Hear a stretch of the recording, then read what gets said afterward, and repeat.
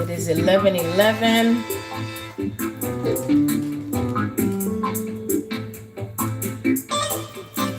Let it begin.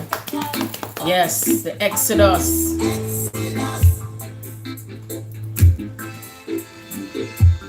Movement of the people. Movement. Yes. As I light up things in here.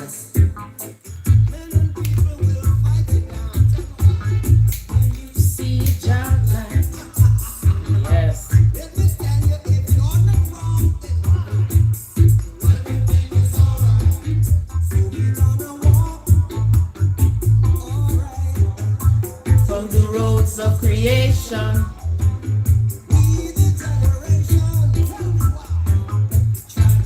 great tribulation we've gone through. Well, guess what? 11:11 has so much meaning for us and purpose right now. We've had so many greetings. Welcome to the Sharon and Drea Return of the Garden of Eden, and everyone coming together, the tribe coming together show. Greetings, beautiful cosmic heartbeat. Was it you the one that said, when is Sharon coming on? Oh, I missed you too, hon. I can feel everybody's like, where's Sharon? Where's Sharon? She is here. The life you're living. Yes, Exodus. I have so much messages to share. Yes. I'm waiting until more people come on. Well, the sun is in Scorpio, Mercury, Mars, Moon in Aquarius. So let's move around the energy on 11:11. Of the people. Movement of the people. Let me stand up a little bit. Of the people. Movement of the people. So movement in consciousness, movement in the physical body, movement in the mental space, movement in your emotional body. That's right, your etheric body that comes and moves and gets into the physical space. That's right. At this moment in time, I want to wish everyone who understands and overstands what it means, the 11:11 portal gateway. Right now, it is 10:19 p.m. in New York State, where I am. That's right. And you may be in different parts of the world and everything like that, but just know that the energy itself is not stuck in time, because everything is timeless, it's endless, it's limitless, it's formless, and it's with form. But now we're going to shift the energy first with how we're moving, yes, on different levels, and what it means for us. We're all in different categories, but still it's unified, whether good or bad, negative, positive, all these polarities. I tried to come on earlier. Missed you too, hon. Missed you too. Peace, Mary. Greetings. Happy 11:11. And my body is still processing, so bear with me in case I must. Greetings, Dana. Welcome to the tribe. Welcome. Just in case if I have to pardon for a little bit and go to the restroom, so my body is processing so much in the solar plexus region, because at this time we're really processing through a lot of activity in the solar plexus. So remember, each part of our body is connected to all of the planets. Not everybody really wants to dive into that, you know, and to understand that, but remember that your body is connected to the inner and the outer all at the same time.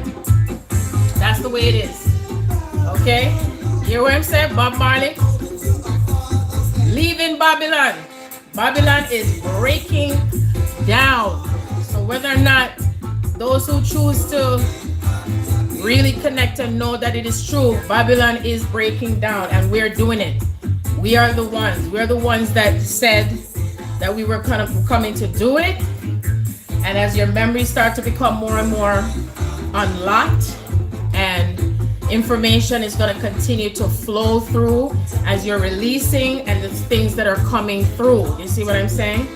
So anyway, before I begin with anything at all, because tonight I have so much information, as much as what I wanted. That's right. United we stand, divide whatever else is going to fall. And it's okay to be aware of it, but just don't stay stuck in it.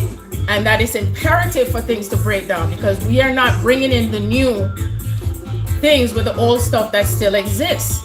So everything has to keep serving its purpose, and I allow Spirit to continue to guide me, to give me the messages that I need to like process through and to interpret it.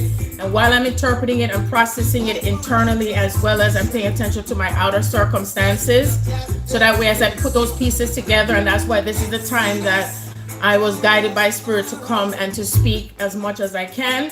I'm not going to be giving out as much as I can tonight, as much as like what I used to, because it really does take a lot from my life force. So, but I will be announcing some changes that I was pushed to do by Spirit, which was necessary before I start speaking on anything else. I'm happy to announce that I am on even more platforms, because as you know, there's so much changes that are happening, even when it comes to social media and the platforms that are out there for us to share information. And so sometimes we have to really realize when we have to use divine intelligence. Just know that I'm also on Instagram at the same time. Greetings for those who are on Instagram to join me here, if in case anything comes out, because my frequency is so high that so many light bulbs have been busting in the house. Oh my gosh. So anyway, so light bulb breaking and all different kind of things. Even my desktop monitor had conked out, and I'm waiting for the replacement now, almost 2 months. So anyway, so based on the things that I've been experiencing and from what I've seen, you know, especially when Facebook and Instagram went down, I was already guided from beforehand to be in on Telegram. So I'm on Telegram, I'm on Clubhouse, I'm on SpeakEasy. I've revamped my Patreon account, and my Instagram I'm on as well. And as much as I do go on there and whatever information that I do share, but any information that I have shared, I've been putting those pieces together, so to speak. And so anything that I have been transmuting or whatever is part of what I'm going to share today, some of the stuff that I've downloaded, because I've been going through so much energy of downloads day after day after day. And then I've had some people contacting me and someone was like, I can't talk. It's like, I can't talk on the phone. I have to keep integrating all of this energy. So some of the information is going to be available for those who are interested in these downloads that are particularly geared toward those who are on the twin soul path, which there's 2 different segments that's broken down. It's going to be in the description, link in the box on my YouTube channel. I'm not sure if it's going to be able to be shareable on the Instagram, but either way, it's going to be in the description. And Patreon is going to be for those who are interested in donating monthly. And I decided, from what Spirit is guiding me to do, is to share the dreams that I've had, because I get a lot of dreams and then I'm interpreting the dreams. And so I'll be sharing some of that on there for those who may be interested, that you'll be able to see the tiers that might be suitable for you, which includes if you're interested in having any sessions with me on a monthly basis and so on, according to wherever you're being led by Spirit. And then on the Vimeo, this is where you'll be able to get the link itself for the download itself. It is this path for me is very sacred. And so the information I'm giving out, again, everything that I do, everything that I am, I'm just led by Spirit, and I just keep going with that and flowing with that. So that's what's up with that part. And I'm going to go into still wherever Spirit guides me into talking about 1111, what it means now, because, you know, some of us who have awakened to this path have had the awakening code of 1111. And oftentimes you say, what does that mean? Where does that come from? Where is that taking me? And so it takes us in so many different directions. So if I do a little recap of that, 1111 is the awakening code of your soul. It's like you are remembering something about yourself, and it all firstly it relates to your connection to source, your connection to God, your connection to the realm of what you cannot see, but you know there's something that is connecting you to information, that's connecting you to your path.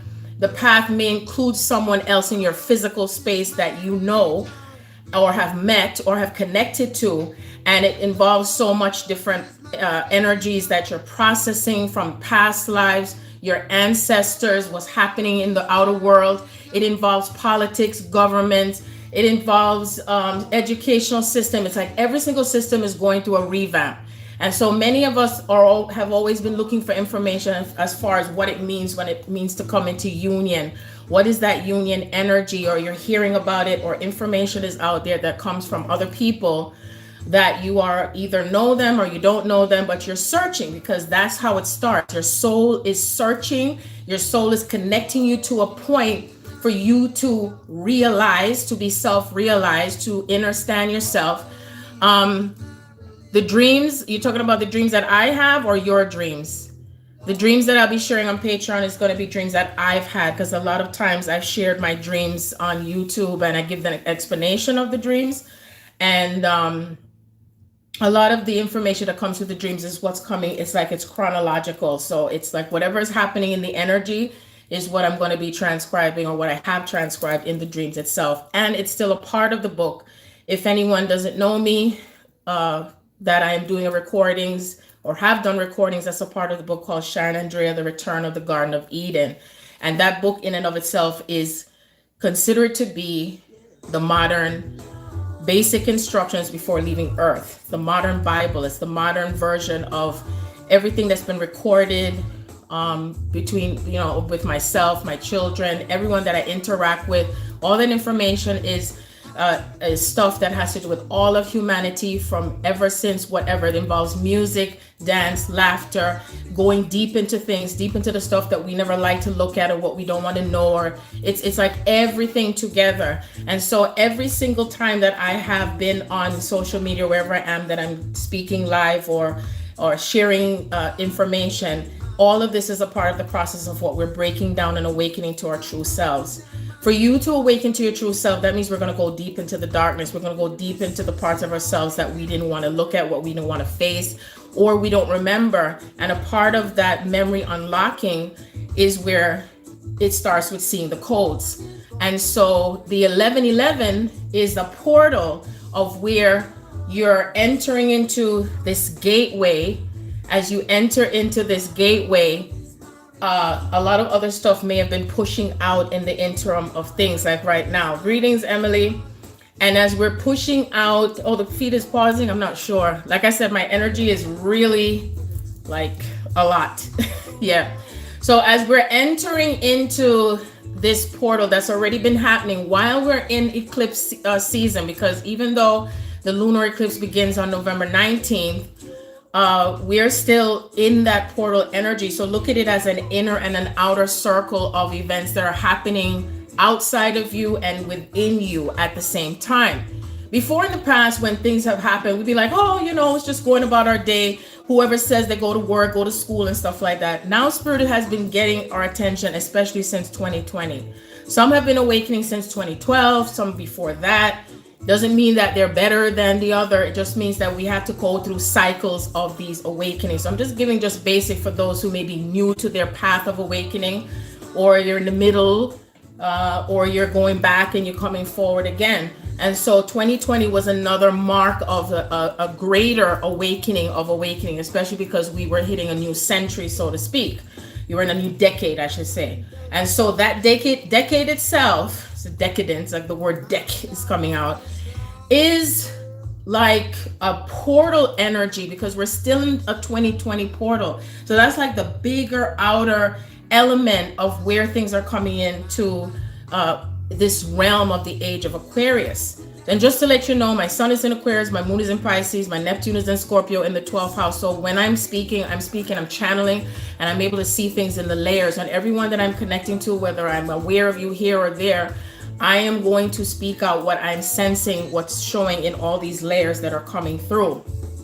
And so as we are now in this pocket of time, 2021 is the mirror of 2012, which I've spoken before in the previous lives. And so we're at the sort of like when you're at the tailbone of yourself, the tailbone of your experiences, and that is where things are moving through from the lower chakras. and everything that's representing your solar plexus for those who are in the female bodies, your wombs, your womb center, your ovaries, your spleen. It's like all these different elements, all these different parts of yourself is connecting to what has been stored data from past lives, and that stored data itself is having to be coming out, as well as the fact that you're bringing in the new codes and you're activating the dormant parts of yourself that has existed. So it's all these things that are happening all at once, and that probably will involve you having sleepless nights, feeling lethargic, feeling weirded out, feeling as if you don't know whether you're coming or going, and having to pay attention to all the parts of yourself that you are having to transmute. And more than I can say, if you have awakened to your path with 1111 and it's connected to you as a twin flame or twin soul, that means that you're also, again, I'm just re-emphasizing that you're also processing with someone else who's on that same path with you.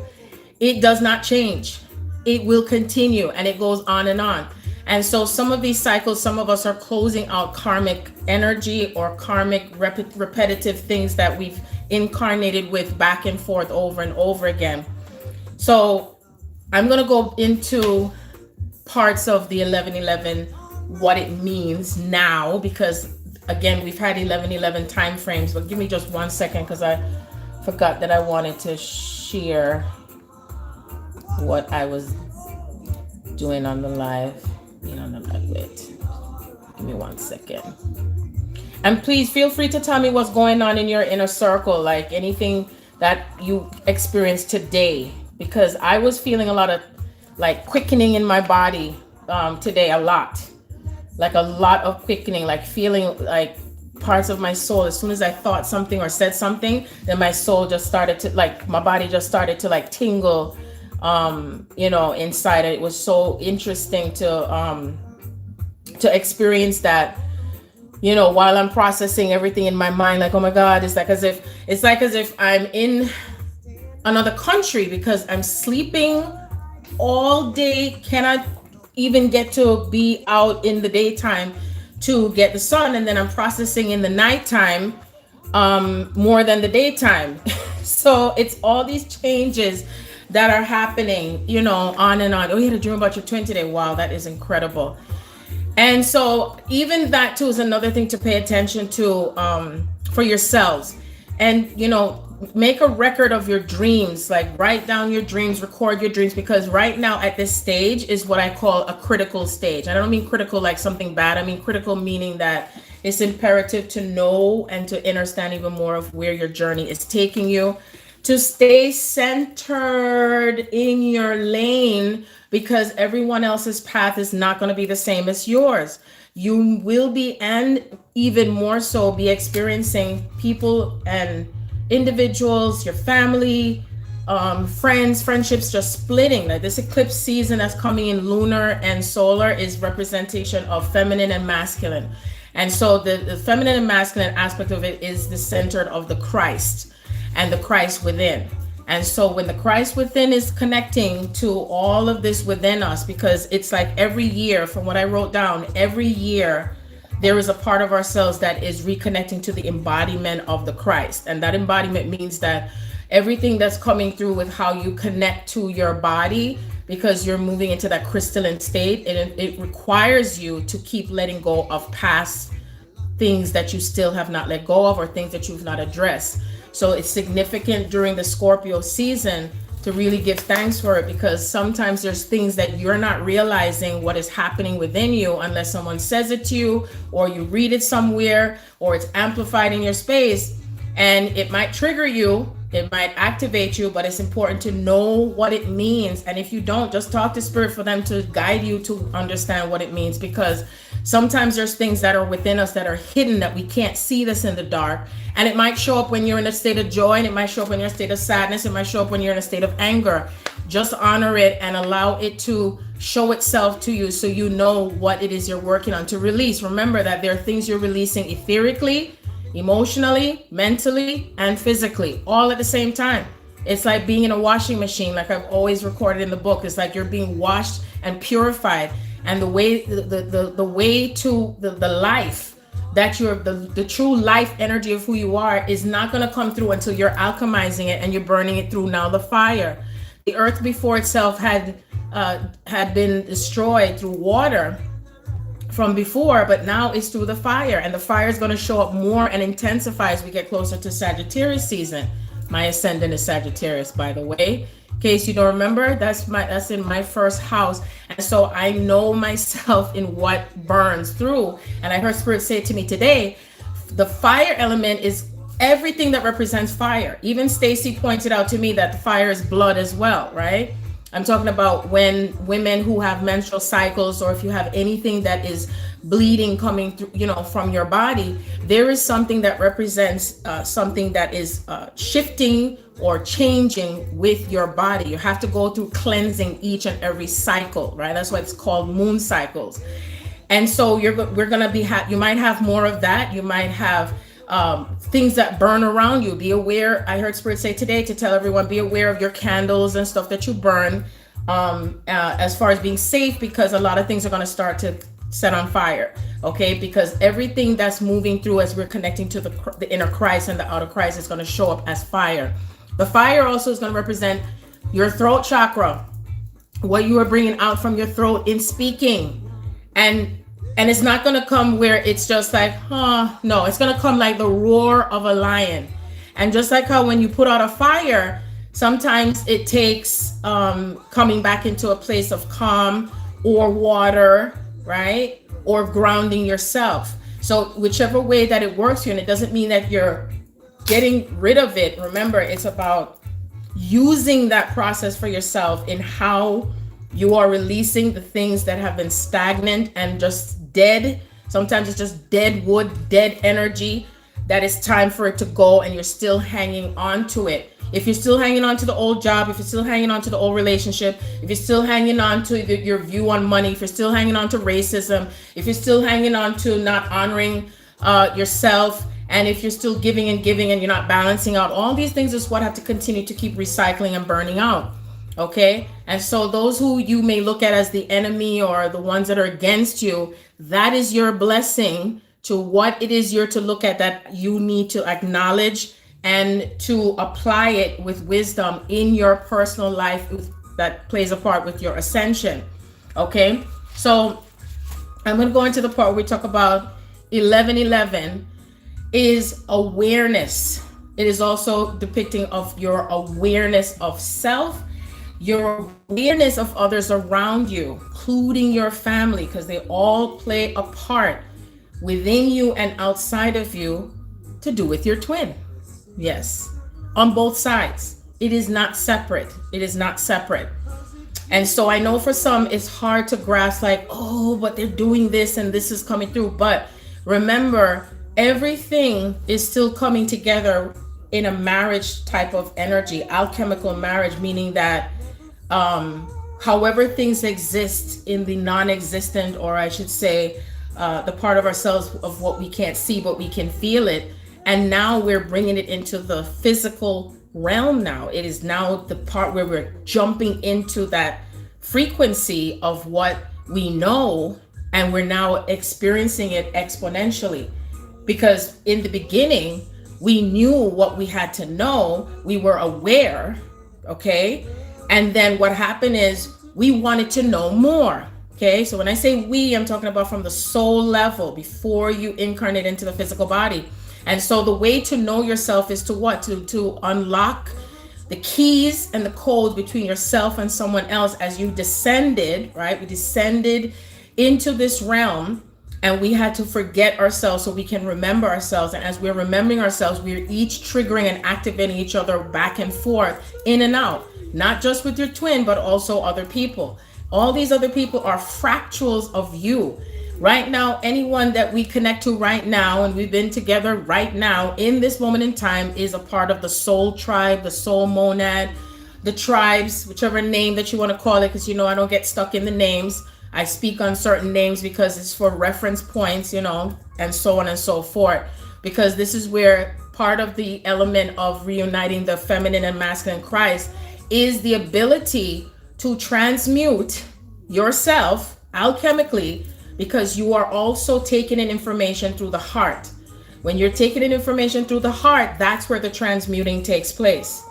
It's not just the heart, but the mind as well, because the mind is going to perceive things on one level, and then your eyes are going to be seeing things on another level. You're going to see with your eyes, you're going to see things from your mind, and you're going to see things from your heart, and it's being able to balance out all of the above, which is what makes up the 1111, because it's the part of yourself that is in a counterbalance of the parts that you don't see and the parts you do see. And in what way do I see it? How do I feel about it? What is my perception?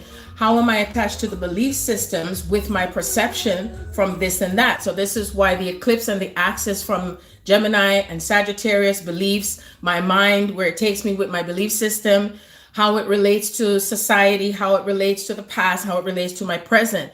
Is there something that you are holding on to still, that you are attached to from something in the past, and you're not able to move forward because you're still attached to that belief system? You know, even yesterday, I went to get a salt lamp.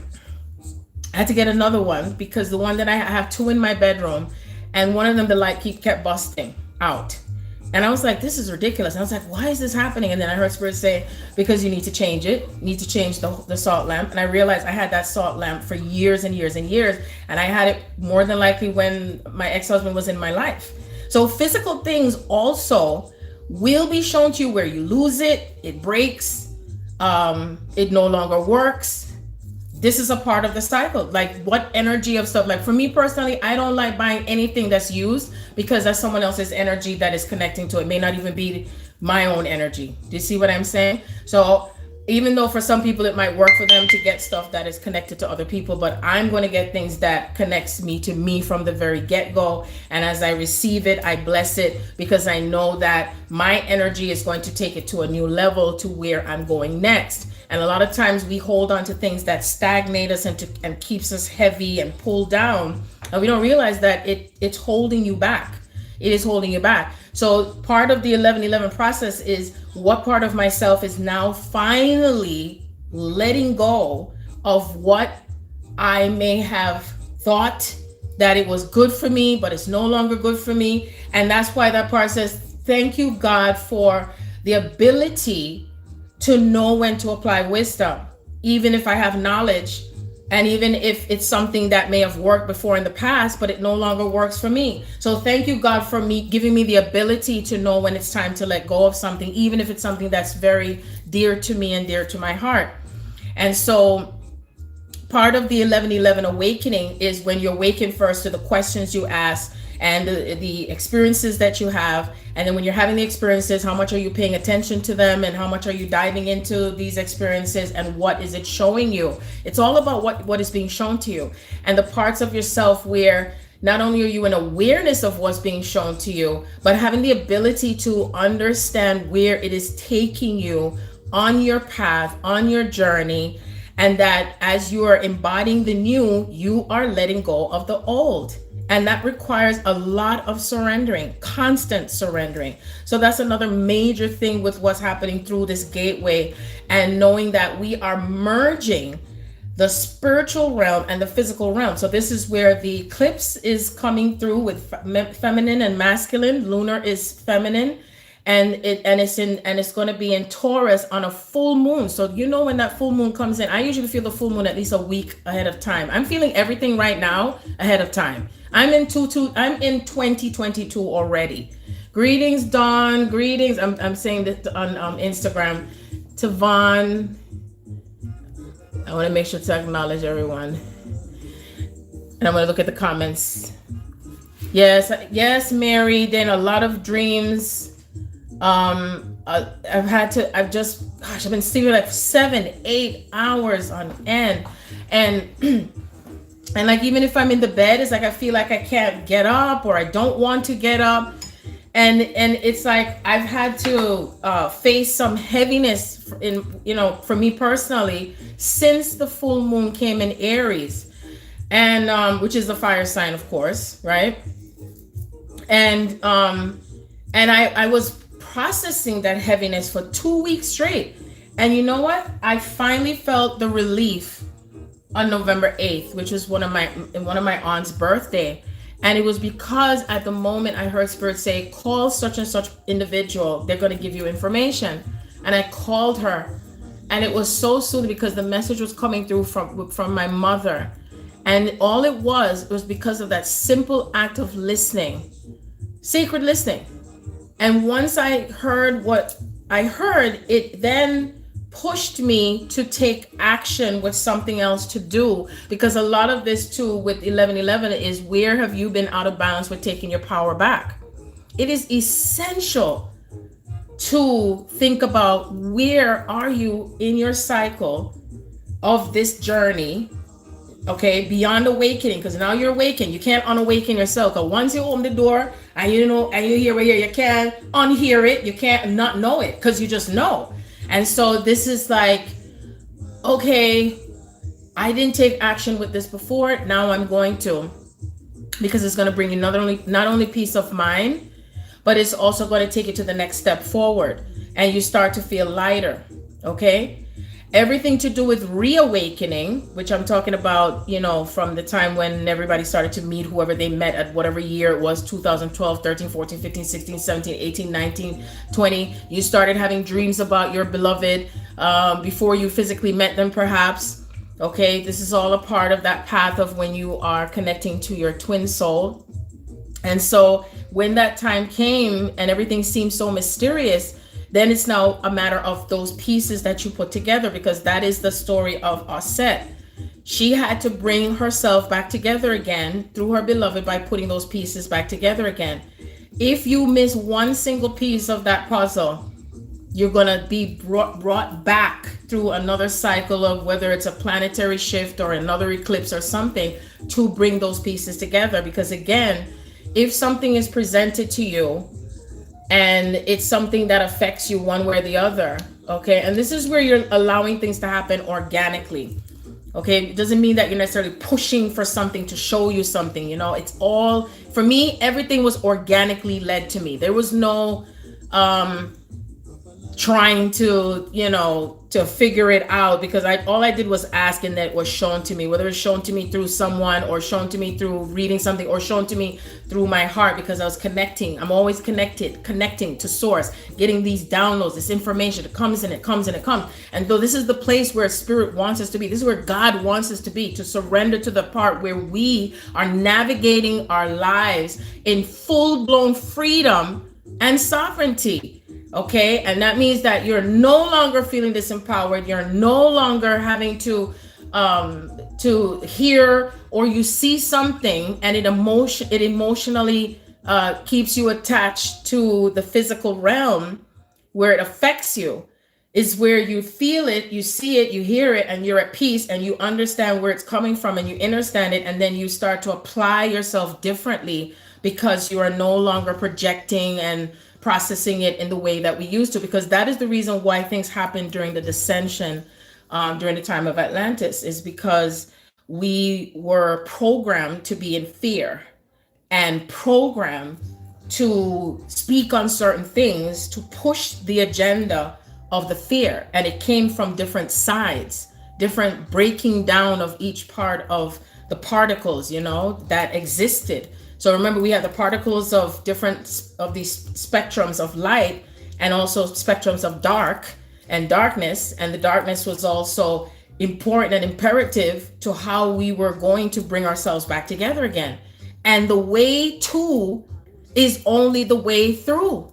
And so every decision that I've had to make for myself this whole year and last year and the year before that, I've had to go through into the darkness, and I had to go through the darkness in two spectrums of that darkness, the unconscious, and then the part of itself that doesn't look good and doesn't feel good. And still I understand it, and I understand the purpose of that darkness. And I had to go into the place where I had to accept myself as both. I had to accept myself into where I have been before and where I am now, because it's not separate. I'm still operating as I am, who I am, as I've always been, I am. And so for me to know myself, I had to go through these layers, which is a part of 1111, is going through the layers of that spectrum of yourself, and with nothing left out. Every time I think about spectrum, I think of the movie Split. If you remember Split, he was split into so many different spectrums of himself, and he had to attach himself to these spectrums with all the names he gave himself. And each part of himself was a different personality of himself. So imagine you have different personalities, different perceptions of yourself, and how you view things and how you perceive things and where you take it when it comes to your reality.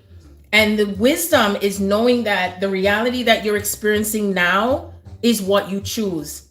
It is what you desire to know about yourself. And when you remember that, it's a game changer. So now we're in that point of game changing, okay? Where it's not just, oh, it's a concept.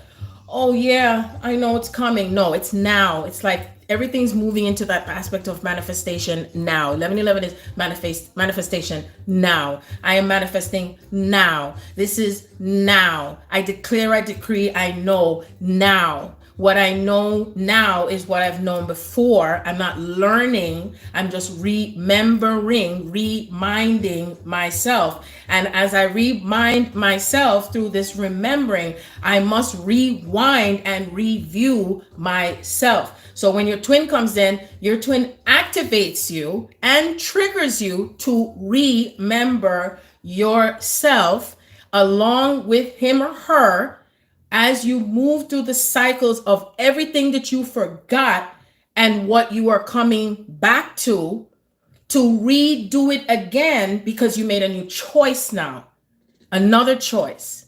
If it wasn't the highest before, then it's going to come back again. So that way you make a new choice, you see? And even if it's something like, oh, I don't want to bother, then for me, I know when I hear, when a part of me say, oh, I don't feel like doing that. I'd rather this be just an easier way out of this. And then spirit brings it right back into your space. It could be through an email. It could be through a conversation. It could be through a song. It could be through an event. It could be any circumstances, you see? But it's to be able to have that wisdom to discern, okay? And you're tuning in. You're really amplifying your intuitive aspect of yourself, like really bringing it in, because that's feminine. See, I'm processing, I'm belching. So that is so essential. So 1111 is the balancing of the inner and the outer. It's your soul searching. The union is a byproduct. I wrote down notes because I didn't want to forget anything. The union is a byproduct of the inner spiritual alchemy. It's etheric, spiritual, mental, emotional, physical. It's internal and it's external. And it is intense and it's also lighthearted. It's not always intense. Sometimes it is delightful and sometimes it is joyful. And sometimes it's painful and joyful at the same time. It's being able to accept that, the acceptance of that. You see, which is what's so important. And so what spirit is guiding me to say is that for everything that we wanted to know and that we are experiencing now, we are now bringing it into the physical plane. And this is why the nodes are now moving or transiting into Taurus. So I myself, Sharon, will be experiencing a nodal return. It's actually going to be my third nodal return. Rondi is going to be his second nodal return, and my daughter Charlize is going to be her first nodal return. So I made sure to go and put those pieces together where these nodal returns, what it means for me, because we're still a part of that, you know, that circle. See, myself, my children, and my tribe, and everything else. You know, there's no separation. It really isn't. It comes in so like. It just flows in like water. And then and then you know, like when I think about with Charlize, because she is her sun is in Virgo, her moon is in Aquarius, which is in Aquarius right now. And so it's a matter of how it takes us deeper into the earth. But we couldn't go deeper into the earth because a lot of energy was still or has been stuck on the earth. Pockets of that energy is still stuck in the earth because of things that has happened to our ancestors, things that have happened in the past that have not been rectified. I can't move forward completely with the things that I'm manifesting when I know that there's been trauma attached to my ancestors. And I have ancestors all over the place. I have ancestors here on American soil. I have it also in parts of Africa. It's also in Europe. It's all over. So if anyone says, oh, I'm only just one, no, that is not true. That is false. And even just today, Okay, because everything, this was the words. My cousin said she had this dream about me several years ago where she said I was on top of a grave, and she said I started chanting and I started going around and around. And I kept saying everything in reverse, everything in reverse, because you see, this is where the earth axis right now is rotating and everything is moving back in reverse. So when it's moving back in reverse, that means everything that has been or has existed, okay, that things had not proceeded with what we wanted to do, because it's so easy for us to keep on saying, you know, when people talk, oh, you know, I'm in love and I want to be in love, and then the relationships have not worked out. And I'm talking every type of relationship. I'm talking about love relationships. I'm talking about partnerships. You know, if you're doing business with someone, certain jobs that you have that just don't feel good anymore. And you have to realize that those are the things that must split, that must leave, that must disintegrate, that must be put out. You see? And so we're not only creating the fire, we're amplifying that fire. We're burning it out. We're putting it out. We're detaching. You know how awesome it made me feel? I know for some people might get offended, but I don't care. I personally don't care. Is when I heard over 7 million people who did not return to work. And it don't matter what reason they had for it, because you see, what most are not remembering is that God is at the front and center of everything right now. I don't care if it's a sentinel from Matrix. I don't care whether it's the deep state, the far end. Me business whether it's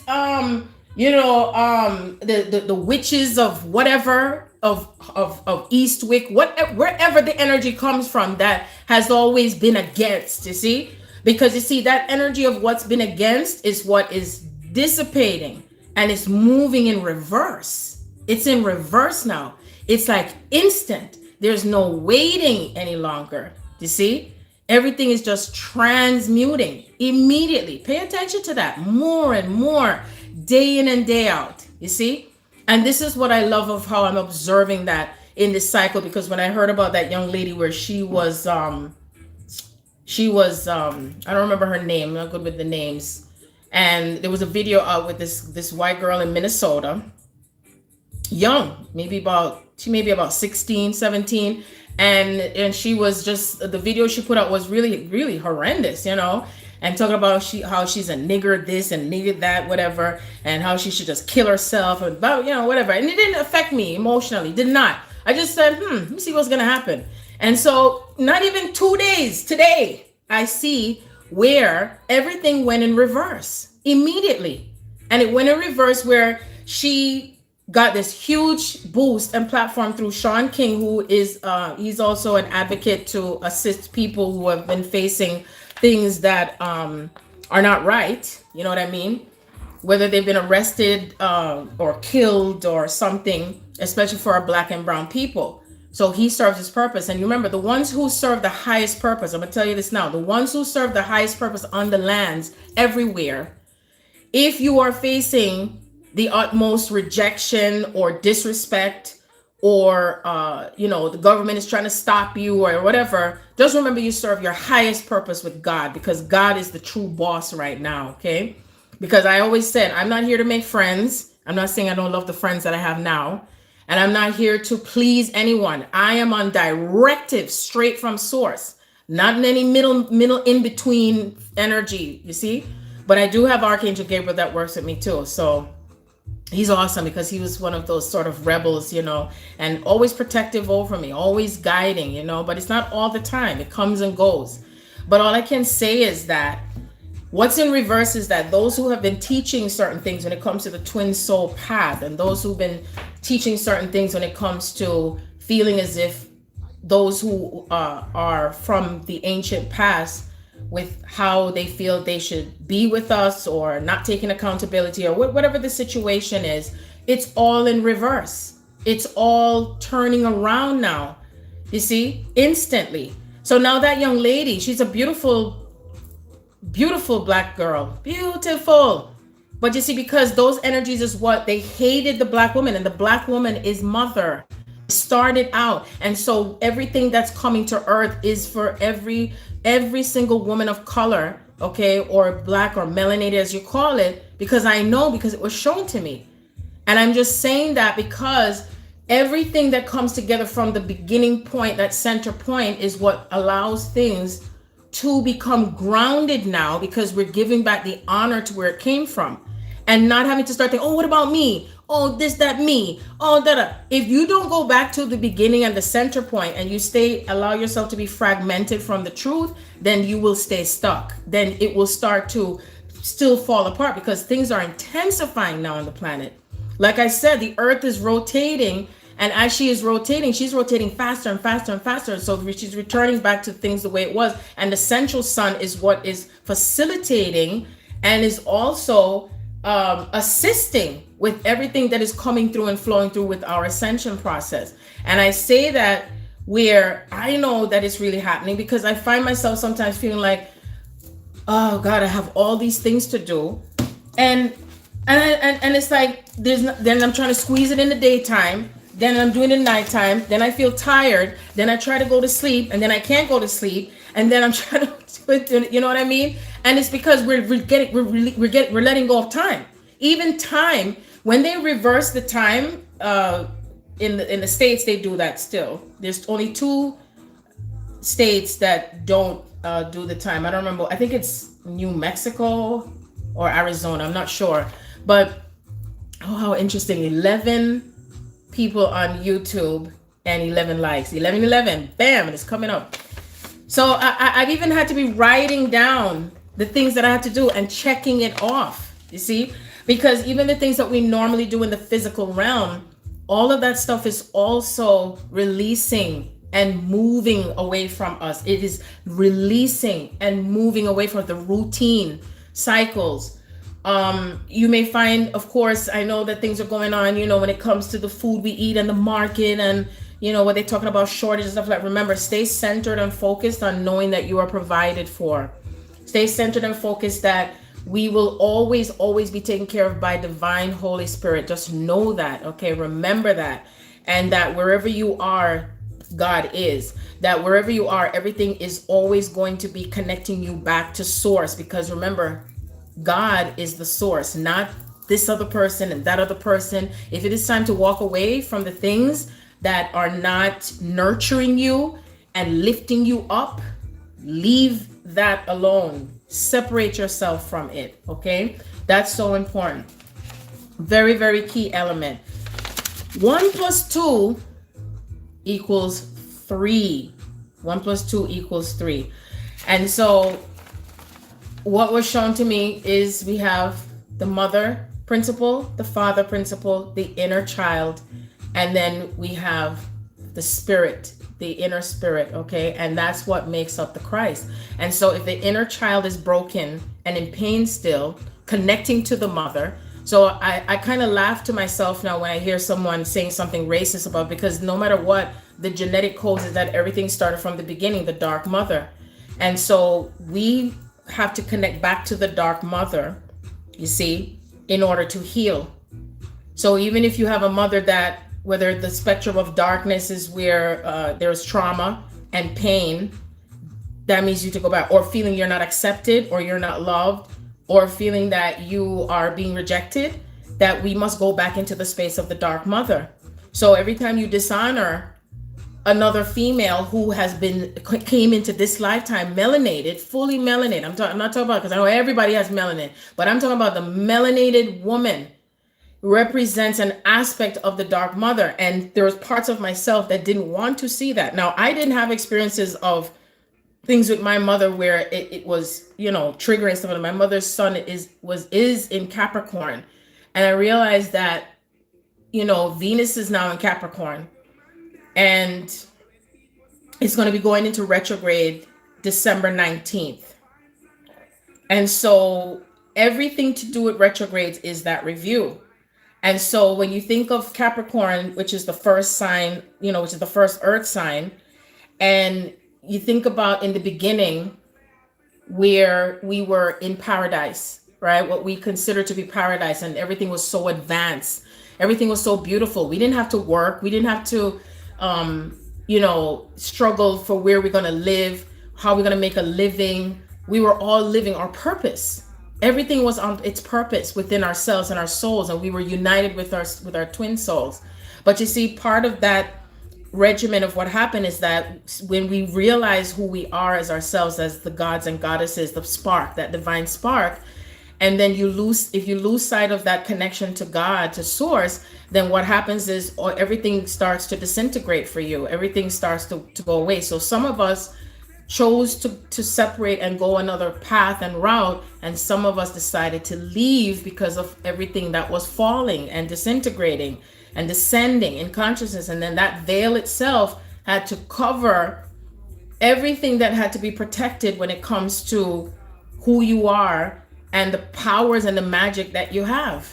And so for that power and magic to come back online again, you got to go back through the cycle of everything that has kept us back, including the mind programming, the mind control, that specific thing that they want to give out to others to program and to control, because that is a part of the process. You see, this whole entire thing is what's still playing out. And then now the part that is in reverse now is that now they're trying to come after the children. And when I hear that, that irks me, you see? So everything that has been an attack on children, or children being exploited, children being kidnapped or taken for, women too as well, for their organs and stuff. They know this whole type of darkness that has existed, because they want to replicate and duplicate the ones who hold the original codes, but they can't. They can't do that. So before they were allowed to do it, but we can't do that anymore. And so the key to bringing that balance with how it was before, but even better than that, because how it was before with all these different parts of how we connected to AI and the advanced technology, is where you do not come out of place when it comes to the heart. You see, the heart itself, your heart chakra, and the activity that comes with the heart chakra means that you're opening up yourself to receiving love, and that it is going back to the purest form of that love. That's where things were before. The purest, greetings, War Angel, the purest aspect of that love. Okay? And just because you're in the purest aspect of love does not mean that you're disempowering yourself. Doesn't mean you're going to allow somebody to disrespect you. It means that you're still going to apply that part of yourself where you're speaking out and you are centered within yourself with your own power. Because you see, that power, it just comes on and it ignites and it ignites. And when I think of ignition, I think of the vehicle, because even what happened is my car battery had died back on October 12th it was. And Stacy was telling me it happened to her on October 29th. And I was like, oh shit, the same thing happened to me too. And when it happened, I was going to the post office and I saw this car where the car had stopped by the stoplight. And I looked and I said, damn, sucks for him. And as soon as I went down the block, went into the parking lot, went and did my transaction, came out, my car didn't start either. So I was like, damn, sucks for me too. So after, I had to wait for a guy to come to recharge the battery. And he then said to me, Sharon, it looks like as if the battery's outlived now. You're gonna have to get a new one. And I was like, dang, man, I'm gonna have to spend money to get another battery. So when I did get the battery, what happened is something just came through to me as a message. And I heard Spirit say, what do you think it means with the car battery, dying? And I was like, that's my heart. And so then I heard Spirit say, because my heart was changing. I was transmuting and transforming something more. I didn't know yet the bigger picture to it, but that's what I heard. And so when I think of the battery, it has the plugs, right? You have the spark plugs, and that's my veins. And so when you have been in a certain timeline with certain things, and the heart itself is working on expanding, that means that something has to be replaced, and we have to allow that part of ourselves to transform into that newer version of ourselves. And so I thought about, again, the car battery represents the fire, and that fire within me had to be activated on another level, a new layer. So we have the solar flares, right, which is coming through on the earth, and that's fire. Oop, it's 11:11 right now. Uno momento. Let's do a little, I don't want to say ritual, but let's go into the heart of love with 1111 and think about what we're manifesting now on the earth and what union means for you, okay? I'm going to go back to what I was saying about the car battery, but my son, Damon, my third son, he's Sagittarius as well.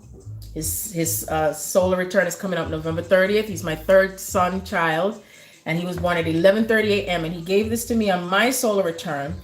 And it's have a little, I think it was him and his girlfriend gave it to me, and I told her, I'm gonna light it up on 11:11 with those who are with me on that day. So I'm gonna light this right now, right? 11:11 wishes. Yes. Yep. True love kisses. True love of the heart, as Spirit brings me to talk about the heart, what that means, right? Yes, 11:11. Whew. I'm in gratitude for this day. I'm in gratitude for everything that is coming forth and forward in messages, everything that shines so bright within us, and I'm just grateful to Spirit for how we are transmuting and we are remembering ourselves more and more and becoming empowered again as one tribe, because you know they say where one or two are gathered, so it is, so it is, so it is. I mean, I light up the sage too. I leave anything else out. That's right.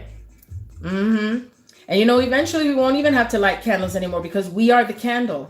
We're the ones that give life to everything, you see?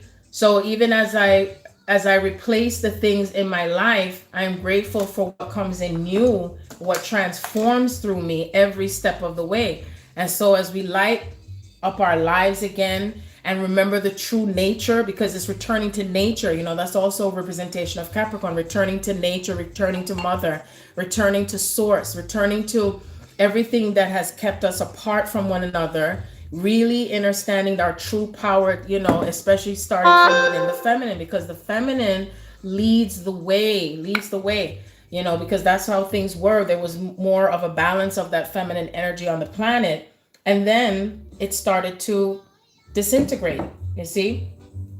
And so, and remember, feminine energy is everything that allows us to feel and to connect. That's the key, feeling and connecting. When you're disconnected, you cannot feel things the same way. You cannot interpret the data the same way if you are disconnected. So that's why it's important to keep yourself in connection, that even if the message, even if the information that you receive does not make sense, that it does not have to make sense, because it's going to make sense in ways that are going to be out of this world, out of this realm. It is not of this realm. But then again, it is of this realm, because before in the past, we would interpret information and data based on just what we see. But what we're going to start seeing is what it looks like when you see and feel and experience what you know in the 5D and the other realms.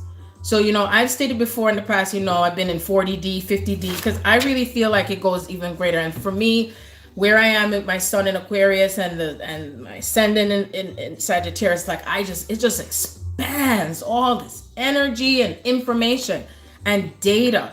And so you reach to higher levels of consciousness. But then again, is how can I put it now together in my physical space where it makes sense, okay? And that's the key to what's coming through between now and all these eclipse cycles, and then when we have the winter solstice, okay? Because that mirror is going to again be 12/21/2021. So it's going to be all those ones and twos, which is an energy and vibration of what comes in as straight, and then also what is looping, you know, because it's not just linear. It's also the integration of everything that comes together for us in and out, okay? Sometimes it might just be you, and then it's going to be you and who you're connected to, and then who you're connected to and your children, and who you're connected to when it comes to your tribe. And this is the reason why when we see all these numbers and sequences, is because that is what makes up that part of your soul in who you are. And so you might find yourself feeling like what is this going to look like for me? You might not know.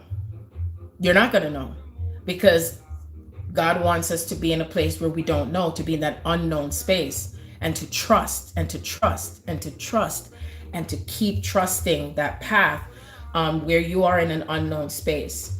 And try not to go too much into the head all the time, because then you might get ahead of yourself. You don't want to get too much ahead of yourself, but then at the same time, you can be ahead and not hold back if it's time to accelerate.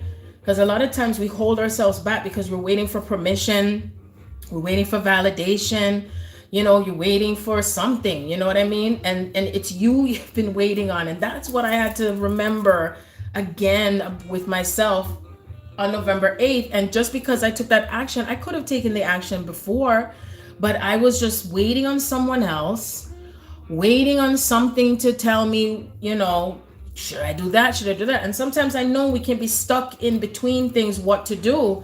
But I can tell you that at the moment that you say to yourself, you know what? Because this is what I told myself. I said, I don't want to wake up feeling like this anymore, this heaviness. I'm just like done with it now. And then that's when I allowed Spirit to tell me what to do. And when I did it, it took a lot of time. I was up until 8 o'clock in the morning, whatever action. But I can tell you this, that by the time I woke up later that day, I felt so much lighter. And all it took was for me to take a different route or a different action with where I was stuck. And as I proceeded to do it, and sometimes it may feel like you're up against this big force or this energy. Because for me, I've always had to face things either to do with government, mortgage company, the banking system, all those systems. But I'm not afraid. You see, I'm not afraid. And I know, just like that young lady, how brave she was. And even though she was bullied and everything by that girl, this is what we sometimes will face, is those who want to bully us. And the reason why when someone bullies you is because there's something about themselves that they don't want to look at, and how they feel about themselves. They're insecure. And I don't care if someone has 10,000 people behind them, you having God in your life, source in your life, whatever name you want to call that energy that is powerful within you, because you are that spark of that power. And when you activate that power and you know it's within you, there is nothing to fear itself but fear. That's it. False evidence appearing real. So that's one of the things that I transcended within this past few days. And I knew, and I said, you know what? I know I mean that when we feeling the way I feel by the time 11:11 comes in. That's all I knew. So I felt like as if I stepped over the broom. You see, I stepped over something. I mean, it's not a literal stepping over, but I shifted myself to another side and I started to feel better. And so what ended up happening, that process itself had me going to the bathroom and going to the bathroom and going to the bathroom. And would you believe, I know you will believe, today I called on something that's connected to the government and they're like, oh, it was done today, Sharon. I was like, what? Okay. So that was a sign for me that I know I'm moving forward. I'm moving forward. Sometimes we move forward silently, and sometimes we have to move forward boldly like the lion. You see, the lioness and the lion itself comes together because this is our kingdom. The kingdom is what? Within. The kingdom is everything. Everything. So when you remember that, greetings, Jenna, when you remember that all the time, that you're not alone, that Spirit is going to always bring someone into your space and something is always, you don't have to do nothing. You don't have to say, you don't even have to meditate. I'm telling you, it's like you just declare just for that little moment and then it is done. It is granted. That's the power. As you say, da la la la la, it is done. And then it goes out in frequency. Because your voice is frequency. The words you speak is frequency. But be mindful, the words, because, even though I say certain words and I choose not to go into the semantics of, oh, no, that's not the right word or that's not the right name, da, da, da, da. My heart is above the words because the words cause spellings, okay? And so remember, the AI they use to trap you into the words and make you feel disempowered, make you feel like there's control over you. And it doesn't have to be seen by anyone either. It can be very silent, very subtle, you see? Because that's what I consider to do when you're using that mighty sword. No weapons. You don't have to use no gun. You don't have to use no knife. You don't have to use nothing. Because when you walk boldly, when you stomp your feet and walk boldly on the earth, that's why I heard about this thing now with your foot, some type of, I think it's some disease or something now where it go in your foot and come up into your intestines or something like that. So all these little pestilent things are going to continue to rise on the earth. Remember that. All the different diseases of the heart, the mind, different category thing. Remember, the things that they use against us. So, you know, when I say they, I'm talking about the opposition and the demons, devil type of situations where they're trying to control. Because when you already can see right through them, they can't touch you. They can't touch you. If you know yourself and you're in your power, they cannot touch you. Nothing can harm you unless you believe that. And so when it tries to come in and you're observing and you're in that knowing space of where you are now on your path, the glory and the heaven rejoices, because you see, you have now surpassed anything that has kept you down, because you are no longer attaching to the belief system, you know, especially a lot of the religion stuff. I had to just be like, yeah, okay, right, no more. Okay, and I'm not talking in terms of scriptures, because if I do refer to scriptures, I'm not attaching to the religionistic aspect of scriptures and all the stories, like everything now, you know, coming up, they want to celebrate what they call Thanksgiving, which I'm not celebrating that customary Thanksgiving, because that's a representation of me celebrating what happened to my ancestors where they were cooked, because that's what happened. But they didn't teach that in history. Of course not. You know why? Because they didn't want us to be in our power. Because we already were. You don't have to do something to get your power. It's already there. It's already present. That's the gift of your incarnation, that you already it. Okay? Do not be afraid to express yourself and know yourself, because this is all a part of what brings that manifestation of the union. Okay? That means you're unstoppable. Okay? It's immeasurable with that power and where it takes you. You don't need any permission again. And anyone who gets offended, don't attach to their emotion, because that is where the breakdowns happen during Atlantis. You know, someone is upset because you told them something. And I don't mean you got to necessarily curse, you know, but sometimes you might. Don't hold back, because you see, that's a part of when you probably didn't do it back then, but now's the time to do it. You see? So it's different ways that we're going to be bringing in that freedom that is connected to your empowerment, you see? And even if, say, you're winning, like what your perception of winning is in this power, because it is a winning thing for you. It is a win. It is a win, right? Right, Emily? It's a win-win. And every time you win, remember that in the past, they would try again to plot something else, right? So they try to plot something else and it's not working. So even what they're trying to do to our children and to our families, it's not working. I truly believe that the plasma that is coming through on earth already, okay, that is also a part of the fire. And it's something that cannot be seen, or maybe it will be. They won't know, but some of us will, because that information is already seated within your spirit. The more you activate your melanin spirit, okay, that's not about the color of the skin. First, it's about the melanin spirit, because there's some who are lighter in complexion and they're activating their melanin spirit, okay, for real. And they've been black before in a past life, okay? So, you know, they come in disguises. Yes, they do. They come in different forms. Remember that this spirit itself, the Christ spirit, I close my eyes and they show it to me, it's formless, and it is coming into form. And we're in different pockets of that form and how it is being activated. The coming together of the twins, the pairs, is going to be the game changer on earth. Not everyone is aware of the twin flames or the path itself. Not everyone. And it's not meant for them to know. Because there's, how when you say that God has something else under the belt, well, this is who we are. So try not to be sidetracked and focus on if your family doesn't understand it or you're trying to explain. Don't use your life force every time to try to explain.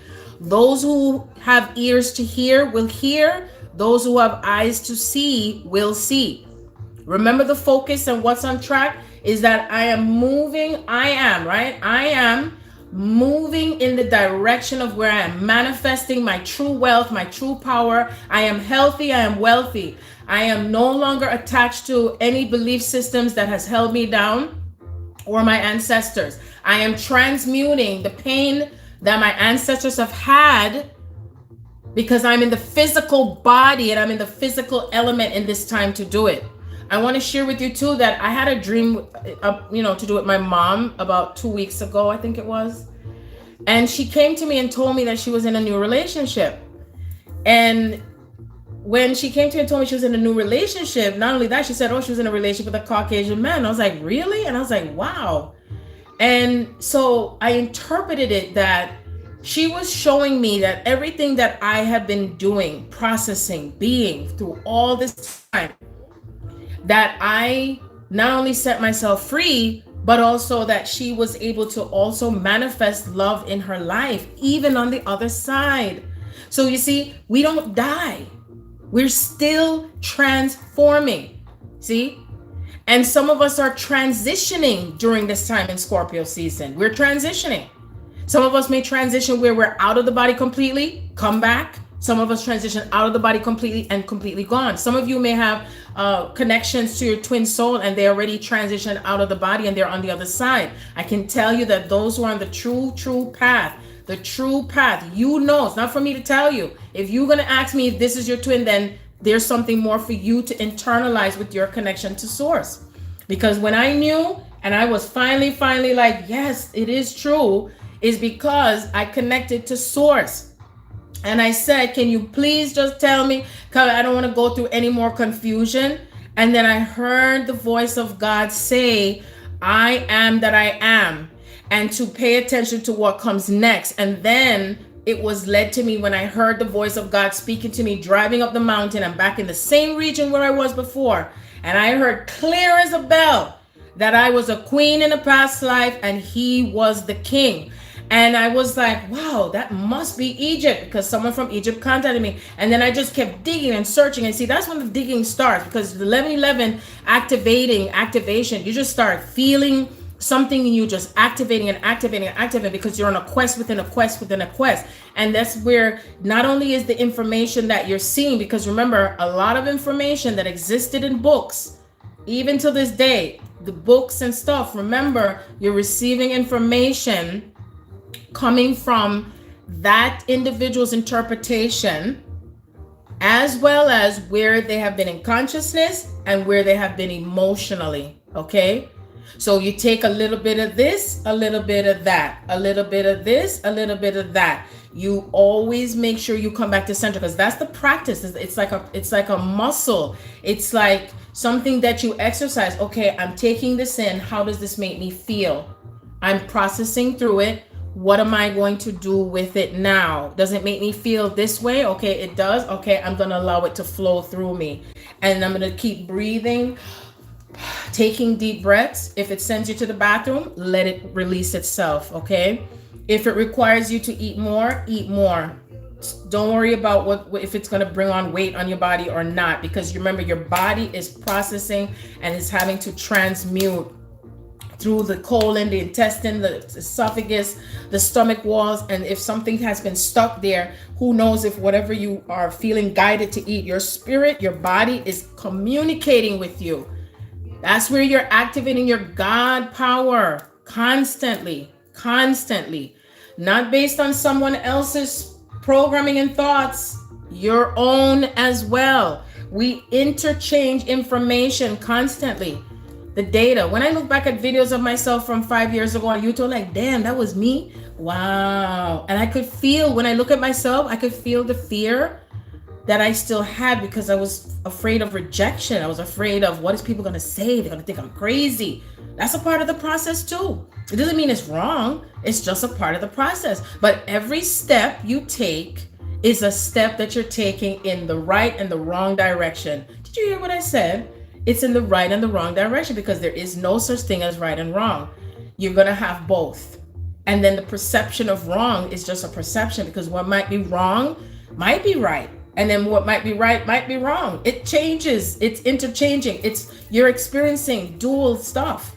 You're experiencing stuff. Your twin is experiencing stuff. Everyone is experiencing something differently. So you take pieces here and there, put those pieces together at the time. And even though we might want to rush it, we can't rush it, because we got to be able to use discernment and go with that flow. If you feel something is beating against you and you feel like as if you're pushing and pushing, then you remember you step back. If something makes you feel like fear came back in, and that's gonna happen too, because I had my feelings of fear too, even in, and then after a while it starts to dissipate, the fear that you have. And I know a part of the fear comes in because of the newness, because we're moving into the newness of life, the newness of what death really means, because sometimes we even have had fear of death. Like Scorpio season, there's going to be more transitions. There's going to be more people that are leaving the planet, whether child, mother, father, grandfather. And don't go by the age either. Don't go by any of that. It's not your business, but be aware of it. And then when these things do happen, not everything that happens in terms of death means that it's evil. Sometimes that's just the way God designed it to be, because it is leading the next stage of our ascension. You see? Yeah, even sometimes, but you know what too, with the eating too, Roar Angel, I even have found myself where I can't even eat until like 7 o'clock. Like, it's like I'm on a fasting all day long, no eating, just nothing, and remember, the body itself is transitioning into parts of itself with being activated, crystalline. So even today, when I kept feeling all these different tingles in my body, I felt like part of my higher self was coming in, and it's like as if every time I thought about something, then it just quickened and quickened and quickened, and I'm like, oh my gosh, and you might find yourself where you just don't want to eat certain foods, and then there's times when you might not want to go outside, and you don't want to see people, you don't want to be around people, you don't want to hear anybody, you don't want to talk to anybody, you don't want to hear their voice. There's no problem, it's almost like, and so when you're going through that stage of your ascension, that's natural. I'm not going to use the word normal. That's a natural state, because remember, all the things that has happened in the past, you're releasing different attachments that you've had with different people in different situations. It doesn't mean that forever you're not going to be connected to people. It doesn't mean that. It just means that you're going to be going through pockets of stuff from where you've connected to people. And then what happens is, as you are separating, you're being separated, because sometimes it's not even you doing it, that's a spirit doing it with you. You're just being separated from others. And as you're being separated, you have to kind of work through the integration of what it is that you are bringing in new, because that person might not even be ready for the connection you're having with them. And so that part of your body, because it's your body, because it could feel like something that is feeling uncomfortable, or you're kind of protective over yourself. You know what I'm saying? So remember, and then what has made it challenging for me, which sometimes it might be for others, where depending on where it is in your chart, is that Aquarius represents the people. And then there's parts of ourselves, like maybe Virgo, or I'm not sure which one of the other planets, where you just want to be, like sometimes you feel like you just want to be in the corner by yourself. And sometimes you have to be. For you to go through the parts that you go through of yourself with this ascension, you are required to be in the dark, or to be alone, and to be in that center with source, with nothing. You're starting from the void. You're starting from nothingness. And that's why they showed me that you return to the dark mother. You return to the aspect of the mother where you came through from the womb, because, when they showed me, when you think of the creation, and you have the egg and the sperm, and the egg and its sperm itself may represent the physical aspect of the human flesh, But what comes together to bring it alive is through the spirit, correct? And so sometimes the baby, or the essence of the baby, because it's still the soul, is not going to come in right away. But there's still that divine spark that comes into the midst of it. The only thing is that sometimes you don't know what you might be creating. So that's why it's essential to be aware now of who you are mixing with, because this is where spirit wants us to pay attention during the Venus retrograde in Capricorn. If you've been feeling it already, is where have you been connecting to certain people that is no longer the highest and best for you? Okay, and that includes sexually. And so a part of the process when you meet your twin is you might find yourself feeling as if you're not desiring to be with anyone else. And even if you try to make it happen, it just doesn't happen, because you are rewinding back to the parts where God has created you to be equally yoked with who you are connected to. So when I hear somebody still gonna put out there about multiple twin flames and stuff, I say, here we go again. Here we go again. But still, I know that it is on purpose by spirit, because you are literally testing yourself and truly having to understand, is this what my path is? Is this real? What does it mean for me? I feel confused. I'm doubting. And that's because when you're doubting yourself, because you're so used to having someone tell you who your connection is and what your connection means, because it's not going to come from a physical person. It's going to come through from source. It's your personal path. It's a sacred path. It's a sacred journey. And that is where you are really understanding itself. When you are connecting to other mates from the past, they are an aspect and a fractal component, if that's the word to use. They're a fractal aspect of your twin. So in other words, I have had 3 relationships in my past, okay? My oldest son's father represented an aspect of my twin.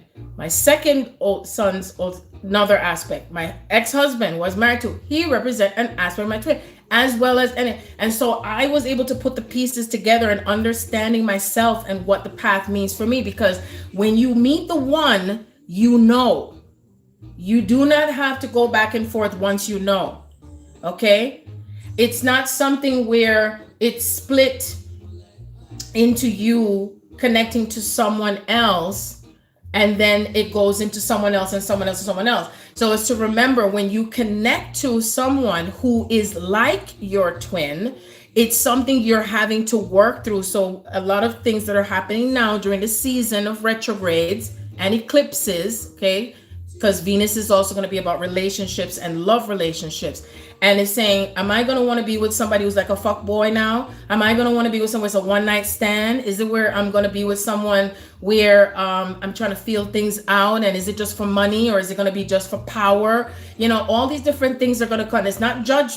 You're not judging. Observe yourself. Where you have attracted certain women, if you're a man and you're attracted to certain women, and you think about the Jezebels that you've been sleeping with or connected to in the past, because no matter what, part of that is where you're transmuting. Because if you're connected to someone as your twin or your higher soul partner, this is where you're having to revisit and to re-look at where you had been attracted to that individual. Because remember, coming into the masculine and the feminine Christ is where you're coming back to the purest form of that love.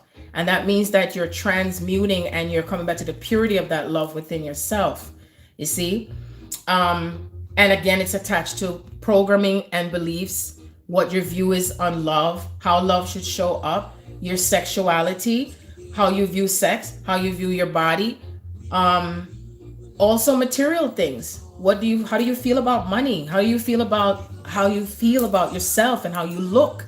All of this plays a part in what comes, because each one of us is attracted to something about someone, whether in conversation or speaking, or, when you're going out on a date, and what you expect and what you have, what you don't have. All of this plays a part and a role in that interconnection, because it's everything that's coming together like a dance, you see?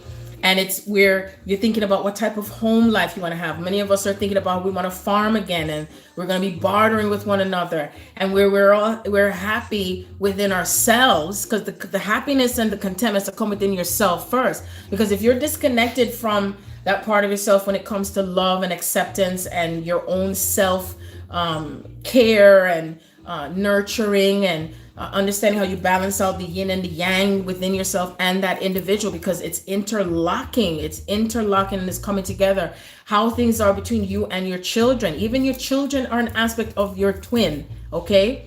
So I've heard when people say, oh, your child is your twin too. No, that is not because it becomes confusing when you're looking at it from that spectrum. So I had the pleasure of wanting to share, I don't remember if I shared that dream before, and it was a dream to do, I probably did, because I had two significant dreams this year. One of them, I believe, was a dream to do with my twin Rondi and my son David, and then also my son David with his children. And what Spirit was showing me was how things flow through that spectrum, where you are the head now. So it's like the twin pairs, we're becoming the head cornerstone on the earth, okay? So each one of us, wherever you are in the world, okay, you represent us, that headstone of where we are recreating the villages wherever you are. Your village could be just 10 people, okay? It's not subjected to even where you are now, because Spirit could probably say, hey, you're going to go to China. Like, what? I'm not going to China. You don't know where your heart is being led to, even if your twin is near you, and all of a sudden you feel the desire to, because every location is something that is activating with all of these grid lines everywhere. And we are recreating the earth at the same time. Well, we're having to heal the parts of ourselves that has had all these conflicts and opposition and the information we taken from other people. Because remember, those dark energies did not, I don't want to say it's now, have not wanted twins to come together. Absolutely not. But they can't stop it, because what God has joined together, let no man, no one, anywhere cannot separate. It cannot be separated, because it's already ordained for what comes next. And so every time when I hear Spirit say that we are the game changer, okay, we are the principle of what's coming new on the planet, okay, right now, as the chaos is happening, because it is through the chaos that we are creating what? Form, right? And we're connecting the formless, and the form is coming together. So it is now going to be witnessed before the entire world. So that way now there are more people that are going to be experiencing breakdowns, deaths, transitions, as one would say, financial losses, loss of, jobs and so on, having to, move from different location to location. A lot of things just going to be just taken and taken and taken. Even their pride, if it involves their pride. And as those things are happening, remember that your template is rebuilding. So be observant and aware of all the stuff going on out there.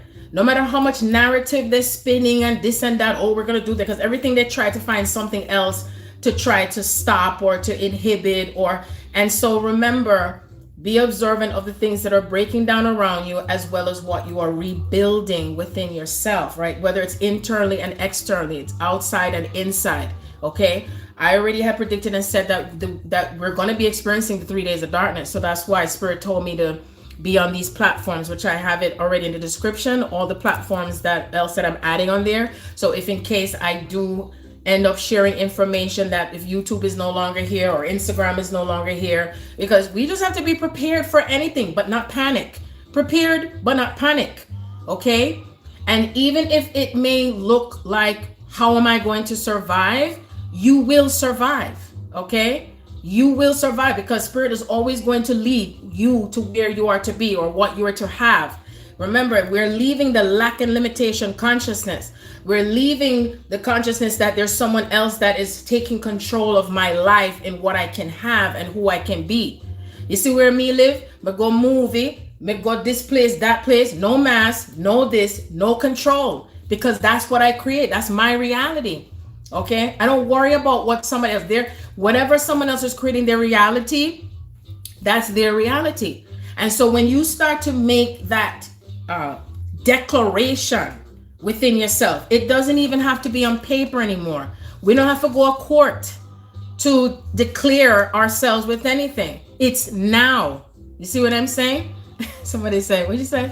You said, you don't want to be around people you told friends. That's the same thing I said. I don't want no friend. Man, no offense to if my friends are on here now, but yeah, it's like I don't want to be in conversations. I don't know. It's just, and it's like I'm internalizing, and it took a lot for me to come on today. Like I was processing. I was like, okay, this is gonna happen. It's gonna be well. La la la. You know what I mean? So, but gosh, where did I leave off? But anyway, I'm gonna be sharing. I don't remember if I played it before, but Spirit guided me to play it again. It had to do with a dream I had to do with twins, where we're gonna be in the forefront. Remember, those who were first are now going to be last, and those who were last will now be first, and that includes that anyone that you have felt ridiculed by, they didn't understand. It's okay, they're not meant to, because remember, there's stages, and then it may come back where they're going to be like, okay, I'm ready to understand the path, that is happening. Okay. Because it's a lot to take in. It's a lot to balance out with who you are and grounding it and observing it and alchemizing it. And then you have the physical things within yourself. But remember that this magic is eternal. It is endless, okay? It is never ending. It is who we are. And the more you trust and the more you know and the more you tap in, the stronger you become. And as you walk it, you're embodying. Because even in New York right now, the temperature has been just absolutely phenomenal and changing. It's not getting as cold as it used to be. So people are like, oh, the climate changed. Yeah, because the earth is changing. So remember, they're going to try and change up the words to make it look like as if there's something they can control with it, and they cannot.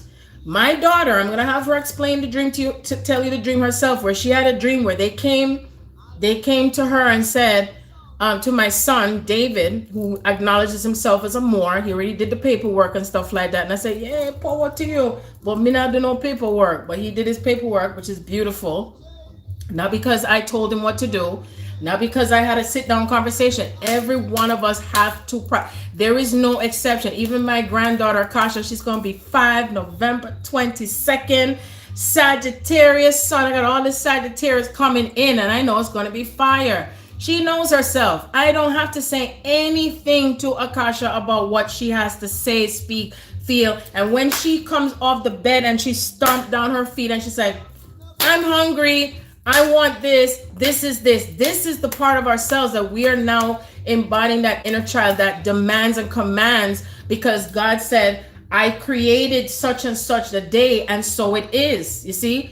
And sometimes you're going to feel that fear of being that because you're looking for someone to accept it or and stuff like that. And remember, the world is not used to how does the things that I've experienced in the spiritual realm look like in the physical realm. You see what I'm saying?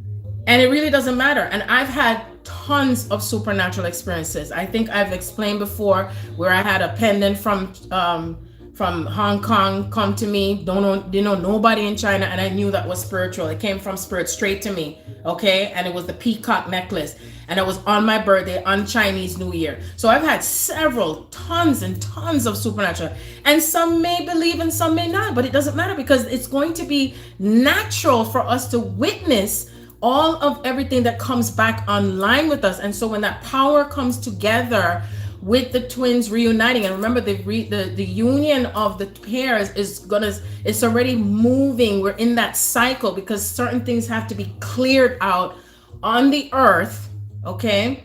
So the pockets of energy where our ancestors, where their lands have been taken, things stolen, the manipulation that has occurred in different places, all that Hollywood stuff, everything's just just a mash up all over the place. You see, it just has to happen, you know. And so as that is happening, it opens the door for what we're bringing into creation, because we are the divine spark of God. And so God is going to be moving us along where we need to be at specific times, locations, this and this and that, performing miracles, having things set up, you know, whatever it's going to work out for us when it comes to how we are, how we live, how we perform together. There's some of you are going to be in situations where you're going to be starting your own network of stuff. You know what I mean? Some of you may be starting your farm. Some of you might be starting TV studio stuff too, or radio thing and podcast things.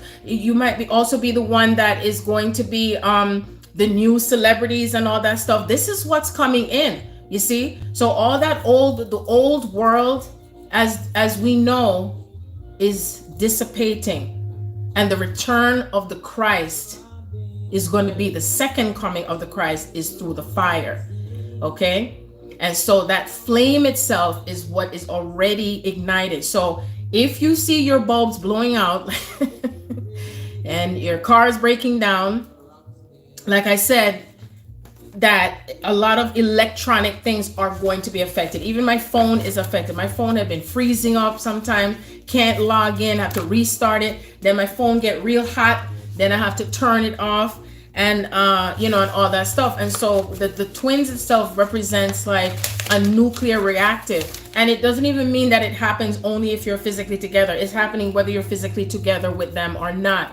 But the one thing is for sure, the union itself, the ultimate union that comes together in the physical sense, is in the physical realm. So people out there who've been teaching that, oh, it's not in this lifetime, that's where their thoughts are, because you see, those forces try to tell you it's not. So you start feeling like, damn, that must be crazy thinking about this journey and stuff like that. First of all, apply common sense. Okay, it's time to apply common sense, because the more I felt myself spinning so much faster and all this information coming, I'm like, can't people use common sense now? Like, why would it be any other time? Isn't it the awakening time that we're in right now? So use your intelligence that connects to the creator in what you know would be true. Okay? Because again, we are not going to be in a world where someone is governing over us. Okay? That's the ultimate. And I can tell you that when Pluto goes into Aquarius, that's going to be another shebang. Okay? And just like how you think about what you went through when you started to awaken to your powers and awaken to yourself and awaken to the pain, and you went through dark night of the soul and depression and anger and frustration with everything, other people are going to be going through the same thing too. So even though I know sometimes like, well, why ain't that, they're not going through that, they seem to be moving along with life like everything is all right. It doesn't matter, because they're going to experience it too. Okay? And so we're here as the advancement of the advancement of what's coming on Earth as the plasma starts to come in. Because I even had a dream years ago. Actually, it was back in 2012. I dreamt that I was walking in the mall and people just started to awaken all over the place. I didn't even have to speak words. And that's exactly what's going to happen. That's why some people have been pulled away from you, is because it's starting to become stronger and stronger. Remember, it's like your soul is becoming more activated. And as it becomes more activated, things become more amplified and things start to react to that activation. And that includes your body, and it includes where you live. If I've even had pipes breaking and water leaking. The roof was leaking where I live right now, and I was like, here we go again. When it's not that toilet flooding, these are some of the things that will happen in your reality. And some people might think like, oh, it's just this happening. No, your energy is going to be going beyond the human construct. You're starting to embody, not even tapping in, you're starting to embody that super consciousness. You're going to be activating even more of that crystalline in your body as well. The organs also going through upgrades. Everything, the energies are super duper high, super high. So anyway, I'm going to pause a little bit while the moon is still in Aquarius. And you know what time it is, right? You know what time it is. Give me 1 second. Okay. Charlize, we're ready. Gonna pause a bit, and I'm gonna have Charlize come in. And we're just gonna take in this power that has always existed. It was never gone. Never. That even if anyone else does not understand the interpretation of your power, it is none of your business. What is your business is your path and your journey to where it's taking you as you come back into the wholesomeness of yourself. You see? And where love shows up in harmony with yourself, with life, with the trees, with the flowers. Bring flowers into your home. Bring your balance of your life into your home, because this is how you're grounding love, and you're bringing on that new commitment to yourself, because that's where Venus in Capricorn is allowing you to also not only visualize but embody what commitment is. Because for you to receive commitment, you have to begin that commitment within yourself, to bring that commitment back to yourself. And as you set those boundaries and you set more boundaries, then what'll happen is everything else around you will respond to the boundaries that you set. And that's what it is. Okay. So anyway, Charlize is gonna come on. Remember, her moon is in Aquarius. No coincidence. What does that mean? And what does it mean is that you're going to be bringing in codes. That's what it means. The heck? And we still argue all the time. And we still play around and argue and ting. Hello? What? Hello? You say hello? So anyway, she's gonna, I don't know what she's going to do. She's going to either drop some lyrics and drop some words or something. So I am grateful for the support that you give to her. And the mother-daughter dynamic. We still have to tell her about ourselves.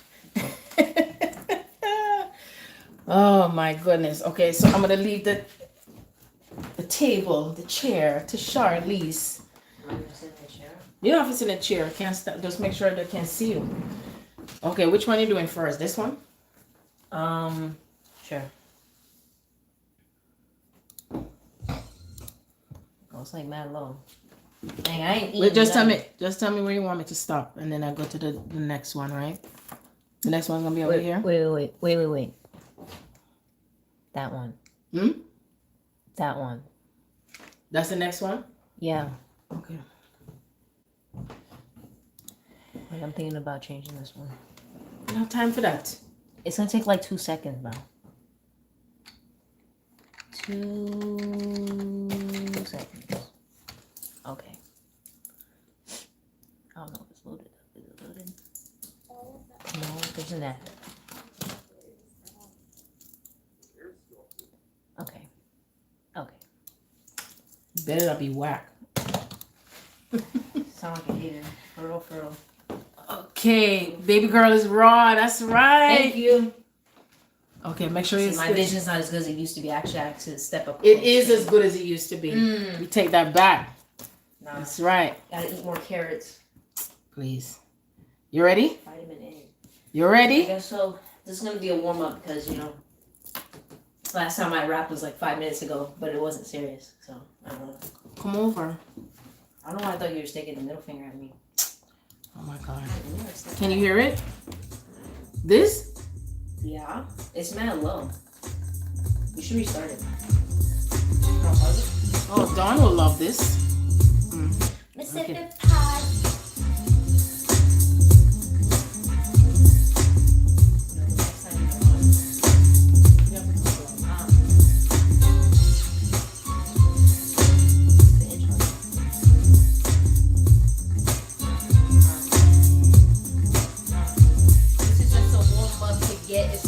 Welcome to the party, opened by the sun child. I am about to give you a good time of a couple of rhymes and raps that you might not heard in a while.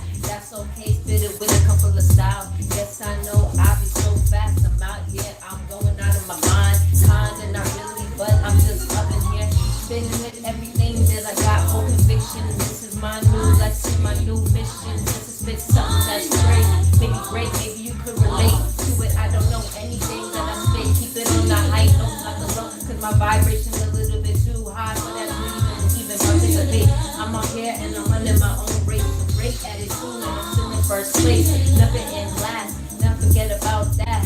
Okay, yes it is. Like I said, it's a warm up. I wanted to spit rhymes, but I was not practicing at all with it. And my melody is so off, but I gotta keep it and sing a little bit soft, cause I like to, I don't know, mix it up, give me something that you might like. It's your time, fighting my mind and thoughts of despair. Hold on to your love. Hold on to your love. Hold on to your love. Hold on to your love. Singing with that R&B and that HIP, that hip hop is real, it's ill, it's real as it is. Yes, we is in this, spitting is never ending. I could switch up the flow and spit it fast if I wanted to though, but I do not want to get started in the traffic is jamming. I'm spitting on and you understand, I got it, it's havoc. Yes, I'm messing up a little bit, but that's okay though, cause I keep on at my own pace, on my own road, in my own lane, cause I do not like to be in anybody else's business. Best believe this is what I exhibit, prestige. Best believe, son child is a G. My last name Green, but I don't pay attention to the monetary things that don't really mean a thing to me at the moment. Ready for the next? All right.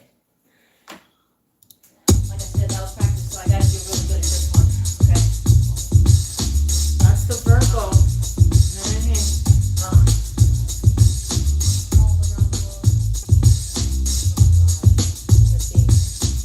Give her a word, somebody. No, a word. I got it. Let me take you on the tour around the world. I can teach you a little bit of things that I know. Word.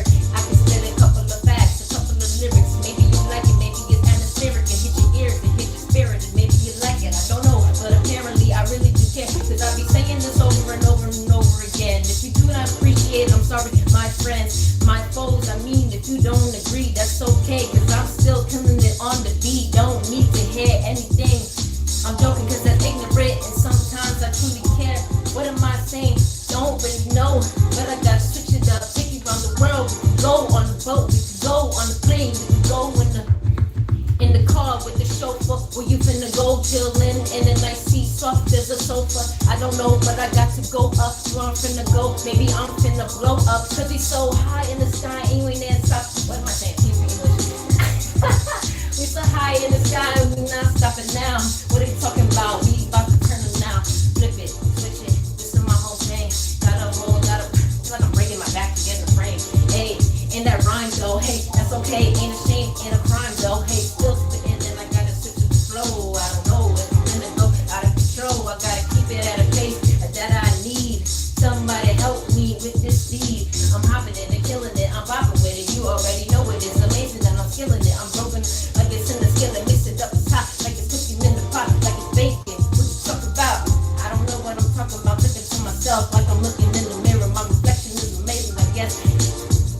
Goddamn, I'm running out of breath. Need to get on that treadmill. I'm treading, know where I'm heading. Please do not mistaken. I am awakening upon this. I'm about to blow up on you like Pompeii, and I don't know what the date is. 1400, might have got it wrong. BC, AD, I don't care though. I do not care though. The timing might be wrong and then the timeline is switching. But I'm over here and I'm not glitching. Yes, I just did a couple of stutters to show you that I know how to mix it up and ain't nothing gutting me. Woo, I'm in the gutter rolling out like I'm water. Smooth, like I'm, what's that thing called? Like a tsunami, I'm rolling over, getting them over in the rover. I'm joking cause I ain't even know how to drive. Yeah, I got a license, but it ain't official. Why am I even singing this on camera? I don't really know, just know. Son don't drive, she rocked the boat. Son don't drive, son Simply stay with the water and float like.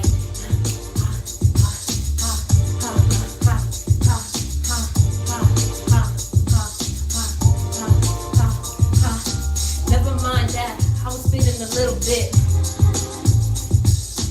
Don't take me serious right now.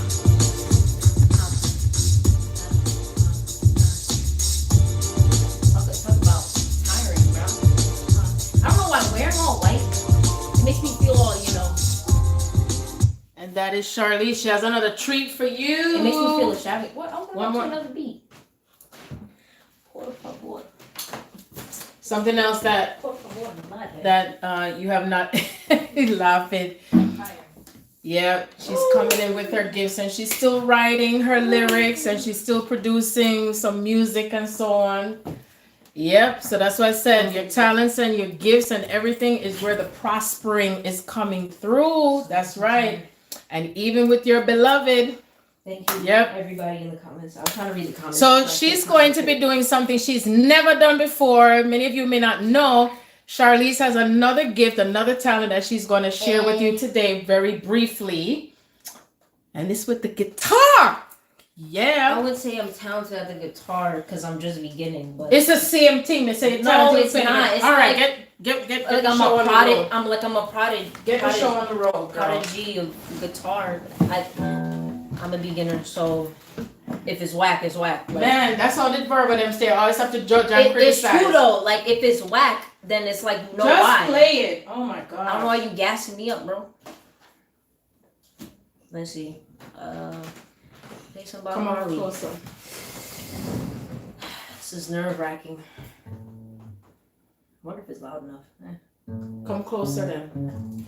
Can you hear her? Let me know if you can hear her. This is very nerve wracking. I'm joking. Oh my god.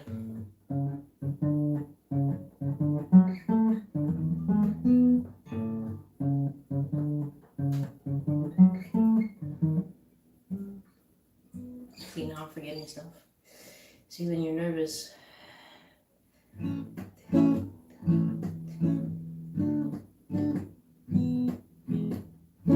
And my hands are mad sweaty.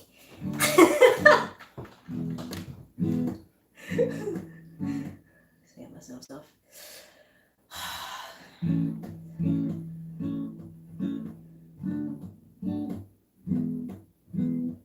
I don't know if y'all know what song it is. It's Stir It Up by Bob Marley.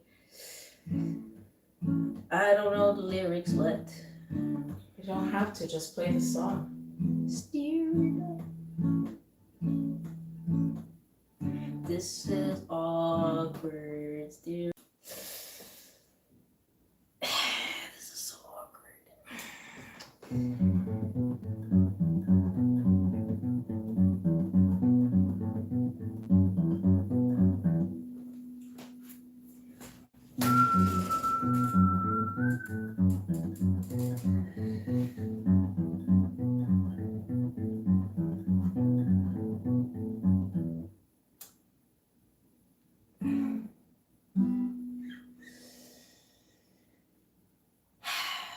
This is very awkward.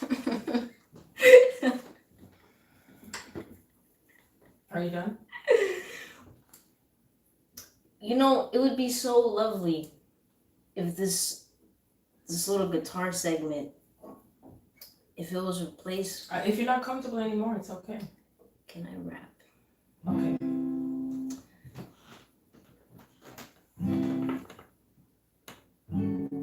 Because I don't even know what I'm playing right now.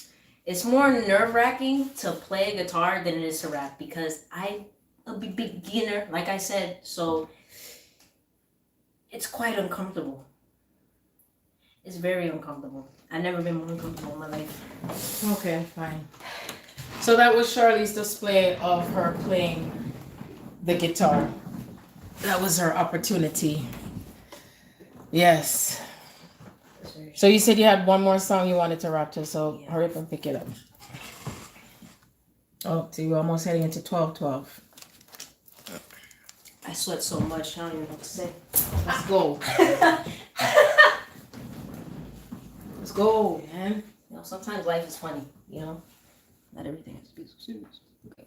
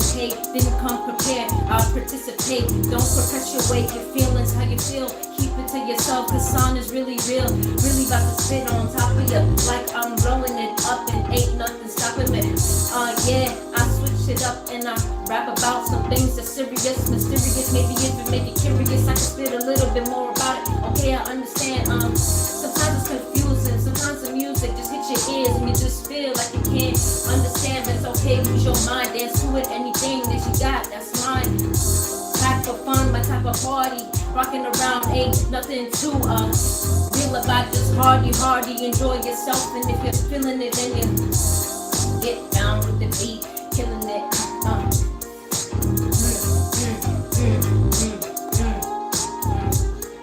The score 50-0, Son is back, look at the scoreboard for show. Cause you know, I ain't got no time to see your jaw and blank, no Picasso. Yes, but God thanks, I got this on the road and I'm here spinning this my own show. Then I'm putting it on, it's really, I got to blink myself, bleep myself, I mean, but I don't need no, keep it on a high note, cause I like to keep it like this. I know you know, I know, I'm like, I know, but that ain't rich yet, yeah, call it rich, yeah. What am I saying? Anyways, that could be a bar if I work on it. Yes, excellence, I excel at best. Yes, I must admit that I am out of it. I need to eat some chicken, maybe some water, maybe some drink, maybe some juice, maybe some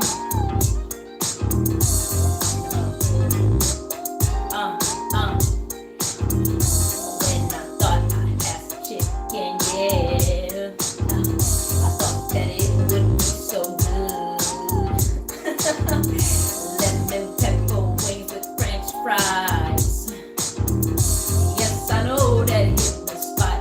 That don't rhyme though, but I don't care. I'm still singing it though. And if you do not like it, out the door, please. I ain't got no time to keep track of all of that. I ain't gonna say that's the point, but if it flows, then it flows. Don't hesitate, understand there are no breaks in your life, do not give up, of course the sun is rising, this is the toughest part of your life, and best believe we don't stop and no, we don't heed to all that nonsense that they like to speak. No, of course I'm about to pay attention to my own lane and to my own wild. I got my own life, I got my own style. If they got a problem, they can watch out and watch they protect their neck, cause I am coming up, I'm highest, you know this. Your Highness, I know that you notice I am about to flip the switch on this whole entire thing. Watch me get it now.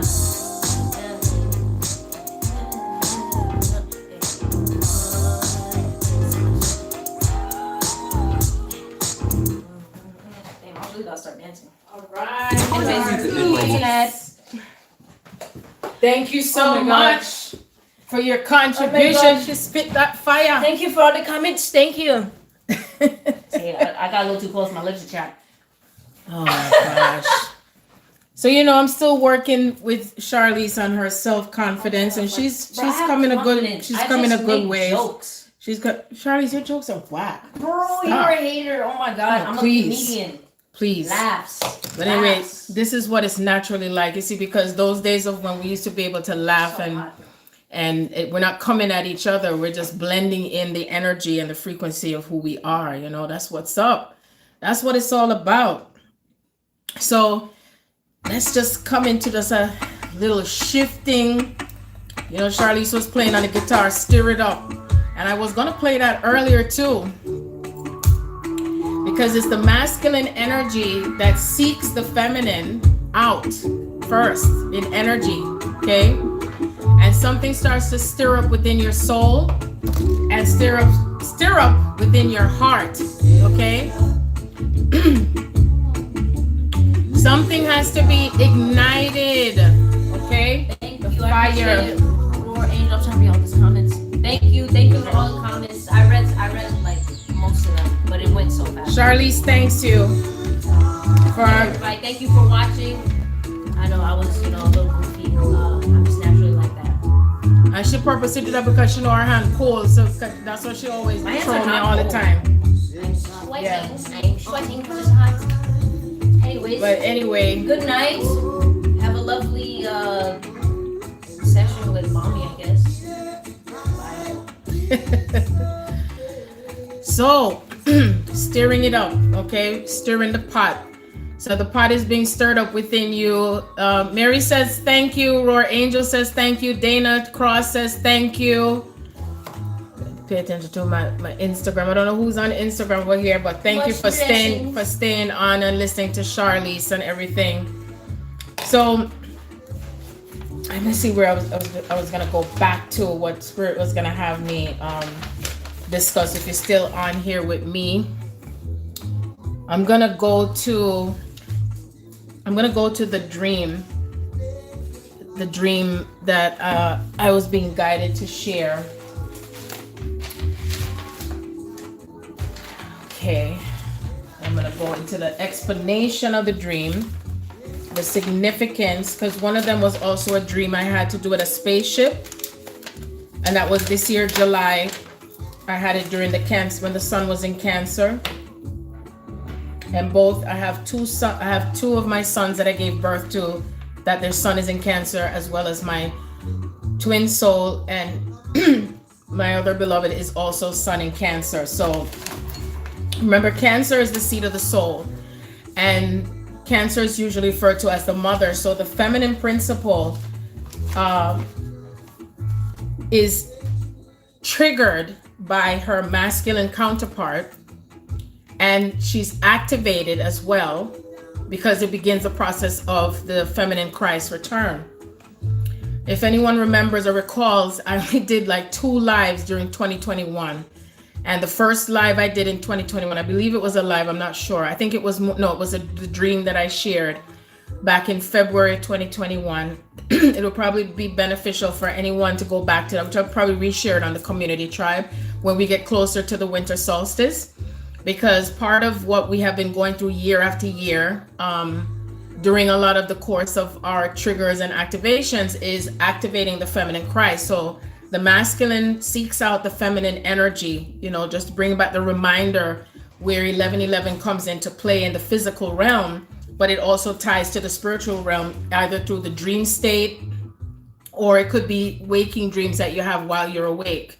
And as he triggers and activates for her to work through the trauma, wounds, and all of the stuff that she's experienced, collectively, ancestrally, if that's the word, and also with your twin.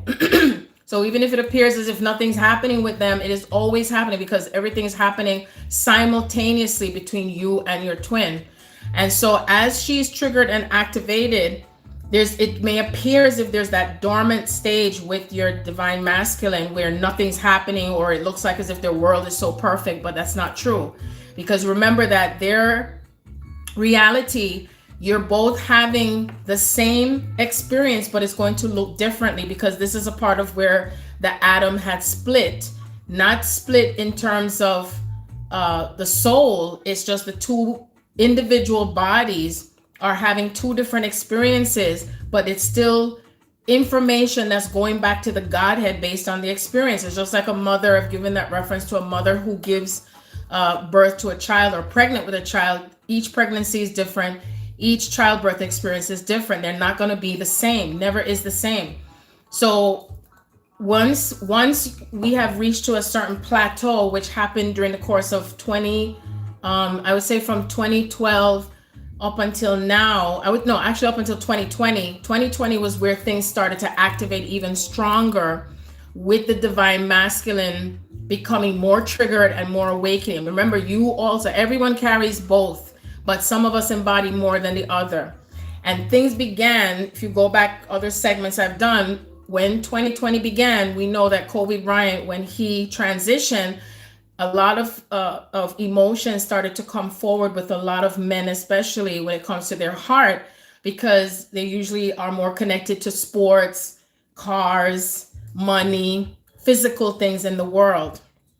And that is the way how it's designed, okay? So they represent the head of the household, or they're the provider, the protector, okay? And so much has happened during the course of 2020 as it began up until now, that it plays a part in what has to break down and what has to come back together, okay? And part of that is the cycle of where we're coming back into the frequency of the true sacred divine masculine, the Christ, okay? The Christ within and the Christ that is external as well. So some of us, it's how much more we're alchemizing the internal process and how it's going to show up in the outer reality as well, okay? And so from the time, I would say early 2021, I feel that things accelerated even more, because remember, some other things happened during the course of 2020 with a lot of Black men, a lot of melanated men, whether it's actors or just individuals, just so many different things, because remember, they were the original giants, original titans, from ancient times, and some of them had incarnated to go through certain experiences and take back that information to the other side, and then they're assisting some of us on this side in what we are bringing together, okay? Remember, the way we are processing information while you're in the physical body is not the same when you're not in your body, and this is where we're coming into a heightened space of having the ability to interpret the data of what is occurring on the planet and being able to transmute it. And that requires for you to be elevated through your heart center, because you are processing it through the heart. So that way now, when other things are happening on the planet in terms of trauma, with racism or devastation or calamities, anyone on the other side, when I say the other side, I'm just saying the other side of the veil, because it's not far out into the galaxies. It's right here. Everything is happening dimensionally and simultaneously at the same time. Just because you can't see it doesn't mean it's not happening.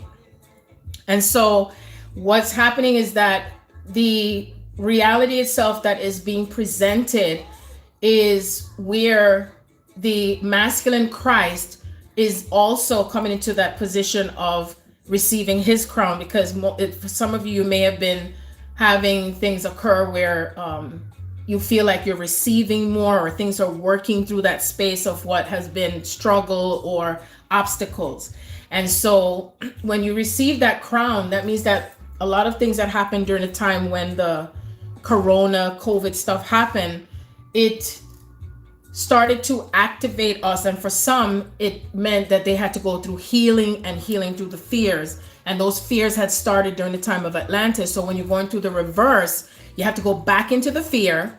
And as you go back into the fear and you realize, and you self-realize that it wasn't anything to fear at all, but you had to do something different, whether you're changing your eating habits, changing jobs, or changing your career, honoring yourself if you're being guided to leave because you're forced to have to do this, and you use the religious exemption, but that didn't work because Spirit is saying, okay, that's not working for you. And some of you, it may have worked, and that means God said, this is your position where you're going to be at, because some twins are not necessarily going to be involved in spiritual stuff. They might still be in government. They might still be in schools and stuff like that. Because remember, we're setting the foundation of whether, like homeschooling, the food that we eat, and all these different aspects of things that are shifting on the planet is where we're being placed, okay? And working together and putting the tribe together where we have certain groups and stuff that are connecting, whether it's even with the crystals and healing modalities and all of that stuff, okay? And so as we're moving through that part of the masculine, the return of the masculine Christ, what that means is that it's like moving through that final stage with those karmic cycles that have existed before, why the eclipses are coming in together, so close together, while Venus is in Capricorn. And then at that point when it hits on the winter solstice, okay? And so remember, the winter solstice, that date itself is also the vibration of ones and twos, because it's going to be 12/21/2021. And so those codes itself is where things are going to be even more activated as the crown is being placed back onto their heads. Okay, now it's not a physical thing, but then it's also a physical thing. So it's like Spirit is showing me, it's like mother is giving birth to the darkest day of the darkest time of the year, because in the northern region, that is supposed to represent the darkest time of the year. Okay, and so that point is like when you think of a mother who's giving birth vaginally and the baby is coming through the crown. They say, oh, the baby is crowning. So that's where a lot of that crowning moment is going to come through for a lot of men, and changes they're making in their life, not just twins, but it's like changes that are coming through. Because remember, the way we have witnessed and experienced what it's like on the planet when it comes to connecting to masculine energy and or men, the alpha male, it has not been, because the trauma that existed before was where they were controlled through the mind, and things were coming through the black magic, the black magi. And I'm not talking about black magic like the creative magic that we have, because, you know, they used a lot of our words and then they attached it onto their wording system, books and stuff like that, so that way it may look like as if we're the ones that are creating sorcery and stuff like that. So we have to be mindful that even though the word existed with certain meanings to it, we know that it served a higher purpose, but then it was twisted around to make it seem like as if that's not what it was supposed to be. Okay, that it involved hurting others and manipulating and so on and so forth. So that energy itself is what is coming through as we are moving through that cycle of that rebirth and activation of the feminine and masculine Christ. So I went into more details in the voice recordings that I have, because when I was channeling it, it was coming through so rapidly, like in a deeper explanation when it comes to how the cycle of everything comes together, and also where some of the men have been controlled through the Jezebels, because this is where a lot of splits happen with twins, where they were lured through the energy of some of those females, that they were only about, you know, using their vaginas and sex magic and rituals and using all kind of that other stuff, because, you know, the energy was, hey, we can be powerful and we can create that power with someone else. It doesn't have to be with who I'm connected to. And so this is where the split occurred, and that's why a lot of us have had to keep healing the trauma wounds that we still kept incarnating with over and over again with other people, and having to surpass that same trauma that has kept us going in loops over and over again. And remember, it's looped over and over again, not only through what we call the Jezebels, but also through the experiments that happened with the body, okay, and the things that they wanted to subject to the body, and how we were having to, that they were trying to change the DNA and all that kind of stuff. So we already know all those stories. So all of that plays a part in what we're reversing the cycle of what we call the curse, reversing that cycle. And as we're moving through that part where it's presenting itself again, like, why does it feel like it's happening again and again? Because we have to go back into it, and then you get to the other side, okay? So still keep paying attention to where you have felt disempowered again, or manipulated, or if there is something that happened with your beloved where they're within a relationship still right now, and where things may have been changed between you and them, because in past timelines they were attracting to the frequency of the shadow aspect of the feminine, okay? So the shadow aspect of the feminine is what must be addressed within you, because that's where they're connecting to you. But when you are pushing through and ascending to the other aspect, the higher aspect of yourself, then you bring in that balance where they're going to be able to connect to the how do I say, the highest version of that feminine Christ, the purest aspect of the feminine Christ. Okay, doesn't mean that you're getting rid of. It's just that you're integrating it, because remember, to know yourself means that you're going to go into both sides of yourself. And as you are facing the shadow, or any part of your shadow that you have not faced before, in wherever you have been, because we've all, or some of us, have gone through those type of relationships, and so your twin is going to connect to that energy because of where you are in your healing space, where you are in your wound, where you may be, and anything that you have been working on within yourself. By natural law, it is also going to connect to them, where they have to also do their inner work. Okay, and it goes both ways. It's never, oh, I'm having this experience and they're not. It's happening simultaneously. Even if it's within a few hours, it is happening at the same time. Okay, so that's why it's important to understand the way that you're navigating through things. So even if there's things that you're having unresolved with your parents, your siblings, your your work environment, where you are with money, where you are within your own power, the region where you are. Do you see what I'm saying? All these things play a part in how you're bringing yourself back together again. All those fragmented pieces. Okay, so, and it still represents it from ancient Kemet, again with Osset, where she brought all the pieces together, and the last piece that was brought together was the phallus, and that phallus represents that power, because usually men associate the phallus with their power. Isn't that correct?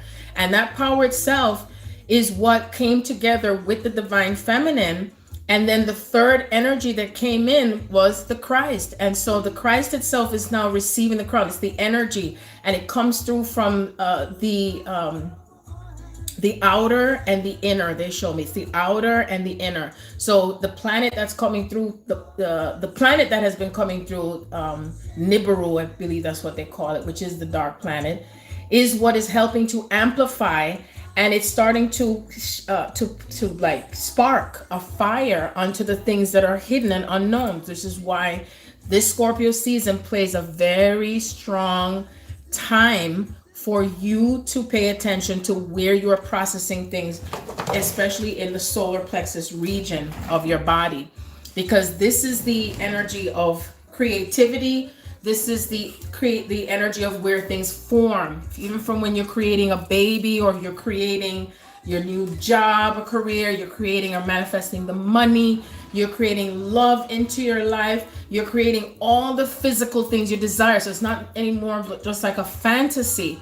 And that's why everything that you take that time to analyze yourself, this is about you taking that accountability to analyze yourself and go back in reverse to things that someone may have said to you, that it's not to take personal, but to pay attention to what they said, that you have to understand that God is going to use everyone and everything. Spirit's going to use everyone and everything to get through to you, to what you're to pay attention to.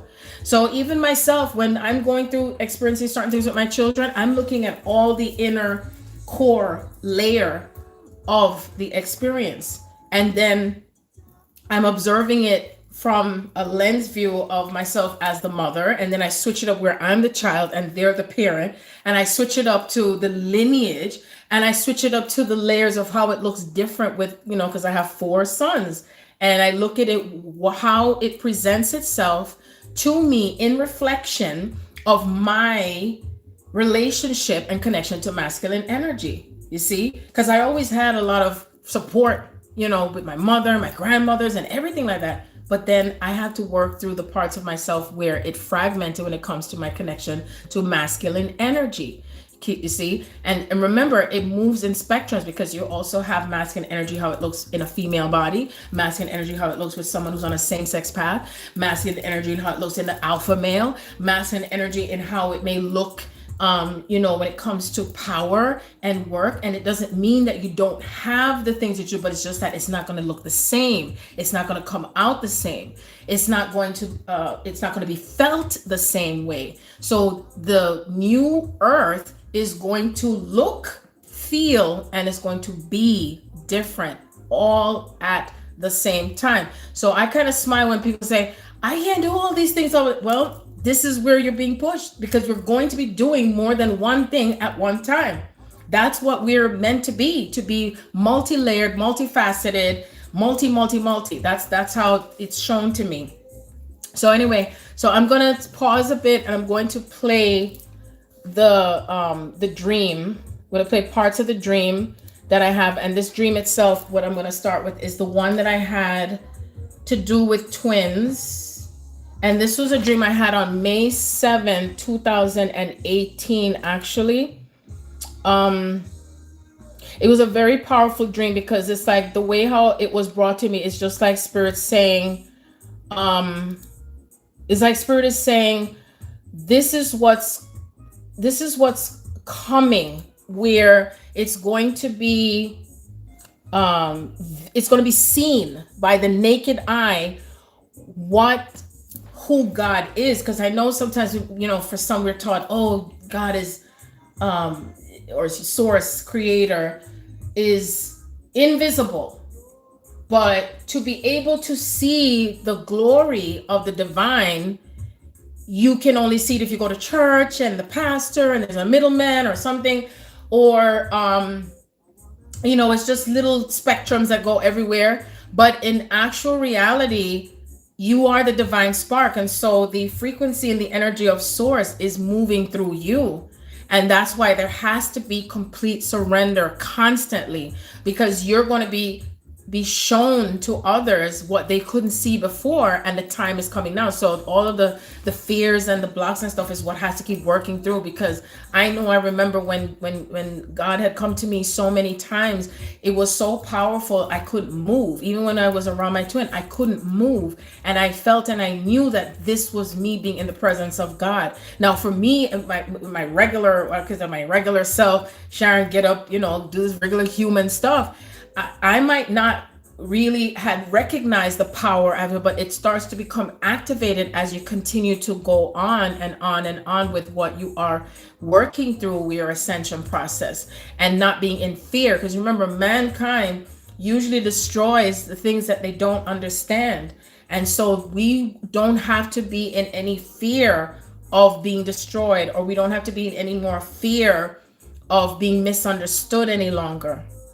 Because a lot of us have had to go through those stages of what we've had to let go of, because we weren't protected, or we didn't feel protected, because you know, a lot of women, we went through trauma of where we were labeled as witches, and the things that we do as rituals was considered to be you know, like hedonistic or something like that. And it's all because of the misunderstandings of the power of the feminine. And so the way things are going to be flowing is where the masculine is able to remember himself and remember his connection to the feminine energy, the true feminine energy, and not attracted any longer to that feminine energy that was luring and manipulating and toxic in a way.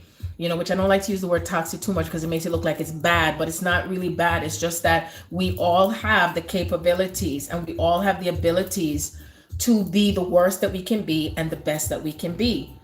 So we have already been demonstrating how bad or how worse we could ever be. But now we are now ascending into the truth and to the highest aspect of what that pure love is. And when I see it over and over again, it feels so good, because I already had the experience, like I've said before, of what it's like to feel this love in your heart, and your body is just going through a full orgasmic, it's an orgasmic energy. And that means that you are going to be at that place where you are receiving God's true love in your heart, and you're no longer afraid, and you're no longer blocking that love. You know, it's like a mother with a child when you're trying to tell your child what's the best for them, but they still can't see it. So you're like, okay, life's lessons is going to show you. And then they receive that lesson, or they receive that experience. And then they're like, oh, now I see. Now we don't have to keep going through that cycle over and over again. Oh, let's wait and see. No, it's like bam, bam, bam. It's like, this is what's happening, and it's coming through faster and faster and faster. So I just wanted to put that little snippet in there. And then I'm going to go into the dream. So I'm going to be switching. I'm going to switch from the music. So I have to be the controller. I have to be but one day I won't have to do this and everything will be set. Okay, let me see. Make sure. Where is it? Today is May 9th, 2018. I'm recording a series of dreams I've had for the past 2 days. The first dream was on May 7th. I dreamt that I was in a facility. It looked like a hospital or something to that sort. And there was a TV, like in a waiting room area. And there was a TV up on the wall. And I looked up, and it was like the news was broadcasting. It was a news broadcast on the station. And the news was on. And apparently one of the people that was broadcasting, she was interviewing someone. It was a black male, and he was representing the divine masculine twin. And he announced publicly that he was a twin flame, and he spoke out about what he experienced, and he was also indicating that he was fully awakened, and he was more than happy to be sharing about his experience and everything. But it's like he was on full blast, and he was not afraid. And he also had afro, so he was like full blown, just expressing himself with who he is.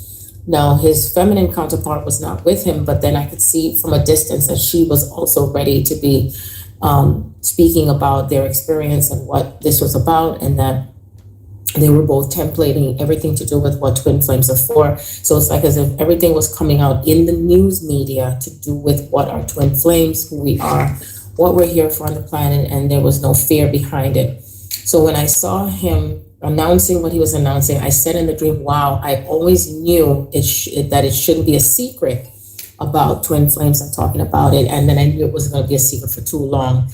And so in the dream, in and of itself, it was surely an indication of twin flames more coming into union because of the broadcast, because I could feel the energy that with the broadcast in and of itself, that more people were open and ready to discuss their experiences and what it meant to them. There was it's like as if there was more and more people coming together, and it was broad daylight outside. It was broad daylight outside, and they were older. They were like a couple that were in their, looks like either late 40s or late 30s or something like that. And they were representing two different cultures. One was black and one was Caucasian. So that's what I dreamt. And so what I thought of, and I said that the feminine aspect of the twin was on full mission with him and so brave, and they both didn't give a fuck what anybody had to say. And I was like, wow, sounds just like how I am. So that's what I dreamt on May 7th, 2018. And the next day, May 8th, which was yesterday, I dreamt that I was in a circle, and it was like a representation of the quadrants of the earth. And there were 3 other people who were also like on the twin soul journey. And I dreamt that I said to the 2 of them, I said, wow. I said, wow, we are alchemizing and processing through things as the elements of the earth, like the fire. That's what I kept saying. I said, this is like fire. This is like fire. And I kept saying that. And so I realized that there was something happening to do with whatever I've been processing through, with what I've been experiencing. And I feel a greater calm and peace. And it's like this fire was just breathing out of me like a dragon or something like that. And I just don't remember the other 3 people were around me, but that's what I dreamt. And that's all I kept hearing in the dream is, we're alchemizing through the fire. We're alchemizing through the fire. And it was turning into ashes. And as it is returning to ashes, the ashes represent as we go through the process of life and we return to the dust of the earth, and then we start over again, the new beginning. So it's like, when I close my eyes and I think of the dream as the ashes itself, what I'm burning through and processing through with my physical body, my emotional body, my mental body, all of that part of me, that is processing through all of the experience that I've been having for the past several months. So the next dream I had now today, May 9th, 2018. So that was that part of the dream. And that was again back in 2018. And so I think about now 2021, it's like Spirit is guiding me to tell everyone to start preparing your mind, because usually when we see and feel and experience things, we start going from the mind first because we're seeing it with the eyes or hearing it, and then your mind starts to be like, it's like you start trying to say, oh, what is this one going to think, or how's this going to look, and what is this going to come out, and blah blah blah. And is to remember constantly, every day, daily, I am one with Source, I am one with Christ, and however I show up today, I am in the most highest magnificent form that I will ever be. And you can word it yourself in a way so that way you start reprogramming yourself to keep walking that path of where it's not where you're discovering anything about yourself, is that you remember yourself. You are coming back as that titan that you have been, because we've been here before. We've been in the expression of the highest and the biggest we've ever been. We've become smaller, the Lilliputians, and then we went medium in between. And each time we descended in consciousness, then the body started to look differently. So I even had said in the book that you're going to find yourself looking taller. You're going to start growing an inch. Your body's going to start to reflect the light from what you are transforming. Okay. And you will be able to, pay attention to the difference in, with your face and your skin and, and the outer circumstances, how it reflects, because you will be able to notice it. Okay. So the next dream that I'm going to play, this one was June 25th, 2021. And it relates to, like how I explained before, how everyone that you connect to in your physical reality, because remember, we're merging the spiritual realm and the physical realm, and it's being able to now discern, to go beyond the invisible, what you can't see, but it still exists. And then you're matching it in the physical realm. Okay. So that as you're interpreting it, you're able to move forward because you have a new thought process that goes with it, and you're not in fear of it. It's like in my culture, in Jamaica, as soon as something happens, you're like, Lord, somebody ought to get to them a voodoo way and sort of stuff. And that's not the real interpretation of it. So in other words, you can also look at something without fear and say, I am experiencing, or I'm visualizing, or I am seeing the outcome of certain experiences that reflects the shift that's happening on the planet, because this is the path that God has chosen for us to be able to get to the other side. Okay. And that means that you're piercing through the veil, where the veil has been thin, even thinner, to interpret it. And that way now you're walking boldly with the energy and the wisdom that you're applying to it, because the goddess of wisdom is what's coming forward now, where there's not all this confusion and where we broke off and split from God, source, based on the trauma of fear.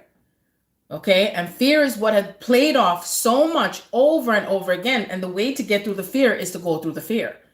So you're not going to overcome fear if you're not facing the fear. You're not going to overcome fear if you're not going to have the experience of fear come into your reality. That's wisdom.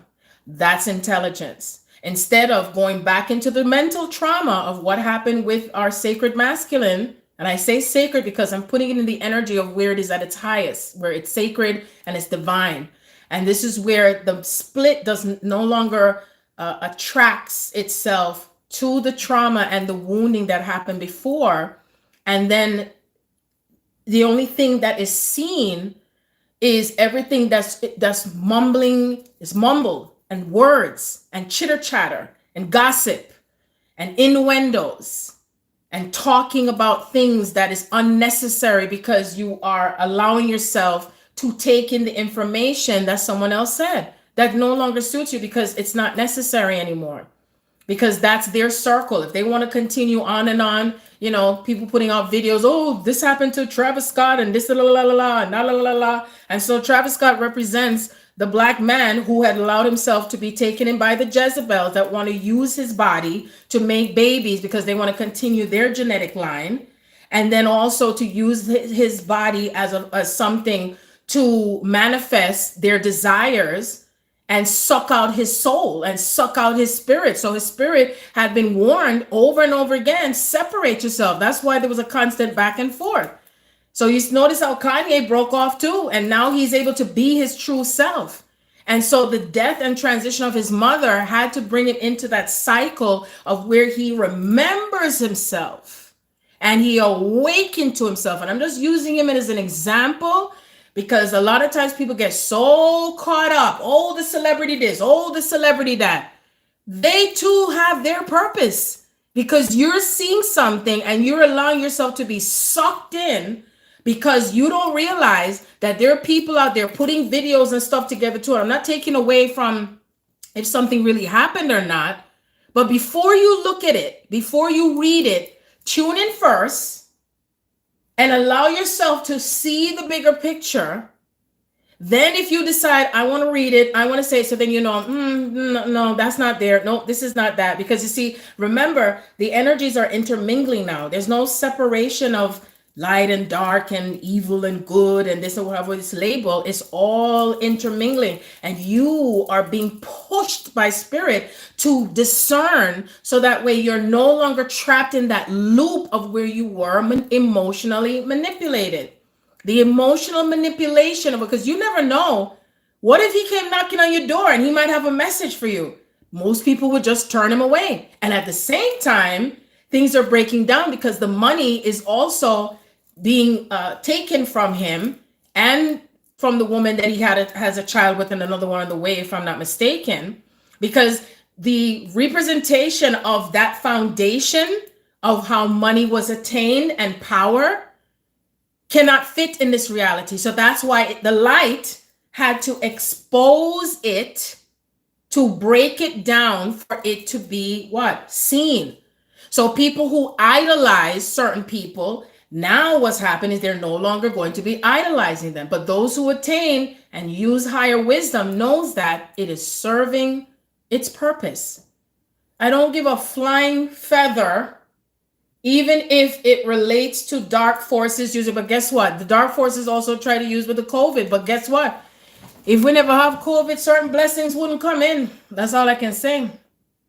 So that too had to serve its purpose. That's higher wisdom. I know that everything else can seem as evil and dark and black and awful, and still we do not know. We may not necessarily know the bigger picture. So we can hold a space of everything and all things are well, no matter how it looks in my reality, no matter how it makes me feel.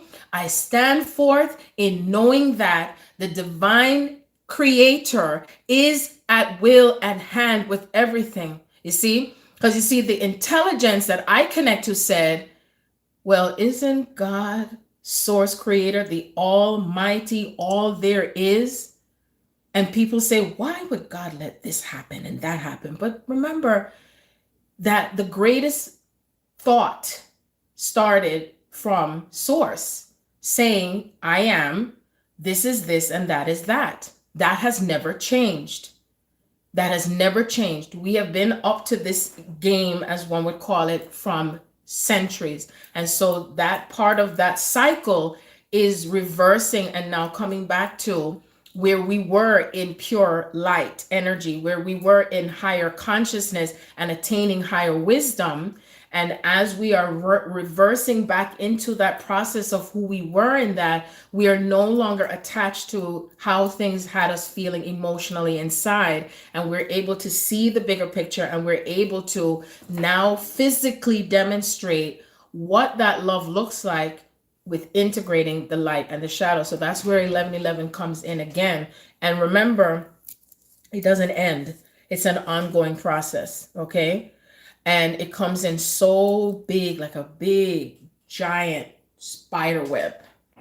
And there's so much ins and outs. And that's why it's important not to get too attached to how everything is showing up, because then once you get attached, then this is where part of you feels like, oh my gosh, you know, what does this mean? And then you start going into fear, and then you start wanting to have all these explanations and trying to put, not everything is going to need an explanation. Just see it as, at this point in time, as we're going through the awakening, as I'm embodying true love, as I am attaining myself into the highest point that I could ever feel every day, that I am just practicing self-care, self-love. I'm applying wisdom, and also discernment. I'm also allowing myself to understand everything that shows up in the particles that are out there.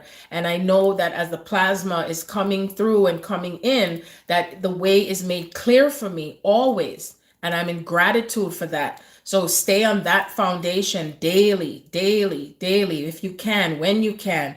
If you're able to go to the sea, go to the sea. So you keep on, you know, grounding and cleansing yourself, you know, or if not, then you bring the sea salt into the bath and work through the water element with yourself. Ground outside with your feet on the ground, and allow Mother Earth and the trees and everything to help you to stay centered, and that the trees can absorb, you know, some of these times that you've went through these experiences. Hug the tree, and you can hug the tree and just ask the tree to take out, to help you to transmute a lot of the stuff that you carried in your body with the ancestors. Okay, the tree will do that. And you know, again, there might be different modalities that you'll be led to do that. Okay, because your soul knows the way. Your soul will always know the way. Oh, wonderful, you're going to Florida. Wow, awesome. Yes, don't give up. Do not give up. Self-love. And there's other things too, like dancing. The music is so incredible. Even if you drive and you're blasting the music and you just don't give a fuck, and you just start yelling out the window, hey, that is so powerful. Doesn't matter whether someone else hears you. Like, who cares? You know, like, who cares? Like Jurassic Park, when he was like, oh, everybody's gonna find out, and he was like, Dodson. Nobody cares. Okay, or maybe some may care, and they're like, what's that? It doesn't matter, because that part of you is igniting something. That's the fire. So a lot more of you are going to be, the throat chakra is going to be, oof, like that's it. You're on that track. You're moving past certain things that have held you back. Okay, you're also still having those boundaries, you know, more boundaries that are coming in, because it's like as you are integrating, you're protecting parts of yourself that, you know, you felt like as if like something just was sucking it out. And now what you're doing is you're coming back to the true form of yourself. And when that is happening, that means that you're kind of protecting those codes. I know it might seem like it's trivial, but I really get it. I really, truly get what it means. Greetings, Tawanda. So I'm going to go to the next dream, because anyone who knows me, my soul will talk and talk. And I want to make sure, because I don't choose to, let me rephrase that, to not have anyone, like, because I know it's a lot of information. And even if you stopped and you say, I gotta go to sleep, whatever, it's okay, come back in. But one thing that's so beautiful about this time is that this is the time around the time I was born, between 1 and 2 a.m. when I finally did my birth rectification. And see, the energy is like, you know, it's like, this may look like nighttime where I'm at, but it's actually all time, because eventually the earth is going to reflect a medium hue of light, and we will no longer have the split of light and dark. You know, it's like things just come in as a hue. And I've had several dreams to do with that, and how things are going to be transforming on the earth, and the temperatures are going to be changing. You know, so even as it happens, there is nothing to fear about how it's going to affect you, because everything is going to align for you first. There, you know that Spirit has always come forward with giving us signs and warnings and messages. So that is very significant for you to practice that. If you're not, to listen to what you are being guided with, because sometimes you may be placed ahead of time to what's coming next, and try not to get your head in the way and saying, no, it doesn't make sense. No, I'm in fear, because what if I don't have money for this, or I don't have that for that? And again, it's to trust, okay? to trust. And once you are in a practice of all is well and that everything is being led to you organically, it becomes lighter. And as you become lighter, when I say lighter, there's different types of lighter. Lighter where your body may not feel as heavy sometimes. Lighter in energy where you don't feel as stressed. You're not waking up, concerned about all the other things that happen in the third dimensional world, which I know that right now we do, but it's not affecting you as much like before, okay? It brings you that sense of freedom. And the more you are energetically aligning with that freedom, you are also assisting those that are around you and also with your twin, if that's your path, where they too starts to let go of the heaviness and the burden. Because remember that it was depicted, and remember now, a lot of things were metaphysical. It was depicted as if we went into the dark and we went into having to struggle and work ourselves to death and being separated from love and tossed out of the garden as it was depicted because the woman bit of the apple, the wisdom, the knowledge. And what it was is that you're actually taking the veil off of your eyes and you're taking the veil off of your heart. You're taking the veil off of your mind where it's been clouded and where things have been heavy for you. And the more you surrender to the unknown,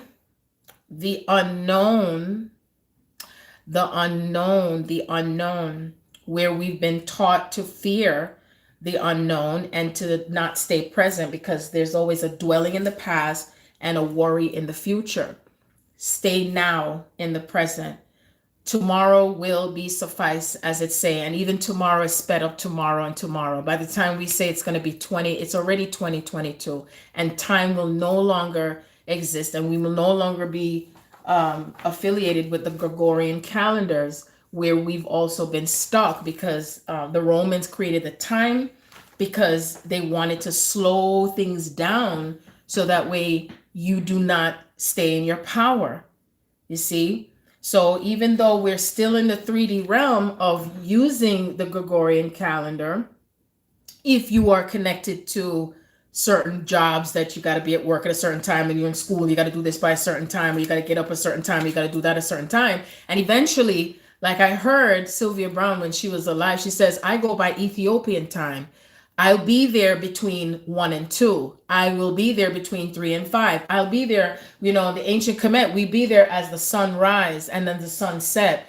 And at a certain point when the water, the ocean water, the tides have come in. And when you're in that flow, what do you think happens? Everything starts to come back online in connecting. The birds is going to come and whisper something to your ear, and you know that source is saying, I'm with you and I have a gift for you. Are you thankful for that gift? So be thankful for the gift if you're on the twin soul path, that it's not as bad as you think, but then again it is, but then again it's not, that it is, that it isn't, that this is for real, that it is good to be true. Love is good to be true because more than half the planet don't even remember what it's like to be in love because it's not as long lasting as we'd like to be. And that we're letting go of all these struggles into thinking that we're programmed into thinking we're supposed to struggle. We're supposed to be in fear. If you don't have fear, then you know what the devil is going to do. The devil's out to get you. You know what was awesome for me too, before I play the recording, before I go further? I actually watched Michael Myers, and I did not feel any charge with it, like, none of that. And I remember when I was going through a lot of my fear cycles, I was like, I'm not watching no more scary movies, and that was a part of what I had to go through. I had to go through the process of a lot of things. The same thing for you. There is no avoiding it. We cannot avoid. The more you run from it, is the more it's going to amplify in your space, which I'm pretty sure most of you who are watching me now already are aware of that. But just know you're not alone. We have never been alone. It's just that this is the process. This is the process of becoming, and then you will be more focused on all this magic that you're creating because of what you've let go of. And then it's not going to be just the routine, boring stuff that you have continued to have every single day. And even sometimes I still feel a little bored, like, dang, I just wish the ships would just come right now. So on that note, I'm going to play the dream to do with, oh no, before that, sorry, I'm going to go into the dream I had to do with my twin and my children, and the explanation of how Spirit gave it to me with what's coming when it comes to the twin soul path. So that's it. Yes. Today is Friday, June 25th, 2021. I'm recording a dream I had where it's like I was at some outdoor facility, like a farm, like, or picnic type structure, and it's almost like we were celebrating. And when I looked, Rondi was celebrating with me, and he started to play soca because he wanted to play what he likes to hear as well, because I was playing my own music, and then he comes in and he's playing his own music. And he didn't say anything to me at first, but the energy that I felt between us was like two magnets that were brought together, the two magnets pulling two people together, the two of us together, even though we weren't expecting it to happen. And it wasn't an awkward feeling, but it was just a whole group of us that was there. It was outdoors, and there's just so much activity going on, and no matter what happened, there wasn't anything that could stop us from coming together. And then I go on to another dream where David, myself, Joe, all of us, we were in this house, and all these other different people and energy going on, and it's like as if David and Joe were getting married again. And also it was like Tati, I think her name is Tatiana, I can't remember her name, that her and John were getting married, and they were gonna have their son and daughter represent the masculine and feminine. And I looked at David and I said, did they know you were gonna do that?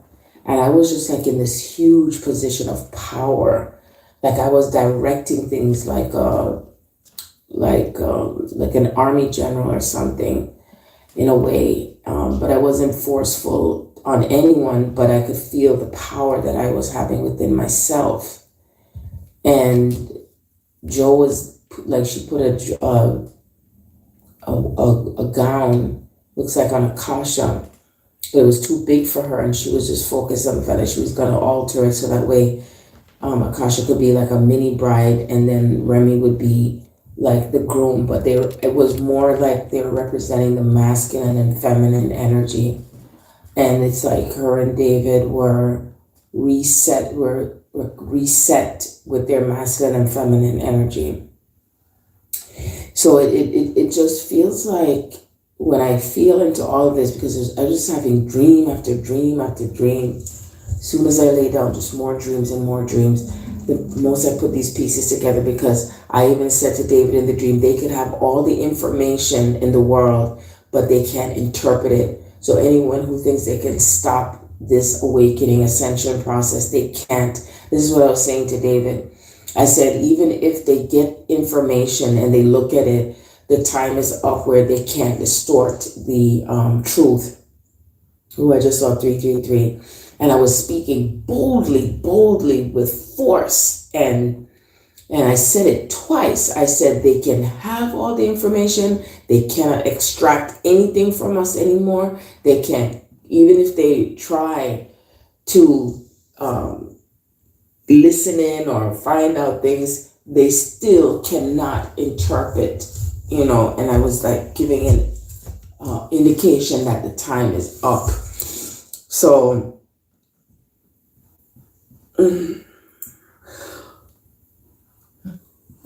so I feel like the inner core of masculine and feminine, the energetic quantum fields of masculine and feminine is coming in, and it's like the versions of myself and Rondi coming in together, masculine and feminine, and then the extension of myself through my son and my daughter-in-law, masculine and feminine, and then the inner core of my granddaughter and grandson, masculine and feminine. It's all like, it's like it's connecting like a vine. So like a grapevine, like it's so interesting when they're telling me like a grapevine. And it's just like when we saw the beetle outside, and it's a grapevine beetle. And then I was listening to Marvin Gaye's song. I heard it through the grapevine. So that's what it looks like. It's a looping, and all the DNA codes are back online, they're telling me. And it's interlocking. And so we're shifting into so much of these multidimensional layers. And so we've surpassed a lot of the shadow parts of ourselves that was trapped or manipulated or duped.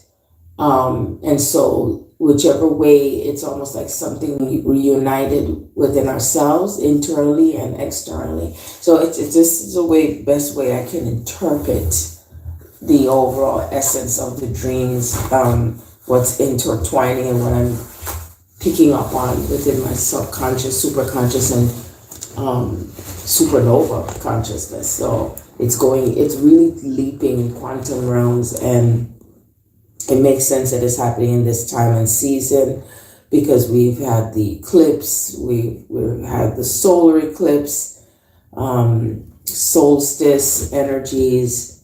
Mercury is now forward, I believe. I believe Jupiter is in Pisces, but it's retrograde. And what else? We're in Cancer season. So all the feelings and mind are working together. That's what they're saying. The feelings and the mind are working together. Gemini, North Node Gemini, whatever anything is in thought process and how we interpret. Oh yeah, plus I forgot the full moon is in Gemini.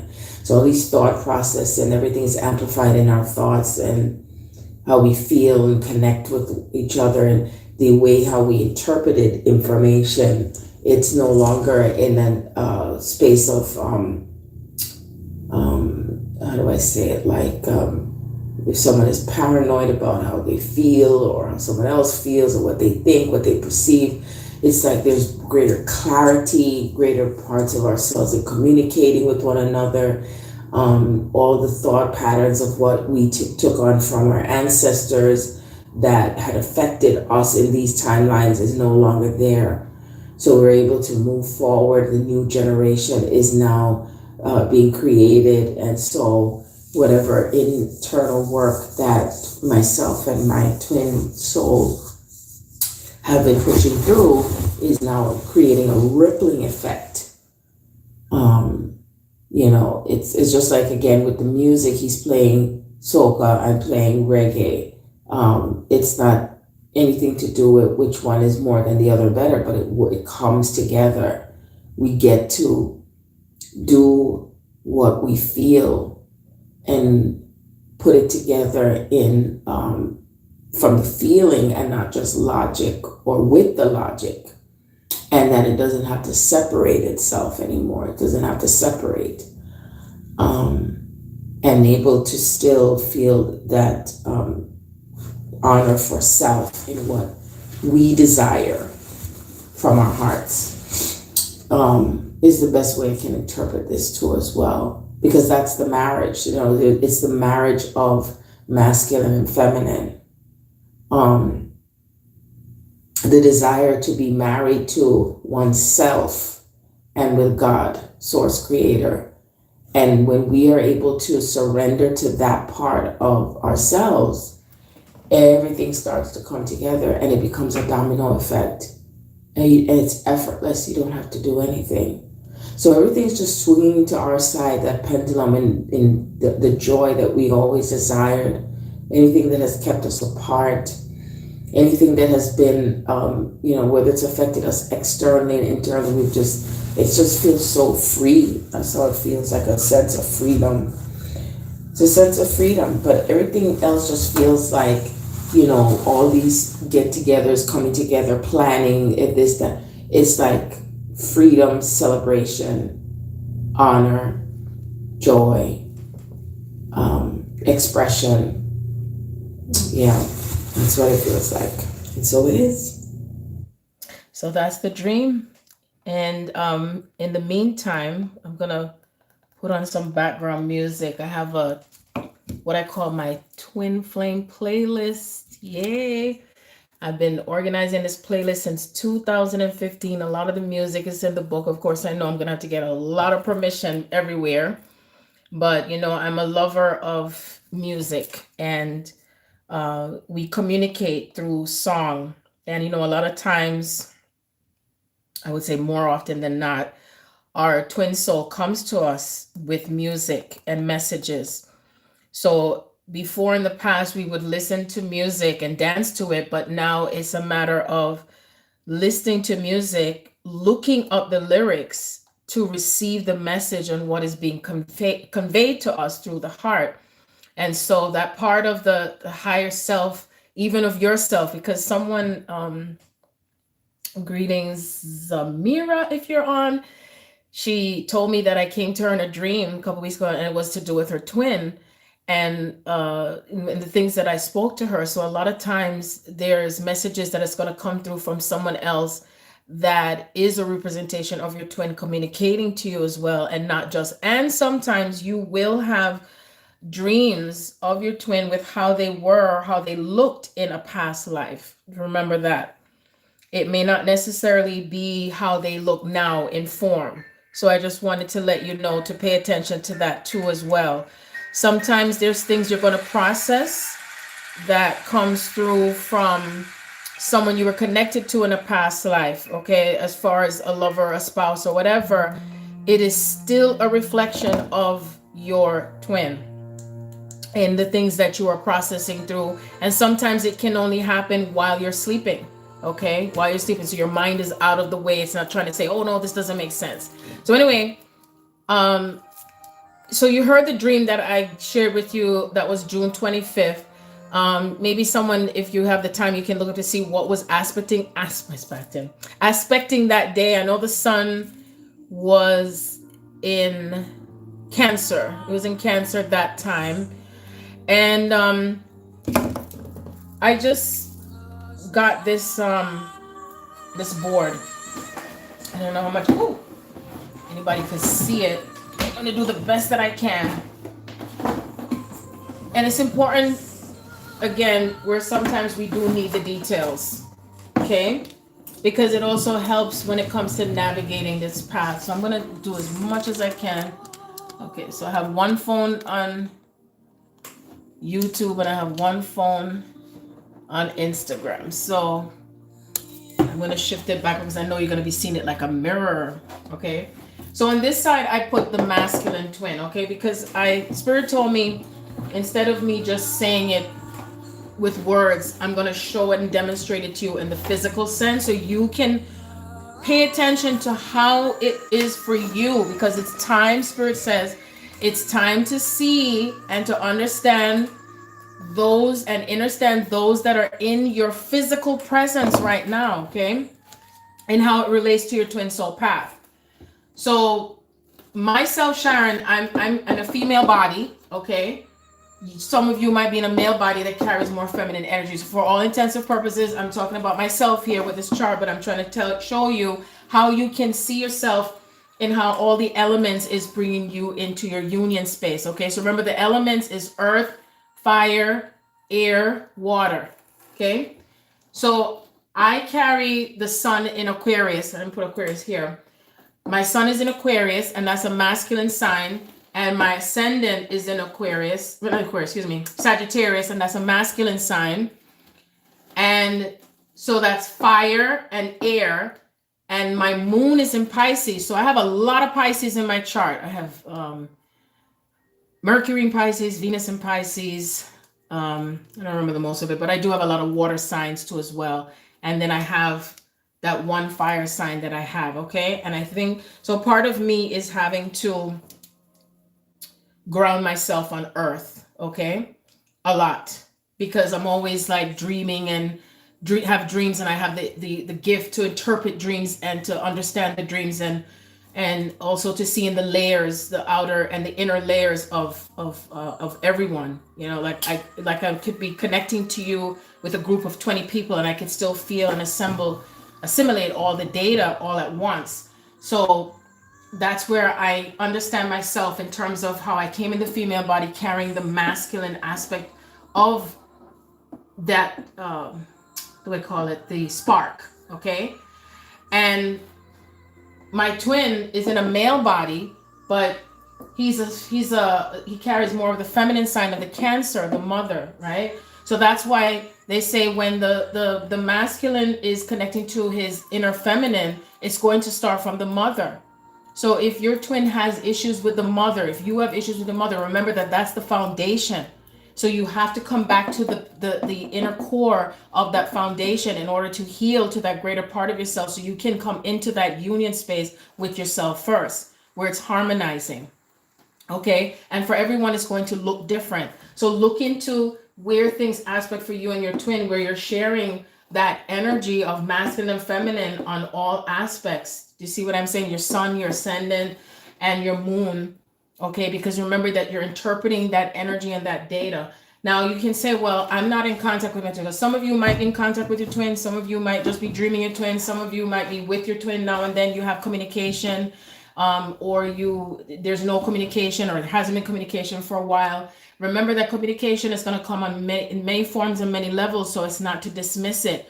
If you are in physical communication and your twin is speaking with you, take very, very good notes on how you are responding to your twin and how it makes you feel, how it goes in and out, and what you are processing, okay?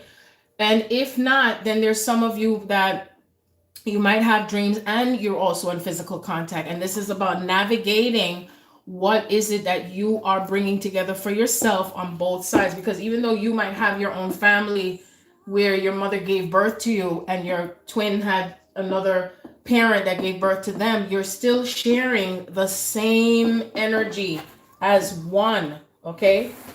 Oh, I'm trying to keep this thing together. Wait, I'll put this here. So when I say as one, it's one big circle. One big circle. Okay? And the circle is always activated. It's never shut off. Okay? That's why at some point we won't even need sleep and we won't need to eat, because we're sustained by love and the true love. Because I know when people go around talking about, oh, love and light, love and light. No, I'm not talking about that. I'm talking about true love, the true essence of love, that pure love, where it's not only unconditional, but you can feel it and your body is able to accept it. And because you know and remember where it comes from and what it means for you, and how it is interchangeable between yourself and everyone else around you. Because if I prosper, you prosper too. We all prosper. It's not going to be an imbalance any longer on the earth where one individual makes more money than the other, has more than the other, and we're suffering and going through all these type of things. So anyway, when I spoke about the dream, I was talking about my son, David. He's my second oldest son, and his son is in Cancer, water sign. He's in a male body, and his wife, Jo, she's Aries, and she and I always compare notes with each other because we seem to go through a lot of stuff because we carry wombs. We are in the female body. So the females on the earth who have a womb, you are being brought forth through the earth to process and alchemize a lot of stuff, because we are in the womb of mother right now. We're in the womb of earth right now. We are the ones that are shifting the energy that's on that grid, on that axis. So it requires you to go through deeper parts of yourself when it comes to your womb space. Even if you never had children, you may or may have had children in past timelines, and your womb requires itself to be healed. And that means that all your sexual experiences, any traumas you've had, if you've been sexually traumatized, energetically traumatized, everything at all, it requires you to focus on that, to start from that point as well. Okay? And so my daughter-in-law Joe, her son is in Aries and she carries a fire sign. That's a fire sign, excuse me. And my son is water. And I have two sons because my son Brandon is also a water sign and he's in a male body. And I've had to process a lot with him because him not going to school for the semester because they wanted him to do the you know what. And that brought on a trauma for me because that's how we separated, just like in Ancient Kemet when I was Nefertiti and he was, what do you call it? Oh my God. Tutankhamun. And he was going to the other side, which was where the split happened with the split in how many gods there were. And we were bringing back the monotheism, which is the one source of what? The creator, right? And so the shifts that I've been having to process through a lot was through my son, Brandon, and David, okay? Now I have another son, my oldest son is Gemini. And that's my son, Jamar. And him and my other son, Damon, who is Sagittarius, I've had different experiences when it comes to relationship with masculine energy. So I paid attention to how things unfolded. And a lot of things that I went through with a lot of my boy children was their feeling of abandonment by me, even though it may appear to them as if I abandoned them. But what it was actually is that they had to heal wounds within themselves in how they feel I should connect to them as a mother, because a lot of us as mothers too, if you're a mother where you feel like you've sacrificed so much and sacrificing yourself and sacrificing, and then it ties into religion and it ties into this Mother Teresa thing and thinking that you're supposed to give and give and give. And that's why it's important to continue to balance out yourself and set those boundaries. So whether you have children or you're at a job where you're a supervisor and you're supposed, it's for you to delegate, and you're thinking about the things that come in as these parts of yourself that you have to look at now in what you have been doing differently. If you're in a career now that's boring for you and it's not fulfilling, that's a part of what it means to transform yourself now in this gateway, this portal time, because we're still where I am, it's still 11:11. Okay? And so everything that comes together when we spoke about the one consciousness, the one love that comes through from the sun, right? So the sun itself came through the sun of water, how the sun connects to water, how the sun connects to fire, how the sun connects to the earth, because my grandson Remy, he's an earth sign, he's 5'5", and he is a Taurus to the max, stubborn, and I have my own stubbornness too, Aquarius, right? And even if your ascendant is Taurus, and so Taurus is necessary too, because when it comes to the earth, this is where we are bringing in the things that we desire to bring into the physical realm. And when we're bringing things into the earth, right now, we are still transmuting the energy that's still embedded in the earth, what's underground, what's in the soil, okay? And that also starts from your root chakra, and that's also within your solar plexus, and it's also because you connect to your twin through the solar plexus. Remember, you have been, if you're in a female body, your twin was your child before. Your twin was your child before, whether it was a female or male. And you've switched places where you were, the husband, you were in the male body, you were in the field. Because remember, again, we're experiencing things from different perspectives, different spectrums of light and dark. Female body, feminine energy, male body, masculine, feminine energy, the womb space. Then you also have the chakras. You also have the chakras that's in your anus as well. That's also a chakra there as well. I'm speaking the truth. There's also chakras that connect you with your feet. And there's chakras that connect you with your eyes, your throat. There's also chakras that connect you with your legs. Okay. All these different parts of yourself have had experiences of light and dark. And so as you connect the dots with yourself in how you transmute through either your children, it could be an in-law, it could be a relative, I have an uncle who transitioned on the new moon in it was the new moon in Virgo, September 2nd. He actually was not buried in Jamaica until October, oh, when was it? I think it was October 28th, sometime last week or something. And I came to find out that he's Sagittarius. And that was on my mother's side, okay? And then on my father's side, I heard Spirit say, because I remembered I have an uncle on my father's side. He's the last son on my grandmother's side on my father's side.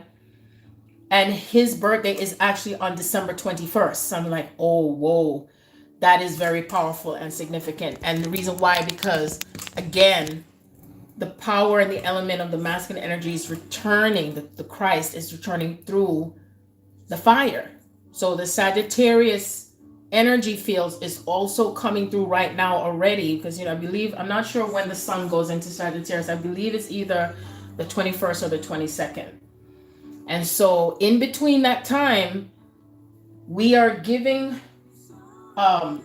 like that rebirth, transmutation, and connectivity through the Sagittarius, right? While the Venus is in Capricorn, because we're now visualizing and embodying what the true relationships and connections are coming into. So anything else is not going to feel the same like before. Not settling for less, not putting up with anybody's immaturity or or anything else that is not solidified. So usually in relationships, we solidify relationships by being committed to someone. So that means you're committing to yourself and you're grounding it now. You're not like flying all over the place and say, oh, I need to experiment here and there and all that stuff. That has served its time and its purpose. Okay? Because every time you're connecting to someone sexually or energetically, you are taking on their issues. You're taking on their pain. You're taking on traumas and wounds that are not healed, even including yourself. Okay?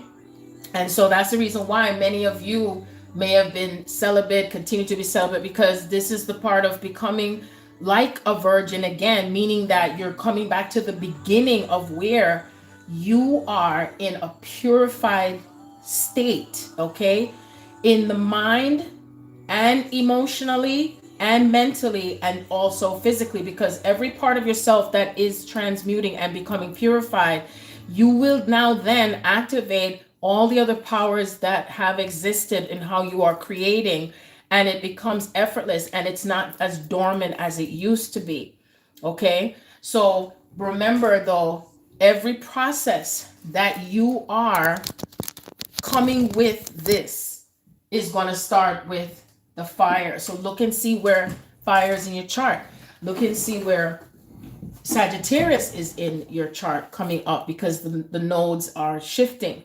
Especially because with Gemini. So in other words, in the past, okay, whether it's this past timeline or another previous timeline or now, where you interpreted information based on Sagittarius is beliefs, belief systems, all those systems that existed that were controlling relationships, manipulating people, getting married just for money, married just for,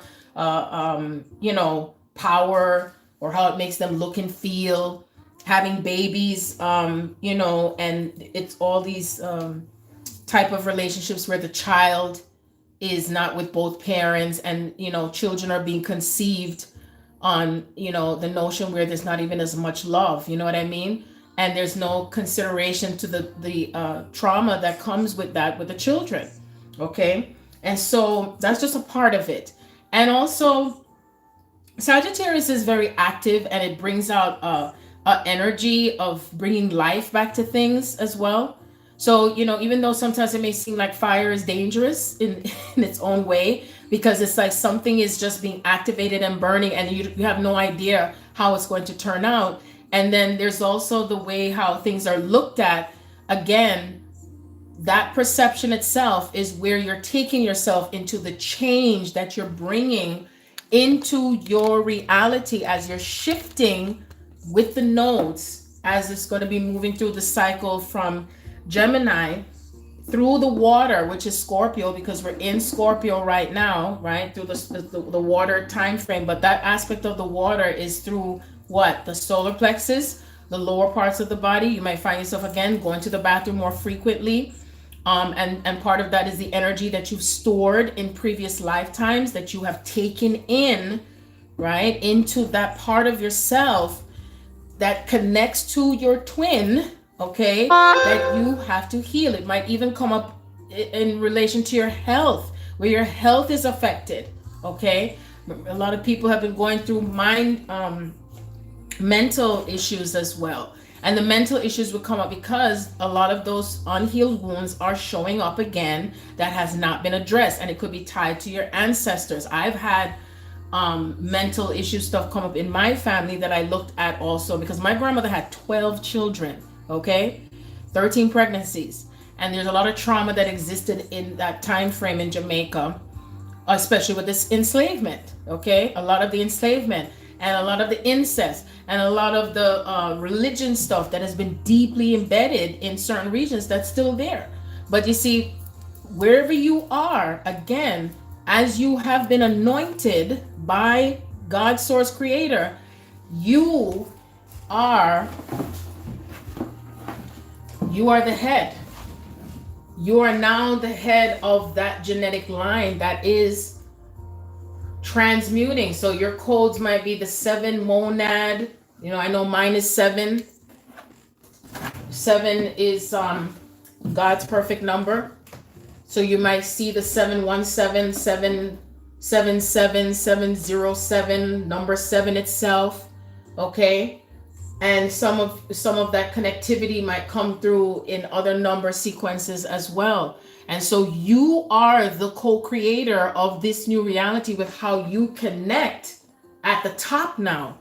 Everything else that had been connected to your bloodline and the histories, okay, and the tribes, okay, the tribes. You're activating the new codes. See? You are the activator.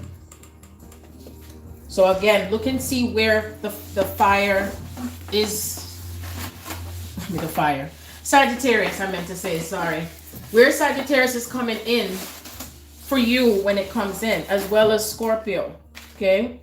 But especially more with Sagittarius. And the reason why, because this is where I'm really feeling you're going to begin to see things start to form in your reality, where you're witnessing even more and more of this rebirth, and you're going to feel it as well. You're going to see it, you're going to feel it. You're going to be processing through it. So it's almost like you're going to be like that walking machine, you know. I don't mean machine, AI machine. I'm just talking like in terms of how we're processing data, okay, on a daily basis, And the difference is going to make when I think of the Christ, when Yeshua was on the planet and during the last stages of where he was coming into the ascension at that time frame. Because remember, during the time when I was on the earth in my other form, it was during the age of Taurus, and then the age of Pisces, which was water. So it was earth, then water, and then now Aquarius is air. And so with everything that's coming through is that marriage of all the other elements that we are forming in the physical realm through the shifting of these nodes. So between now and the fire, don't be surprised if you hear about a lot more fires. Don't be surprised if you're going to hear about more earthquakes that are coming in on the planet, because everything is going to be shifting planetary. You're going to witness and see things destroyed, okay? I think I remember, no, I don't think, I know I had predicted and said that I had not only a dream, that there was going to be some type of quake or shake up or something in New York, in the city. And I remember when I had those visions, I was glad that my son Jamar had moved out of the city. And when I say city, I'm talking like city, Manhattan City. So when I refer to the city of New York, I'm talking about Manhattan City. That's where I saw it. And the way they show it to be is right in the heart of the financial district. and I saw the bull. You know, they have the bull in the financial district where they do all the trade and market, and how interesting, because the bull is Taurus, and the bull is also the representation of the money and the stock market and all that stuff, right? That power that the bull comes with, you know, on the earth.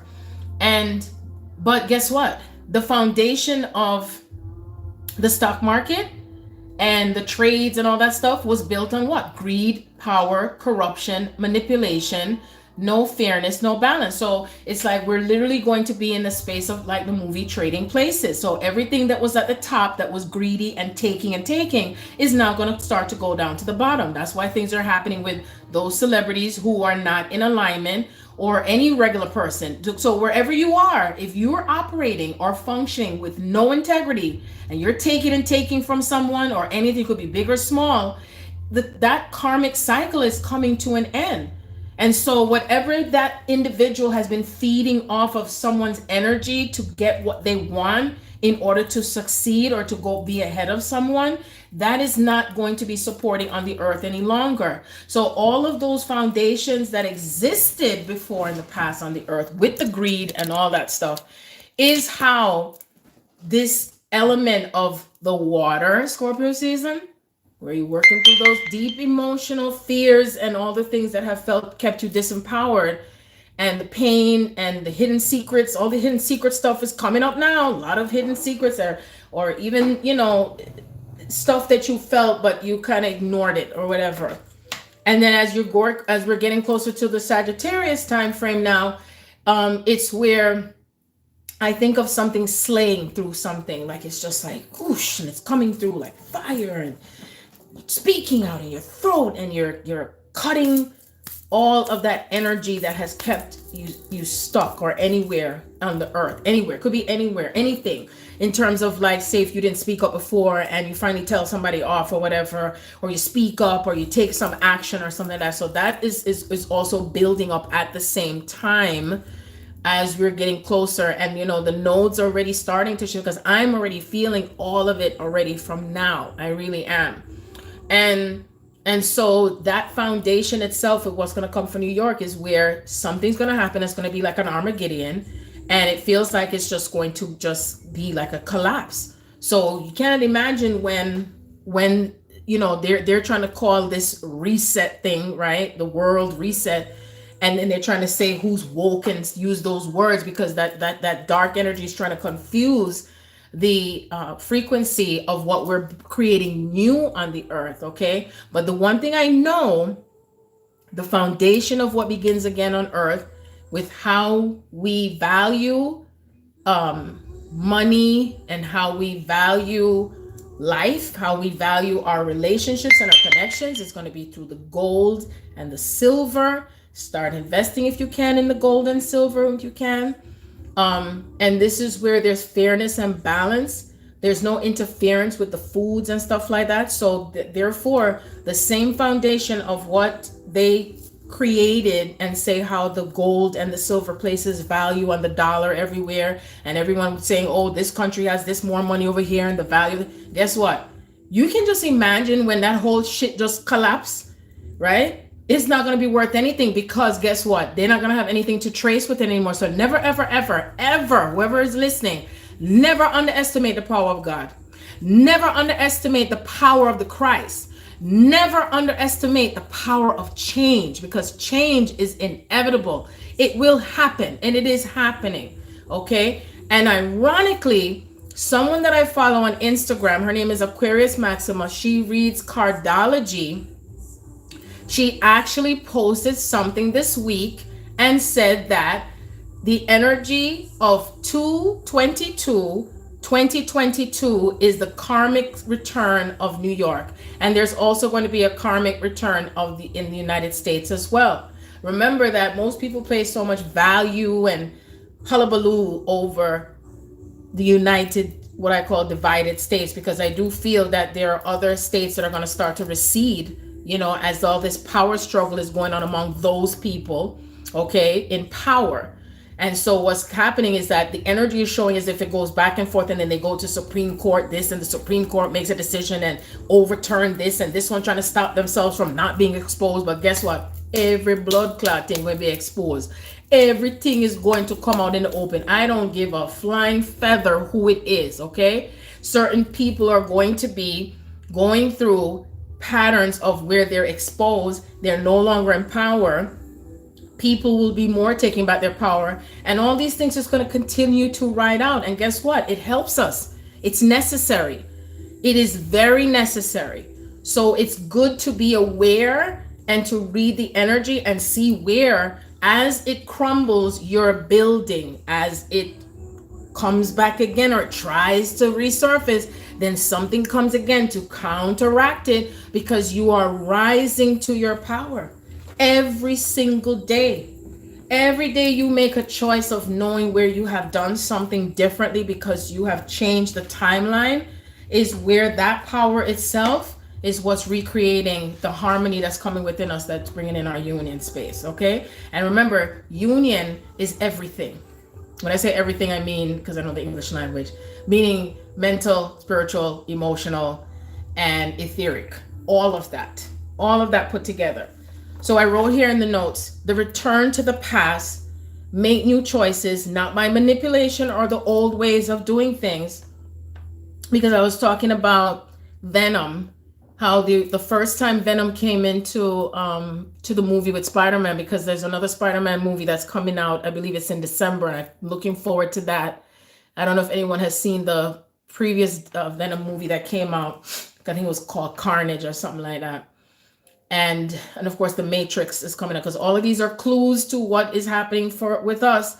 If you haven't watched Loki, I highly recommend watching Loki too, because that is also an epitome of what we've been dealing with, the multi-dimensional timelines and also twin souls, because Loki was able to meet himself in the feminine form, and also as a child, and also as this and that and that and that. He actually had to end up meeting versions of himself. And in the end, he finally surrendered to, not, well, I don't want to say the end, but the last what I watched. He finally was surrendering to his connection to this feminine counterpart. But she stayed in her emotions, and she got angry, and she was like, fuck this. And so she wanted to fight. God, I forgot his name. I asked Charlize his name again. If any of you watched it, whoever the black guy played as the character in the end. And she had a choice where she could have just walked away and embraced the connection that she had with him, but she wanted to still fight because she was still dwelling in her trauma. And so, but at the same time, he knew she may make the choice to go back into the timeline where she's going to now see another version of that guy in terms of the darkness. So you see, the light was right in front of her face, right there, true love. They were just about to kiss. And then they ended up being in another dimension, right? And they pierced through the veil. And then Loki finally surrendered to that love, but she still wanted to harp on it. So that's why it's so imperative for, if you're in a lot of masculine energy and you're still not allowing yourself to connect to parts of yourself to heal through the emotions and where you've been trapped, you then can recreate yourself to go back into time. Same thing with Spider-Man was coming up, the new Spider-Man movie. He's going to go back into the past with Doctor Strange helping him, based on what I'm not telling the movie. This is just what I saw in the preview. And so in order for him to go back and correct what he's correcting, because again, it connects to the love, he's going to recreate. Thank you, Roar Angel. You fell asleep while listening and dreamt about, wow, that's interesting. That's spirit on purpose. And so he was going back into the past and recreate the timeline of when he met with Venom.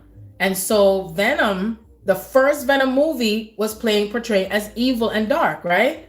Then the second Venom movie, when he connected with Eddie, that was the playful Venom. That was the sense of humor Venom, right? Because remember, there's different layers of darkness. And then the third movie is when Eddie now, since he finally surrendered to being one with his darkness, which wasn't really darkness, but it looked like as if it was darkness, because it was like Venom, come on now. That's something that's taking over your body, but you're not allowing yourself to take over something physically like the AI thing. This is about being one with yourself in where you fragmented in your darkness, okay? In the parts of yourself that you didn't want to see. So that's different. I'm not talking about the other darkness with people that are taking these things that may lead to other things, okay? We already know that. And so the next one coming up now is where Eddie ends up in that place wherever he is in the hotel and sees the movie or whatever it is he's watching on TV, and then he becomes triggered and sent into the other dimension back in the past because that wormhole was opened up with Spider-Man going back into the past now to correct things with what he wanted to do, right? To come into his love. See, because sometimes we say, be careful of when you open up that Pandora's box and what you're going to see. But sometimes that box has to be open because otherwise it's just going to stay stagnant there, festering, and then it manifests into something that affects your health and it affects your mental space, and all these things are affected. So how interesting that that's what's coming up for the Spider-Man movie. And the other thing too is that I told my children that I prefer the guy who first played Spider-Man, the one with I can't remember the girl, God, Mary, no, not Mary, I can't remember her name, but anyway, I prefer the original Spider-Man, right? But they changed up the Spider-Man. I was like, I don't know if I like this one, but anyway, this one now, I definitely want to see it. And what's interesting is that Doc Ock is coming back. Also, Jamie Foxx with what he plays, I can't remember that character, but all the Spider-Mans that have played that character are coming back, and that is the epitome of what we're experiencing. Is all the versions of you, all the aspects of you is necessary to go back into the realm that appears as the past, because it just appears that way, because the past is not really the past. That's just the way that the Romans, and how we create these timelines to make it seem like as if it was far away, when actually you're just recreating the same stories over and over and over again. So again, it's to understand it and to interpret it in how, just like where I said with the North Node is in Gemini, right? The interpretation of the data you're experiencing and how you're no longer having to have these looping over and over again, right? So I suggest, even when you delve into the parts of yourself that must go into the past and review, okay, that you are also staying in that alignment of what that truth is for you, that meaning is for you when it comes to that truth, okay? And that you bring yourself into that space of being by yourself. Just like how Yeshua had to go up in the mountain and the disciples were like, can I go with you? And he's like, nope, I got to do this by myself. You must be in your own center and your own space at times in order to navigate through that parts of yourself that you see what I'm saying? Or you will get lost in that sauce and you come back down into the fear cycles and the constant roles of things that happen with manipulation. So now what is going to happen is that Spider-Man is going to have to start that battle all over again. I remember when my aunts were like, oh, we're all to battle and war. And I was like, well, how long does this battle, or do we always, do you think the cycle of Earth is going to be constant battles and wars all the time? I said, well, I'm not interested in that. I'm not interested in battles and wars. And I remember when I said that to them, and I knew that we were going to start separating. And I told my aunt straight up, I said, I love you, but Spirit is telling me that it's time that I'm going to be separating from you, because where I am, I'm ending that cycle because I'm no longer contributing to the words of you're cursed and this one put voodoo on me, or if someone died, don't go while you have your menstrual cycle, and if the dopey if anybody who's Jamaican or West Indian knows what I'm talking about, if the dopey trying to come here to throw the matches, as soon as you hear something, it's always something demonic. It's the interpretation again. Things that were written in scriptures, the interpretation I have is going to be different than where someone else may be, depending on where they are in their healing process. And so you don't have to keep beating yourself up with trying to get someone else to see it, because that is not your purpose. We're not here to be on missions and also to how do we call it, to prove anything to anyone. You're here to bring in the greater manifestations and the glory of who you are and that divine spark, to experience finally love in its truest, grandest form.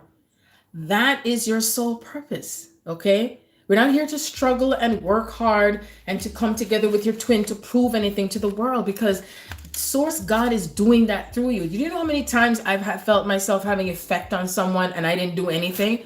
And I'm like, when I mean I didn't do anything, I wasn't conscious of it because it was just happening organically, because that is the works. That's the works of spirit.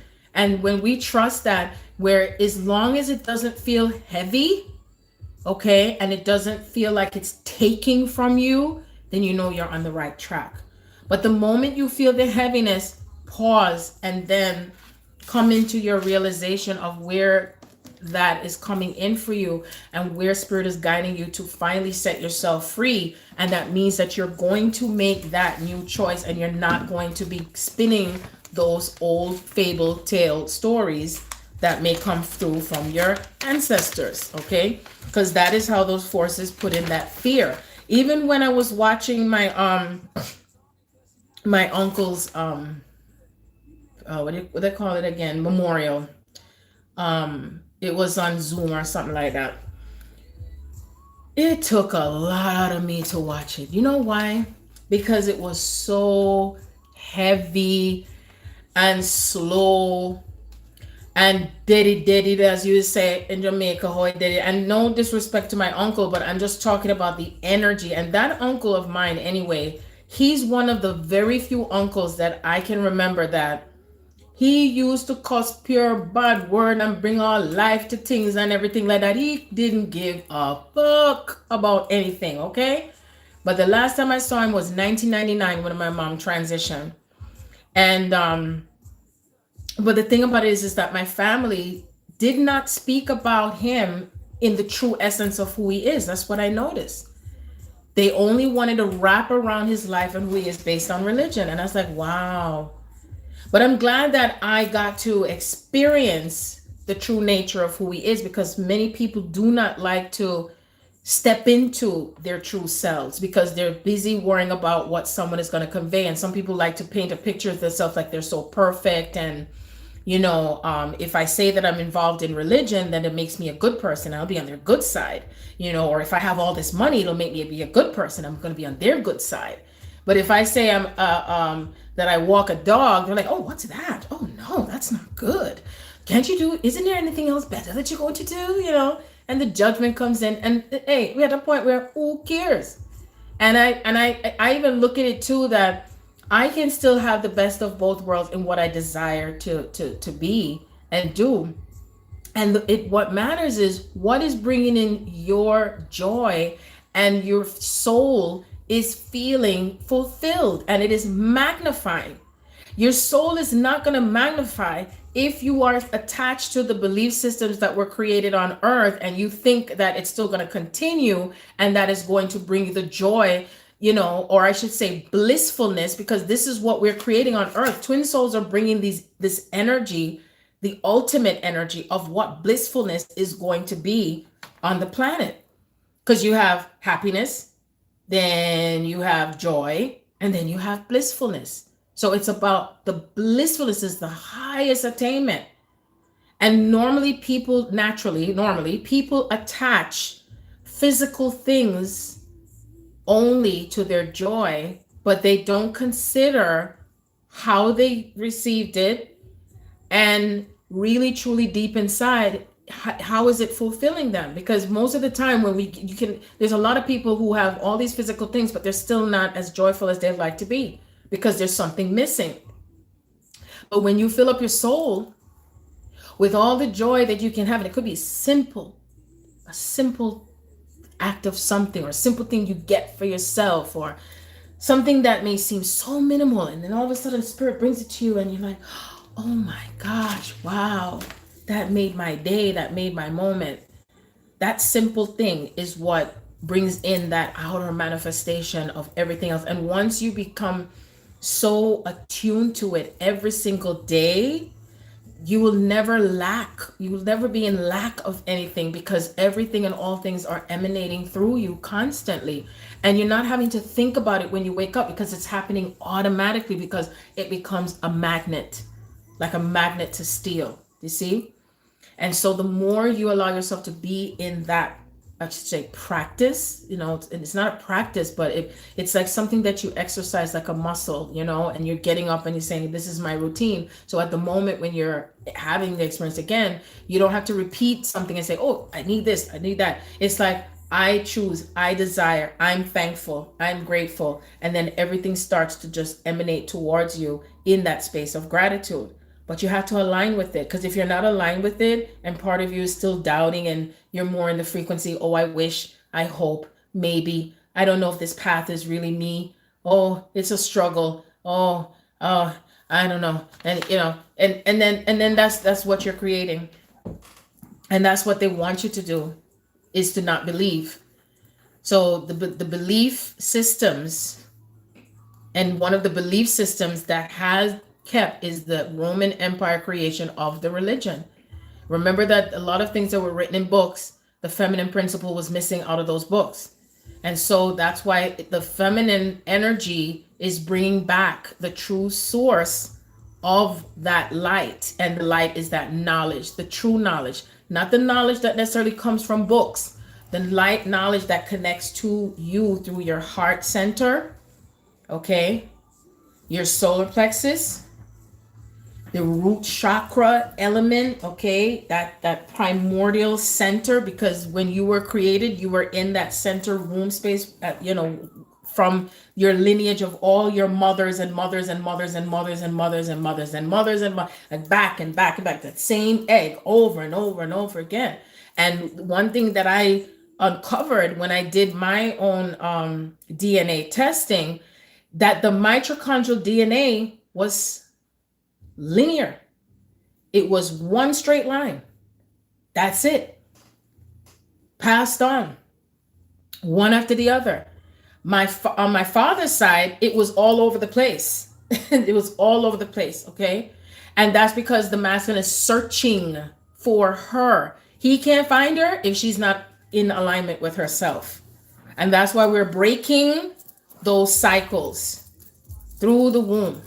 So it's awesome to see how much more support is showing up in this physical realm with a lot of our men. I'm noticing it. And they're in a space now where there's a desire and a yearning to connect to the truth more and more. There's a desire and a yearning to connect to being honored as well. And that we're understanding and allowing them to be in that space of where they are.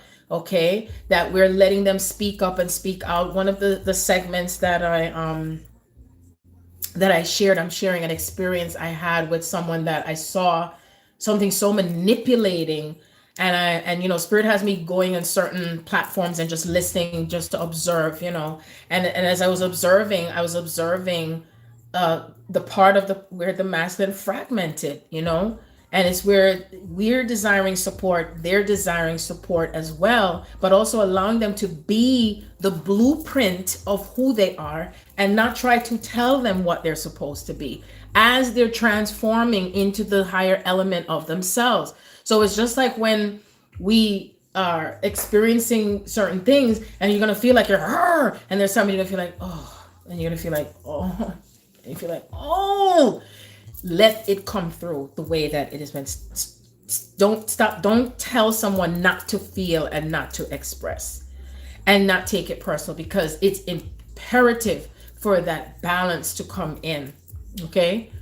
And you're still engaged and disengaged. Okay. You're still having those boundaries, and then you are allowing yourself to receive. Okay.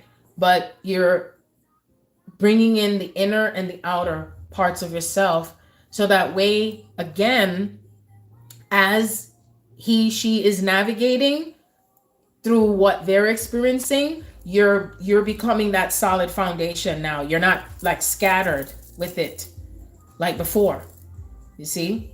and they're not vibrating. It's like it's automatic that it's just gonna lift itself up and it's gonna reconnect and it's gonna seal and integrate and it's gonna go in and out and in and out and in and out and up and down and left and right.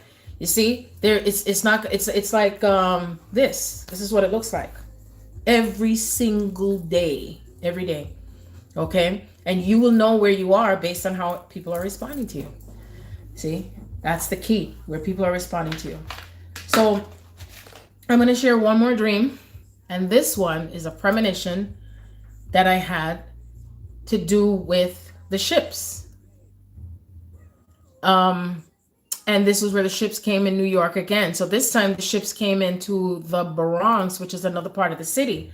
And what was interesting about the dream is that my aunt, the one that pulled away from me, and and I knew that she was going through her ascension process in a different way. And for me, mine was where I am. Great morning, Grand Rising, sheesh the beast, long time. And what was interesting when I was listening back to the dream is that she had afro. So I really feel like I know there are a lot more women who are going back into their natural state. And just know that every way that you're being led to, however it is with your body, your looks and all that stuff, follow that inner guidance, because your soul is reconnecting you back to the frequency and the codes that come through the jewelry, the hairstyles, the clothing is also, if you've had to go through where you're getting rid of certain clothes and energy of clothes you've had from past relationships from 5 years ago or whatever, jewelry to anything, everything is going through changes and upgrades with you. Every single thing, just know that. Okay, it applies to both males and females. If you never used to do one thing with yourself and you're doing another one, this is how the energy flows. That's how it flows. Yes, hon, it's been a while. We're going through transformation. Yep. So I'm going to play one more dream. And this was a dream I had. This was on July 16. The sun was in Cancer again. It connects to the Palladians.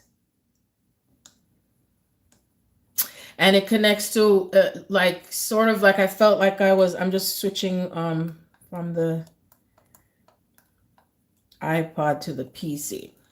And it felt like what it's going to look like when the plasma increases on the planet. Okay, so that's what it kind of felt like with the dream. So here goes. Today is July 16, 2021. Oh, let me start from the beginning.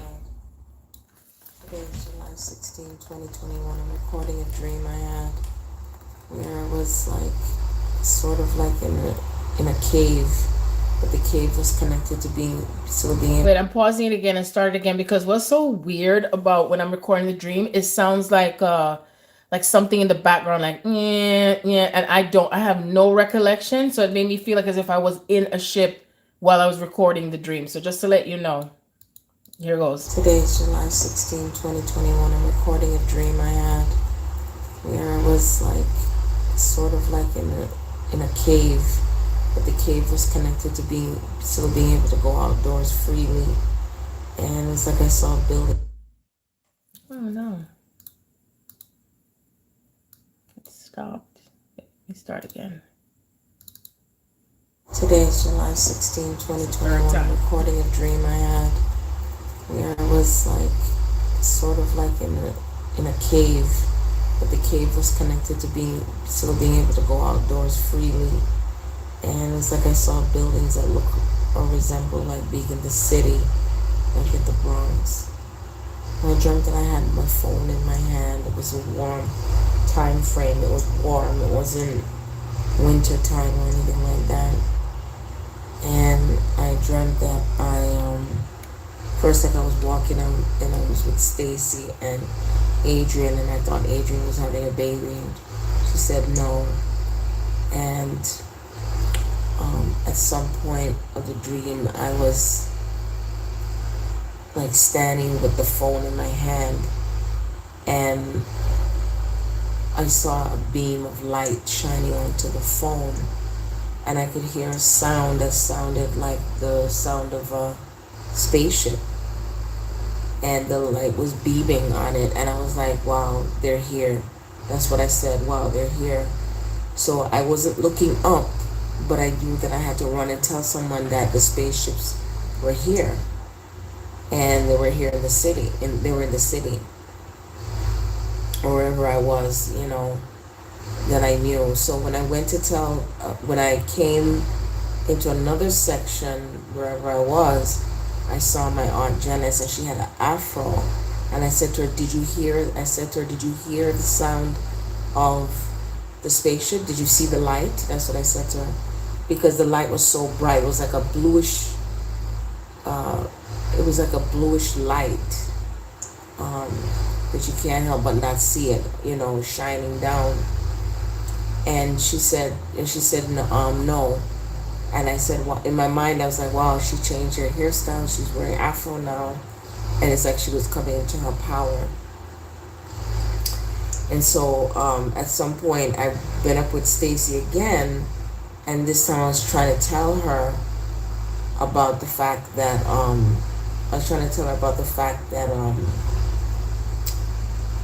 the spaceship is here. And I was trying to show her how she can get to tell and see the, you know, the spaceship being here. So we ended up walking back. We were going to walk back to the region where it was, but then I woke up out of my sleep. And I couldn't, you know, that was all I remember of the dream. But I definitely felt like an energy of power coming through from the extraterrestrial or the spaceship itself. And there were more that were hovering in the regions, you know. That's the impression I got from the dream. So that's what I dreamt today, July 16, 2021. So this is an addendum to the dream. I wanted to mention the feelings that I was having with the dream, the emotions. Number one, I felt very excited, and I was still like, sort of like in an awe because it finally happened. You know, it's like, oh my God, this is finally happening, you know, in terms of the energies of the spaceship finally arriving or something more taking place. And what I want to emphasize is that blue light. It was like a blue yellow light that was shining on my phone, and it was also shining on my crown. So it also makes me feel like I was receiving light codes. And then it's interesting because when I had the dream because I just felt like I needed to go back to sleep again this afternoon. So I've been practically sleeping all day. I just felt tired. I went to the bathroom 3 times, processing stuff out my body. Then I went back to sleep again, and then after having the dream, my knee started to hurt me, and it woke me up out of that dream. So it's interesting, even the fact that my Aunt Janice was in the dream, and she was the only relative that was in the dream itself, and the fact that she had afro in her hair, and I was like, wow, she's wearing afro now? That's what I was saying. I just saw 444 when I said that. So something makes me feel like there's a connection to the Palladians with her. It just felt like a Palladian energy, and that energy comes across as my aunt. It just makes me feel like there's something that's connecting with the feminine energy and this blue yellow light. It's something connecting with, it just feels like what's aligning with the power on the earth and with us. It's and then the mere fact that part of where I was like sort of in a cave, like I was living in a cave like setting, but then part of it was with buildings, you know. And there was just a few of us just walking on the street. So nothing came across as being any type of destruction. Nothing came across as if there was any pain involved. It was more like, this is happening now. This is a reflection of the change on the planet and changes with because even when I saw myself in the dream, it looks even like a even younger version of myself and how I look, you know, or I just felt and looked younger in the dream. So that's what I I felt, you know, and walking in these tunnels and caves and all that. So anyway, so that's what I wanted to add as an addendum. And interesting that I had the dream on my son's birthday, and tomorrow is 7/17. I have been seeing 7/17 on the clock. So 7/17 is a portal. So I feel like this represents a portal opening with the other side, and my ancestors that I'm connected to on the other side that's coming through on these spaceships. Yep, that's what I'm feeling. So be it. Ashe. So be it. Ashe. That's what I said. Wow. So it's like when I'm re-listening to it again, it's like there's no way to know even what it's going to look like, because I feel like we are the ships, and then there's also external ships that are going to show up, because I've had dreams already where a big ship was landing and people saw it in the sky, and when they saw it they started running. Like they literally started running, and I started running too, and I was like, oh shit, what's that, what's coming, what's happening? And I started running, and then I stopped, and I'm like, why am I running? I said, I already knew they were coming. I told everybody it was coming. I told them, and nobody wanted to listen. And then when I stopped running, everybody else stopped running. And then they were like, Sharon, why are you not running anymore? I said, because I'm not afraid, because they're meant to be here, and the changes that are coming on the planet. And I had that dream like back in, it must have been 2000 and it may have been like 9 or 10 or something like that when I had that dream.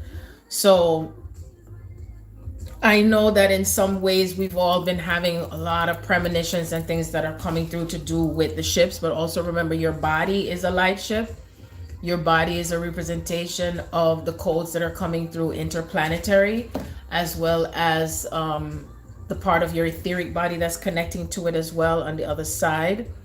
I also had a dream, I think it was 2 weeks ago, where I looked outside my window where I am in my in this room, in my office, and when I looked outside, I saw these buildings that looked like those ancient stones, and a combination of the stones and crystals that was being built on these homes, and many of them were all like looking like a community being built.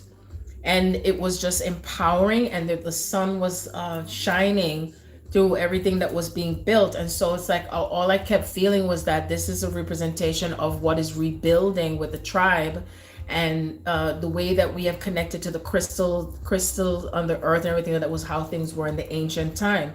And all the crystals and the stones and everything that connects to the earth is what kept us in balance and alignment, and in love, and healthy, and looking even younger. And we're not going to age anymore. We're not going to be required to do the things that we used to do. You know what I mean? And this is what New Earth is representing. And again, why we are breaking the foundation of all the energy that existed in the past.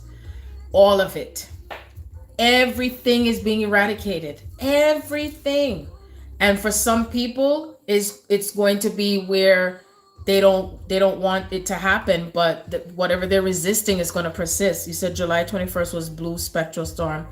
Wow, so that means it was really happening then. Actually, the dream was July 16th. So does it say that storm had started before July 16, or it happened on July 21st? I mean, who knows? Maybe it started July 16 and then it just emanated, because there's no time in certain ways. So we kind of slow down time to kind of, interpret the data during that cycle.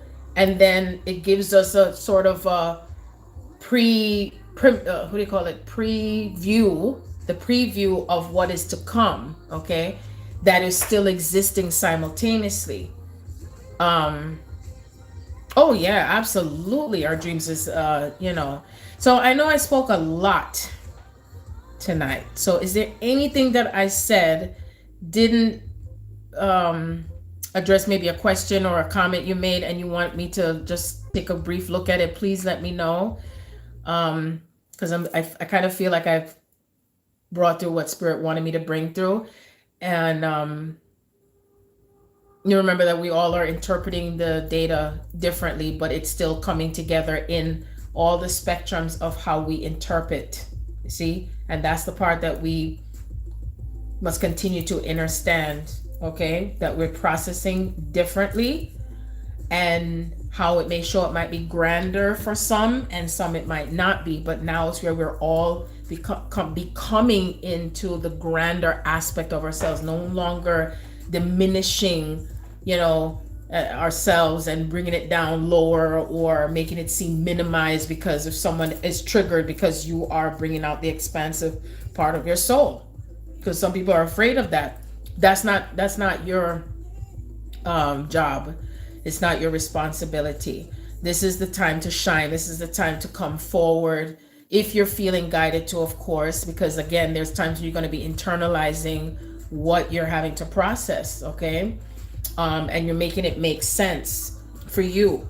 Anyone else that comes into your life will be where they're either collaborating, they are in their power, they're sure of themselves, they are taking accountability, and when they're communicating with you, it's like, hey, so and so and so, oh yes, I got that same message.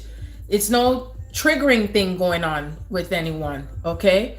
That's the place that you're bringing yourself to, that we're not and that, remember, the key thing too with yourself is that this path is extremely sacred, very, very sacred, okay? When you know, greetings, Jacob. I don't know, I hope the other lives saved on Instagram, because I was like, wait a minute, it looked like it cut off. I don't know. But if you missed anything or anything cut off, then they would have to come to YouTube to see it on the replay. Is to remember the great I am, how great thou art, how great I am, that I am, and that we don't have to explain anything, because what will happen with people is that they're going to feel, happy 11/11, sweetheart, we're going to feel, they're going to be forced, okay? This is where it's forced, because it's going to happen where they're going to feel from their heart what's happening, okay? So instead of saying, I want to know God, I want to know love, and I want to see it. So now it's not where you're just relying on, well, I have to see it and it has to be proven, because we don't have to prove who we are anymore. We don't have to lay things down on the table. It's like, if I don't know you or never met you and you come into my space and start talking to me and I feel who you are, yes, 222, Mary, yep, we're 222, and feel who you are, that's enough explanation. I don't have to go through a song and dance, and I don't have to be concerned of whether or not you're trying to manipulate yourself into my life and trying to prove yourself, or if you're trying to measure yourself up to me, because you don't have to do that. Be yourself, be authentic. That's the part of yourself that's coming into that raw, pure form, the way that source created you. It's like when you have that raw, authentic sugar, the raw form of the seed itself that has been planted, and as the water grows, the water is necessary for the plant to grow, as well as the air, so the air can scatter the seeds. The sun shines on that seed that has been watered, so it starts to grow. And as it starts to grow, it may seem like it takes a very long time, but at some point it's going to start to sprout. And so that part of yourself is to feed into all the elements of who you are, to the water, to the air, the earth, the fire, even if it might seem overwhelming, like it's just too much information, but guess what? It's all within you. I'm just repeating what's within you already. And whatever stage you are with it is what you would know, and that's between you and source. So I will be the messenger and the activator. And I'm also being activated more too, because I'm already feeling energy coming, right? It's not a pain, but I could feel it, and I feel it processing all through here, and also feeling things coming through on my, through my feet, you see? So it all flows hand in hand. And this is a very exciting time on earth. It really is, because now we're going to actually experience what we know. We're going to be in the experiential aspect of our journey. We're not fighting anymore. If you feel yourself feeling like you're fighting, then let it flow through the fight that you're having, because the fight is not as outside as you think. The fight is within you, because that's why when you're seeing that fight, you're experiencing the parts of yourself that you're not having that clarity. So it feels like you're going at it with yourself, that you're at war with yourself. Every single piece of data that you're taking in, whether it's television, radio, music, book, someone spoke to you, you look at a posting, you get an activate, in every way possible. It's all coming through from within you. Okay? And always remember that. You said you had a meditation last week and saw a crop circle shaped as a spider web. Wow. That's incredible for the baby spiders. Do you know that, well, you probably wouldn't know, a spider, dang, the other phone just died. I think it got too hot. It's burning up. It's burning up. This phone is hot. You see how it cracked? It is hot. It just shut right off and shut down. Wow. It's all good. But what was I saying before the phone? What was I saying? Can someone remind me what I said last? Por favor. Superstar. Do you hear that in the background? I don't want to play it too loud because I don't want them to give me too much trouble with pussy. Do you hear that? Oh, you are a superstar. Oh. You are what you say you are, a superstar. Also, look into the map of the region where you are now and see what planet it is ruled by, okay? I'm not sure in what capacity, but I'm pretty sure because, and oh, by the way, the dream that I was talking about, the last one to do with Stacy, it's not Stacy who who's on a twin soul path. That is, I have a friend named Stacy that I worked with years ago where I used to work in the city. So it's that friend, Stacy, that I had the dream with. So in case anyone's saying, oh, you had that dream to stay, or in case Stacy's watching and da-da-da-da. Oh, Jacob, I'm glad you came over here better. The Instagram shut off because the phone got too hot. The fire was burning through and the phone shut off, even though I was charging it. So anyway, it's all good. I feel I'm going to be going through an upgrade with the phone too as well. Yeah. So I'm playing Superstar. You are who you say you are, a superstar, no matter where you are. Now this playlist is my playlist called, where is it again? I got a lot of playlists, trust me. Oh, the Sun and Stars playlist, S-U-N. The Sun and Stars playlist. Who you say you are. Yeah, you are who you say you are, a superstar. The twins have accepted their counterparts. Oh, yes, absolutely. I've had so much powerful dreams to do with Rondi and where he is and where I am, where we are together. And I've been just like putting all the pieces together, and it's so fascinating because again, it's really literally is the energy that you share. And it's not just the energy you share, but how it's happening simultaneously. Because another thing that's shown to you when you know that you're on that path, and then also where you are in that unispace, is that you're intertwining and coming back to that androgynous state. And it means that you're going to be either smelling things that they're smelling, tasting what they're tasting. You might even be hearing certain things and wondering where did that come from, and it's like you're in another dimension which that's happened with me where I'm hearing music from another dimension. I have no radio on or anything at all, you know. And what else again? You might even be tasting things that they're, or you know, smelling things. Even Stacy, the one that's on the twin switch, told me that when her twin was around, because he had transitioned, that when she was going to the bathroom, he was going to the bathroom the same exact time that she was, having the same experience at the same time. And so that's why it's going to become like, I don't want to say phenomena, but it's going to be more of the outer expressions of the divine is going to show up in each pair, and the world will now know who God is. That's where I was trying to remember my thought. The world will now know who God is. You see? So, oh, wow.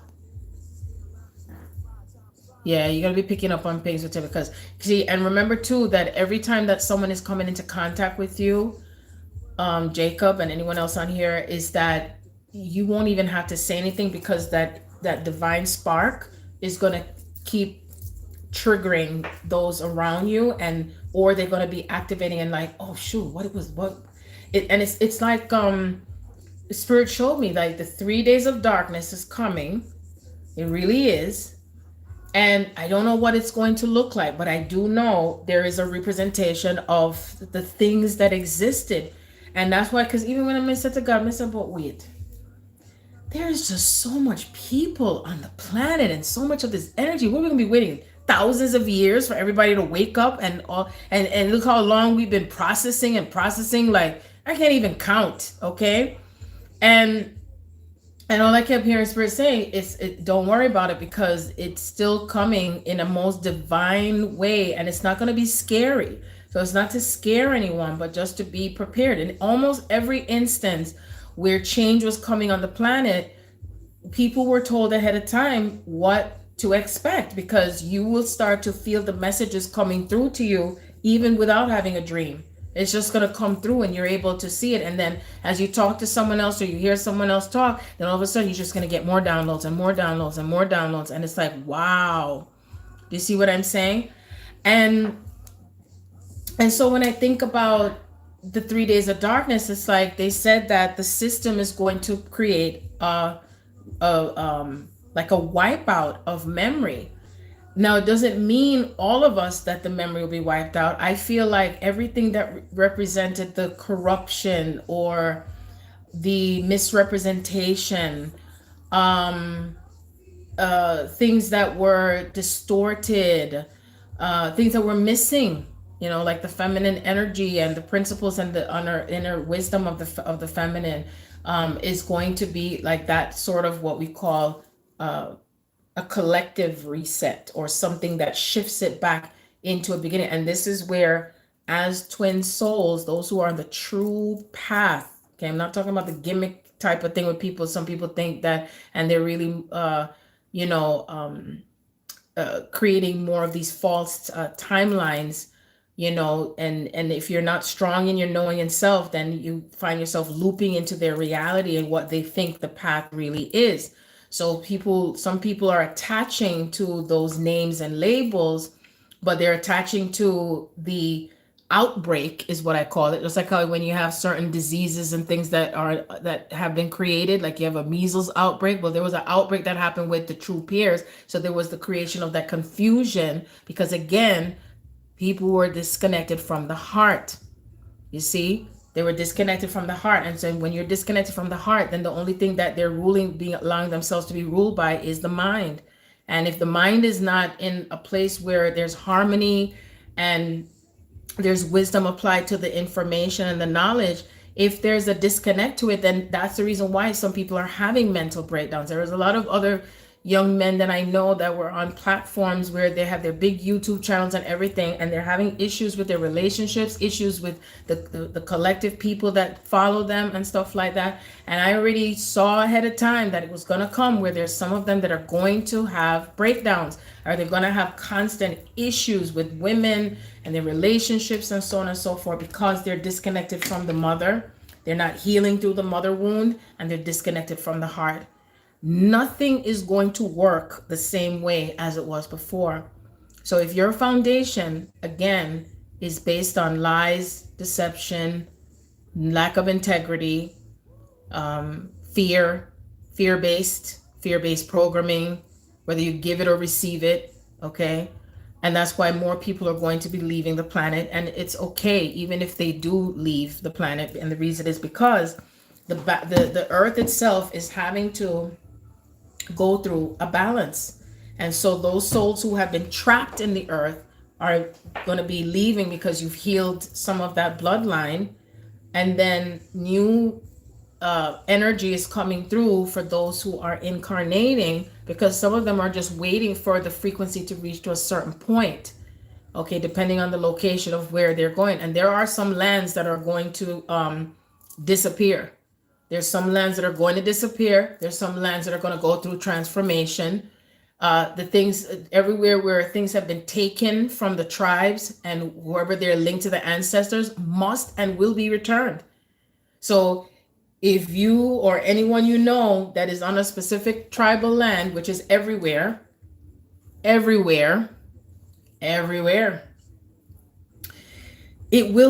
gonna correct itself. It's going to correct itself. And it doesn't mean that, oh my God, what if I'm on a land that, belong to someone else? It's not. It has to do with where you're being led to make things right, for things to be in its proper alignment, okay? Because the union also represents what is in fairness and what comes into balance from all the trauma and the pain that happened in the past, whether it was given by you or your ancestors, whether you received that trauma and you're still in fear based on the trauma from the way that you were treated in this lifetime and your ancestors. And if you have not stood in your power or let go of, whether, the separation of whether there is someone that may not necessarily look like you or sound like you, but they're still connecting to you with some message or something that's bringing you into your harmonious union space, but you're rejecting it because you're busy focused on the external and you're not paying attention to the spirit. Okay? Because again, with these energies, we can't be fooled anymore. We can't be fooled and tricked. If you're still feeling as if there's a lot of manipulation around you from people, or people are taking more advantage of you, or you're not feeling as honored as you'd want to be, then that's where you still go back into yourself, into where you're recreating those boundaries, and you're not allowing yourself to be taken in by the words that people say and what they do, because the energy will only come to you because of where you are in your process of not stepping into your power and bringing that true alignment of that power. You see, reconciling the past, you see, because you cannot move forward until the past is reconciled, what we call the past. It just won't work. It won't work. I need like 2 minutes. No, make it 3 minutes. So I can go to the restroom, and then I will do one more thing. And again, if while I'm away and you have any questions that you want to ask me, not personal questions, but just I feel like I will be back to dive into, like what I used to do when I give like little personal readings, so we can dynamically integrate everything that comes together with all of us, because we all could not come in having all the codes by ourselves. No, we're connecting because we're going to meet again, because this is the meeting of the heart and the minds together. This is the interconnectivity of where the union comes in with the tribe, okay? And we don't have to hide anymore, okay? Come out wherever you are, That's right. The wicked witch is, no, she's not dead. Well, we've just melted her away and she's in a new form.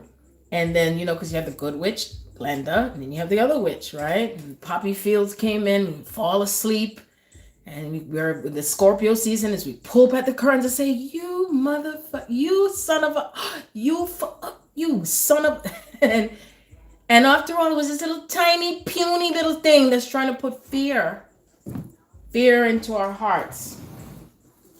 The boogeyman's and the monsters. And so we no longer have to gravitate because there is,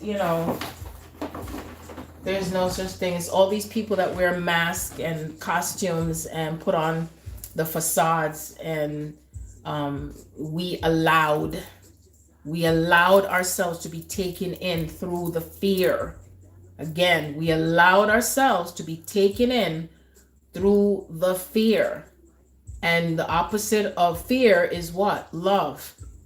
So we understand and understand that fear had to exist in order for us to what? To remember what love really is, because we were already in that pure space of love already, or that pure energy of love.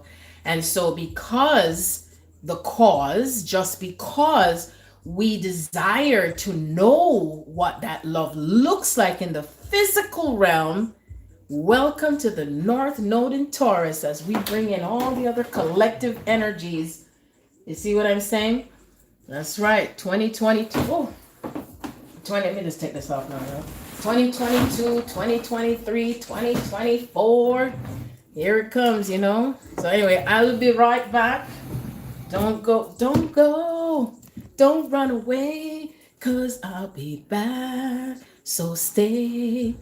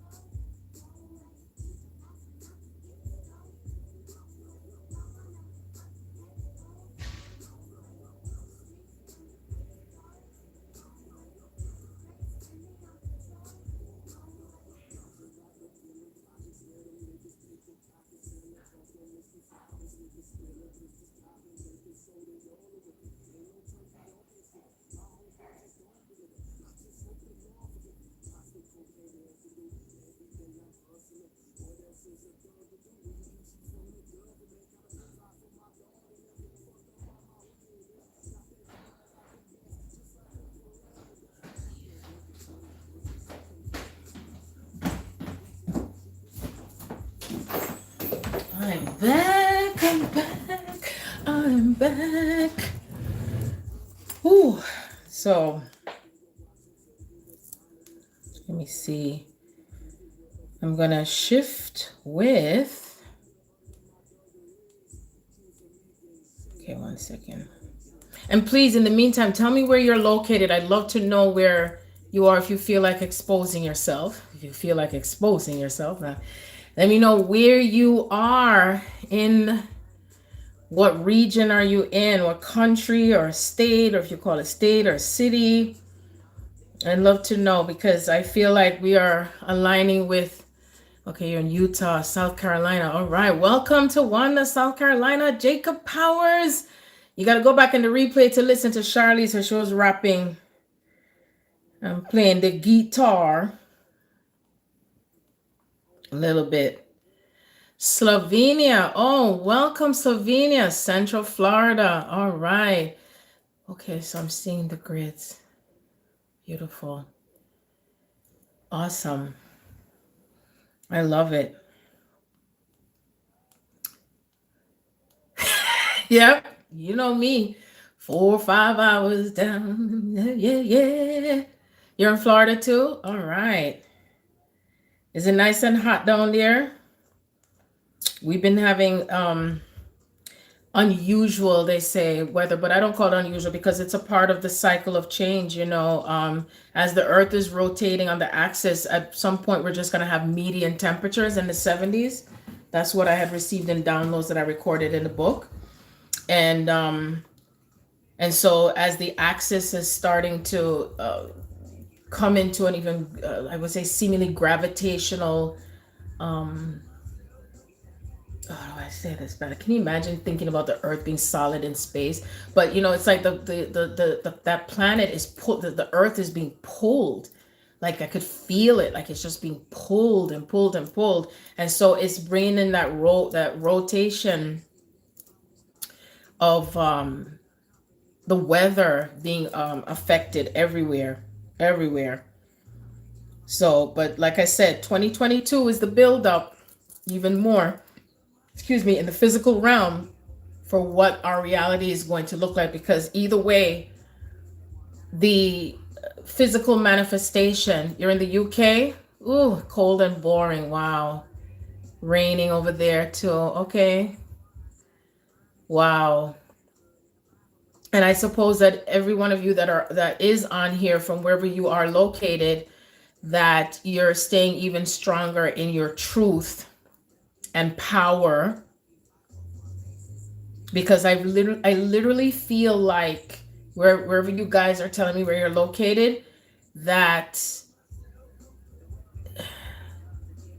the sentinels that have been starting to come out, it's like that fire and the water is just like putting it out, burning it through. It's drowning it. That's what is coming through.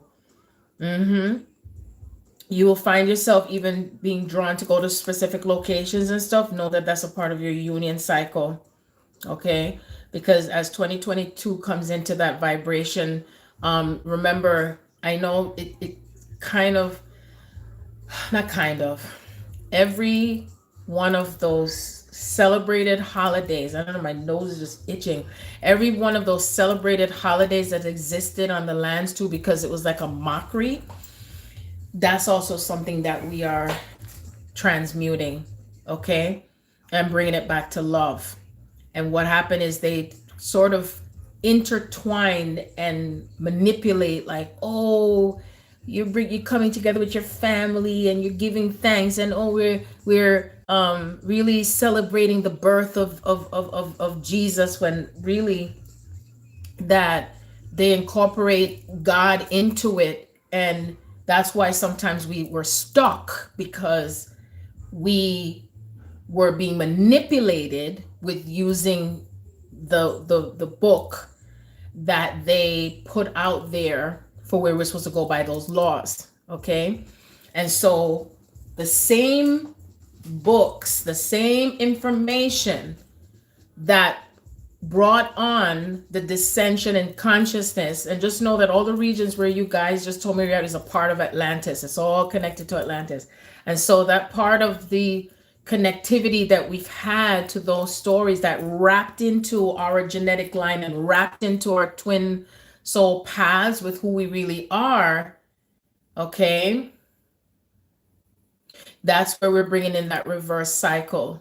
Okay, so you might find yourself feeling awkward still, like in this time, like, oh man, I really want to celebrate. But remember, you are celebrating, but you're celebrating on your own frequency, with not attached to the time and the date that is on the Gregorian calendar. So the true Christ celebration is I didn't get to see what you wrote. It disappeared so fast. Let me see. The true Christ is coming through. He said, don't let all the secrets. Yeah, I'm bringing out all the secrets, honey, because guess what? We don't have to be running from them. They're running from us now. Because just like how I played the dream earlier, where I said they'll hear the information, but they're not at the capacity to interpret it. They can't interpret it. It's too much. It's too confusing. So that's the reason why they'll listen to certain words. We'll say like, well, they were using when with the government talk about, oh, this woke people, that, and we gotta be very, very careful what we take in again, because then it might make you think like, oh, gee, they're really on our side. Oh my God. Oh my gosh, I give the best hugs. Are you kidding me? When you see me, you have to give me a hug. And when I give you a hug, it's like I feel like we're bringing in $1 million together. What? Even today when I said to my son, I said, come, give me a hug. I'm so proud of him, of Brandon. I'm talking, you know, I even had to process with him where after we saw, while we were watching the I didn't get to see The Harder They Fall yet, but I do plan to watch it, because I don't know, Mary, if you're still on. I downloaded that movie you told me about, and I have not been able to watch it yet, but I'm planning to watch it though. I am planning to watch it. So I try to allow myself to, again, take in the data. And sometimes I'm looking at 5 different things at one time, okay? 5 different things at one time, because I'm bringing in all this data. But it's okay though, it's all good, because everything's still, as long as you keep bringing yourself back to some kind of joy, because remember that these energies, you know, what they call the buck breaking, okay? The buck breaking was used during the time of slavery, where they wanted to break down the power that existed with the melanated man. And it's because that aspect of the masculine consciousness was the ones who were connected to the earth. And so if they break that energy that comes from the alpha male, that way now it caused more split.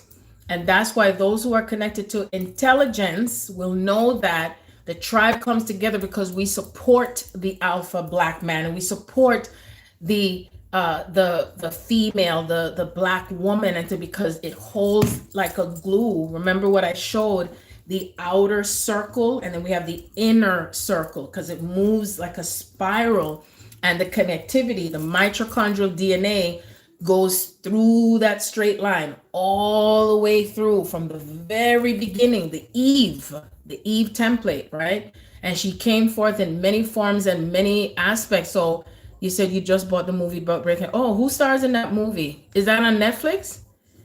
I didn't even know that existed. Oh, interesting. I didn't even know it was a movie.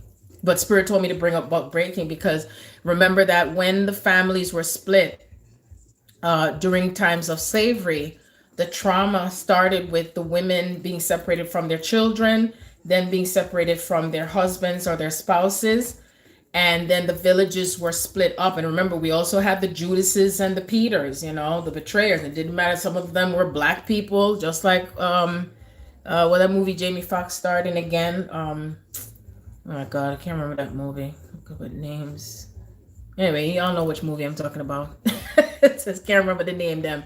But that same frequency where everything was splitting and splitting and splitting, and the trauma and the trauma and the trauma and the constant trauma of, you know, with the children, because the children was the last aspect of where things were affected with, when all of the mothers and fathers were split, murdered, killed, buried.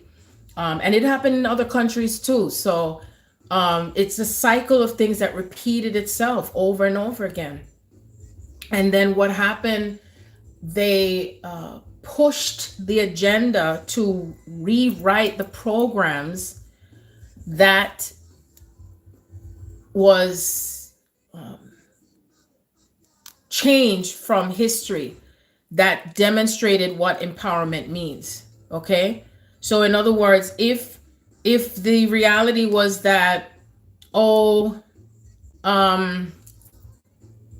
you're a king, you're a queen, and you have all these elements of power, but there is no connection to the mother and the father anymore, you know, and the inner child becomes broken and split, you see? And then the fragments of that child starts to split into different personalities, and then they grow up with all these split personalities.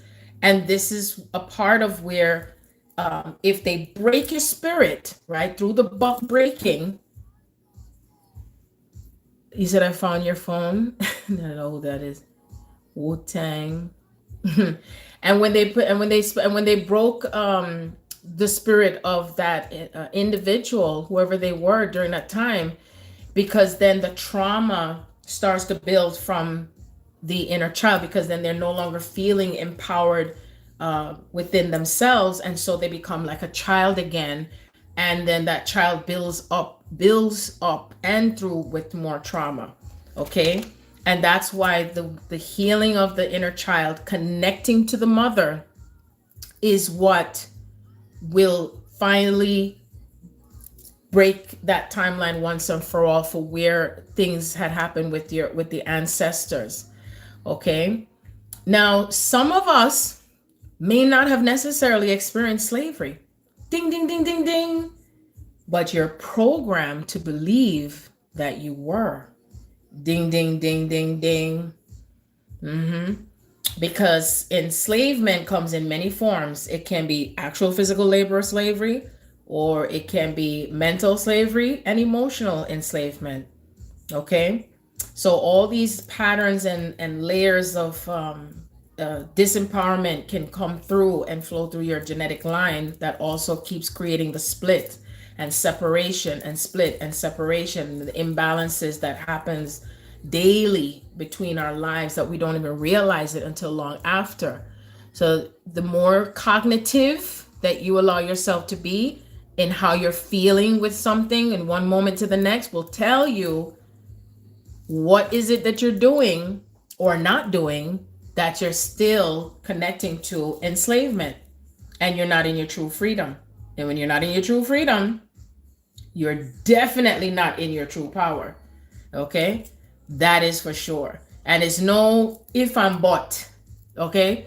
It's either one or the other. See?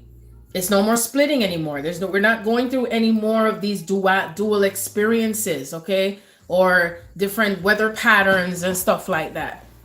You see? Everything is transforming from that duality to what? Unity. Unifying those fields of consciousness that split and split and split and split and split and split and split. And sometimes some of us just want to split. And when I say split, meaning, oh, I want to experience this and I want to experience that. And then, before you incarnate, you're like, like you're being guided. You sure you want to do it? You sure now? There's going to be a lot. You see, the more you remember that, the lighter you feel. When I say lighter, meaning you're not heavy in your heart. It's not becoming a mundane type of feeling for you because it feels like a burden. So it's like, that whatever part of yourself that's experiencing that heaviness, that darkness, the sorrow, somehow you're going to feel lighter once you've processed through that heaviness. It's almost like someone has an iron and then an iron board and they're just pressing and pressing and pressing. That's what it feels like. Press, press, press, press, press. You see? And it's like at some point you're going to explode. Bam! Press, press, press, press, press. You see? I don't want no stress. I'm just going to rebel. And sometimes that's what it takes to come back to your true self, to rebel, to speak up. Slam down your hand on the table, stomp your feet. You see? Somehow. Sometimes walking away. Sometimes fuck that shit. Fuck off. Fuck you. Who the fuck do you think you are? Motherfucker? I want a bomber clot. What? No way. And sometimes, you see, even when you hear me say that power comes through and it just fragments, and that energy just like, oh fuck, I can't fuck with her today. And then finally it'll just go away completely because you have now decimated the things that have kept you disempowered. And you're no longer tolerating it. And usually they'll say, oh, don't do that because that's not spiritual. Oh, don't say that. You're not a Christian. Oh, no. How could you? How could I not? Is what you ask yourself. Where have I been? Where have I been? So I think about the Jabberwocky. I think about Michael Myers. When we actually slay those energies, you got to get it in the head. Off with the head. And I'm not talking about physically. But then again, with Michael Myers, they were so unintelligent that no one could think, let me cut off the head. You see? Because that part of the brain that you're connected to with someone else, if you're not aware of yourself, you will get what? Sucked in to their reality. Without even having the thing on your face when you're connecting to AI and let me do, you know what I'm saying? People don't realize they're already connecting themselves to it because they're disempowered, because they're allowing themselves to be manipulated constantly over and over and over again. So you know what I do nowadays when someone is trying to manipulate me? Some of them don't even know that they're trying to manipulate me because it is so deep in the layers of the subconscious mind. So it's either you're receiving manipulation or you're giving out manipulation sometimes. But Spirit also showed me great wisdom. Sometimes manipulation may be necessary depending on how it is utilized. And when I say utilize, because you may end up going into a place where you're manipulating something, you're reforming something, you're adjusting the energy that may look like you have to say something to manipulate it back into something to what you are expecting to experience with yourself. And even if the other individual on the other end appears like as if they've won that round, they have not. And they're not even going to realize, like, you just, brought yourself out. Like, you just showed yourself. And I don't have to tell that individual, you just showed yourself. They helped me to realize where I had allowed myself to be manipulated in the past. True story, recent too, more than one individual. Okay. But in all different forms. It wasn't just black, white, male, female, it was all. And we don't realize how we walk around daily with pockets of energy that's in an unconscious place, and that it passes on to our children.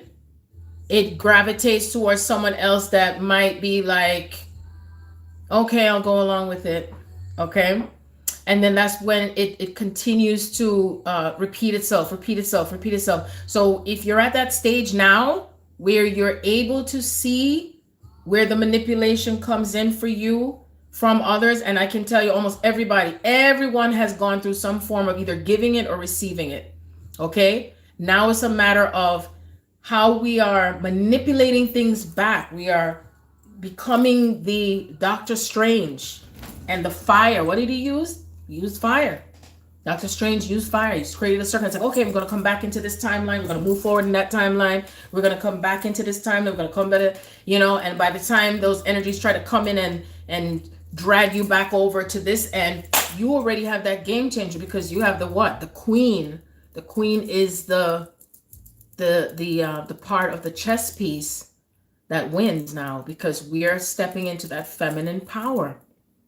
We're integrating the feminine power. Every single one of us. Doesn't matter whether male or female. It has nothing to do with your sexual preferences or whether you were in a male body or a female body. It is the energy of what brings that balance. Because the more you bring online your intuitive abilities, which is feminine, the more you are activating your heart and your heart chakra, the less you will be manipulated. Okay? The less you repeat those timelines of when you were manipulated. See? So your signal that goes out is, if you say no to someone and they're persistent in yes, and they try to come back around it in another way, and you still, okay. At that moment, you make a choice. Say, you know what? Then I'm done for now with you. I am not tolerating this. And again, it doesn't have to mean you say something to that individual, because guess what? If you are not allowing yourself to be aware of when it comes in, it's going to repeat itself, showing up in your reality through someone else.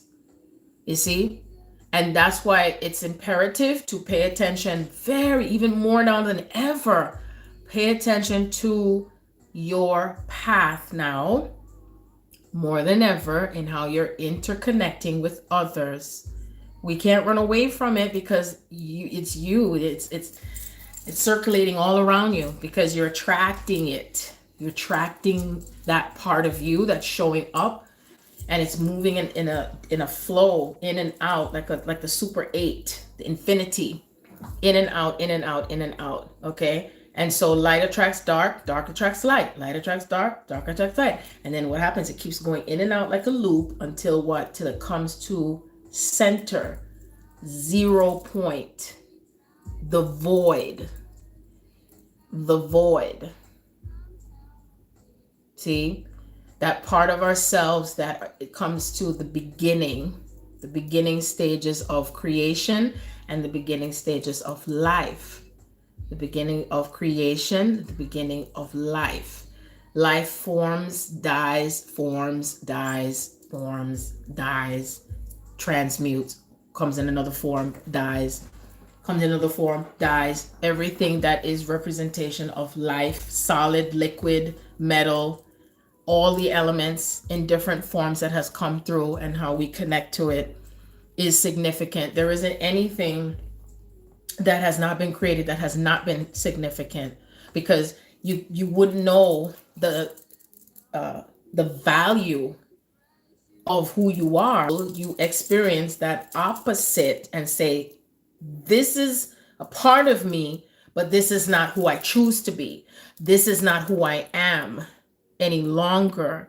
So therefore, I am accepting that part of me that I may not like, that showed up in my reality through the government, through this other person, this individual, and now I'm going to take new action, or I'm going to change my thought. And therefore, I am taking that accountability for where I am and what I created. And I can now move forward and start anew. See? That's the difference. Yeah. So, I feel that when it comes to manipulation, we can use it in positive and negative. And it comes to being a witch, positive, negative, everything, positive, negative, positive, negative, positive, negative, positive, negative, up, down, left, right. That's the dichotomy. That is the essence of source that split itself through each and every one of us. And even the 144,000, which I truly believe and know, that it represents the original atom and the original template of the feminine that desired to know herself, and she split herself through Eve and Lilith and Sophia and this and that and Aphrodite and this and all the names. Oh, my name is this, my name is that, I'm this, that, I'm that. I want to know myself and how I am as Asian. I want to know myself and how I am as Indian. I want to know myself as a dark-skinned woman. I want to know myself as a light-skinned woman. I want to know myself as short. I want to know myself as big. I want to know myself as no arms, no legs. I want to know myself as uneducated. I want to know myself as very educated. I want to know myself as a doctor. I want to know myself what it's like when I'm sick with this illness and that, how I overcome it. I want to know myself with 10 children and 10 baby fathers. I want to know myself with no children, no marriage. I want to know myself as miserable. I want to know myself as joy. I want to know myself. I desire, I. You did it. Give yourself a clap. Give yourself a pat on the back to how far you've come into this reality from transcending through all those loops and timelines. When you remember that, you set yourself free and you're no longer engaging or attaching. Like, you might be aware and you're like, oh shit, what's going on over there? Oh, okay. All right, they're fighting over here. Oh, this is happening over here. Oh, judgment over here. Oh, this class. Wow. Look at God. Look at the all there is. Look at the power of the Christ within me. See, I had to go down into the valley of the shadow of death. Thy rod and thy staff, they comfort me. The Lord prepared the table before me in the presence of my enemies. What we call enemies, right? So everything's being prepared now in the presence of our enemies. Everything that has tried to stop us, everything that's tried to imitate us, made fun, mock, misunderstood, whatever. See? Surely goodness and mercy shall follow me all the lifetimes, daytime, evening time, country, region. Surely goodness, surely everything shall follow me all the days, all the times, weeks, months, millenniums, all the days of my life. I will dwell in the house of what? Creation. For thine is the kingdom, the kingdom, the queendom, the power and the glory forever and ever and ever. Amen, amun, ashe. All of the above. And so it is. And so it is.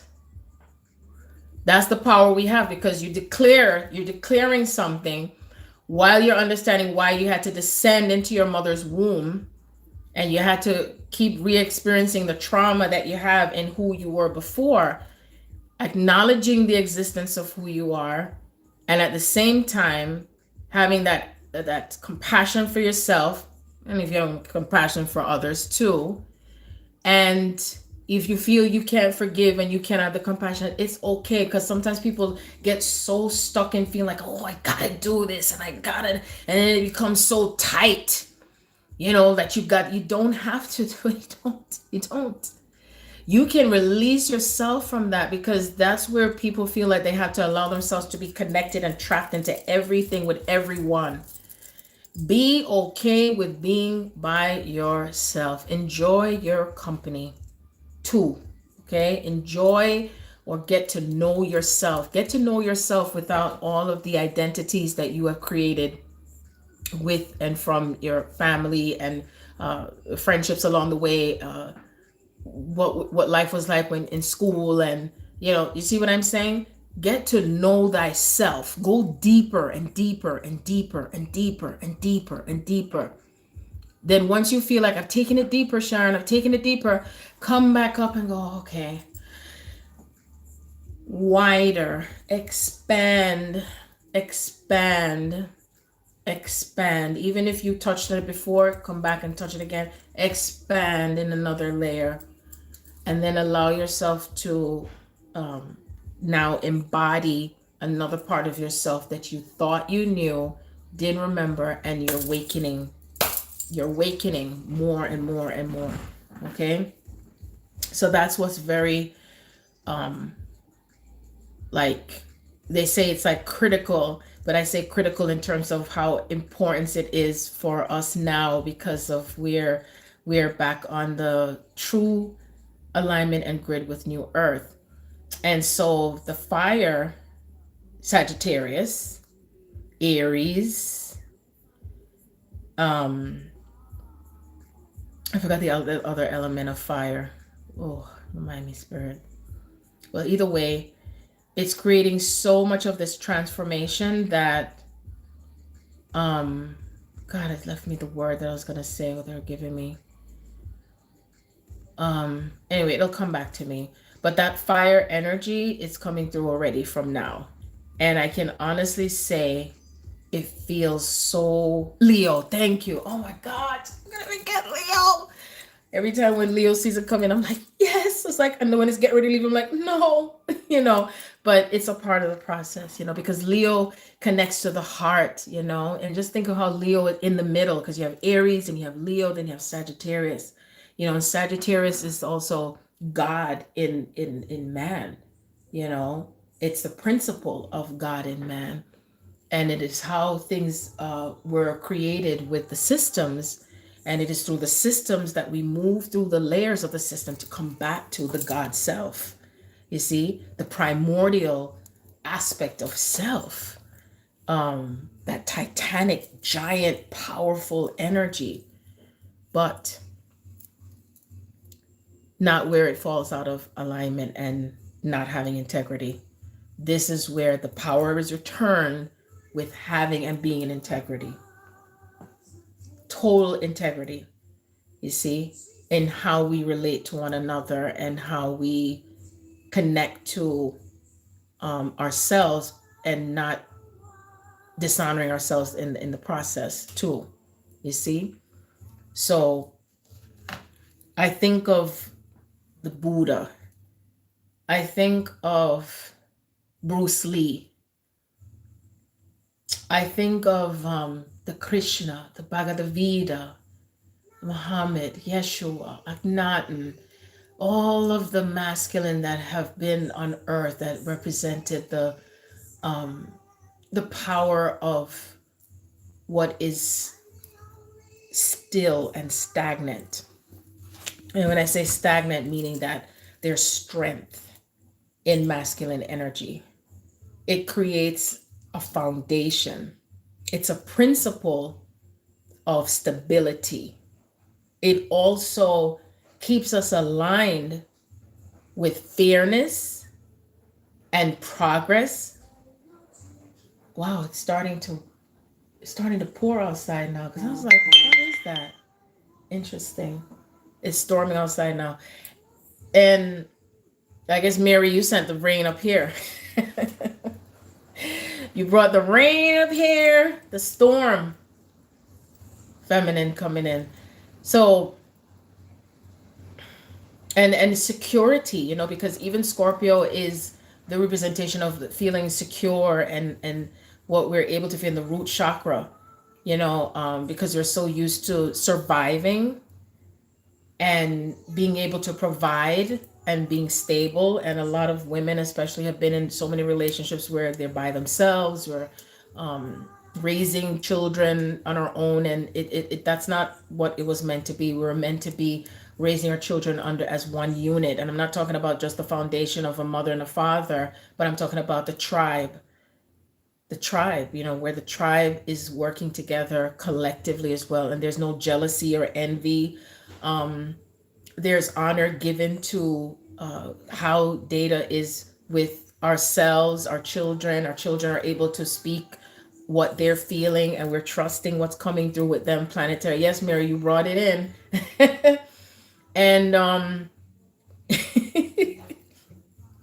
because I thought it was so it is, because that's like, I know I'm here. Is who that in the kitchen? Oh, Charlie's funny. She don't sleep either like me. Spent $35-$45 up on Tiffany's. Oh no. Smoking out the window. Yeah, we argue every day. What a ride indeed. What a ride. Woo! This is a ride indeed. So I feel that we've brought in, you know, thank you guys so much. I thank you guys who've been on here with me for 3 hours and 6 minutes and 30 something seconds. I'm just looking for something. This is a song. I was hearing it in my head. Wait. Okay.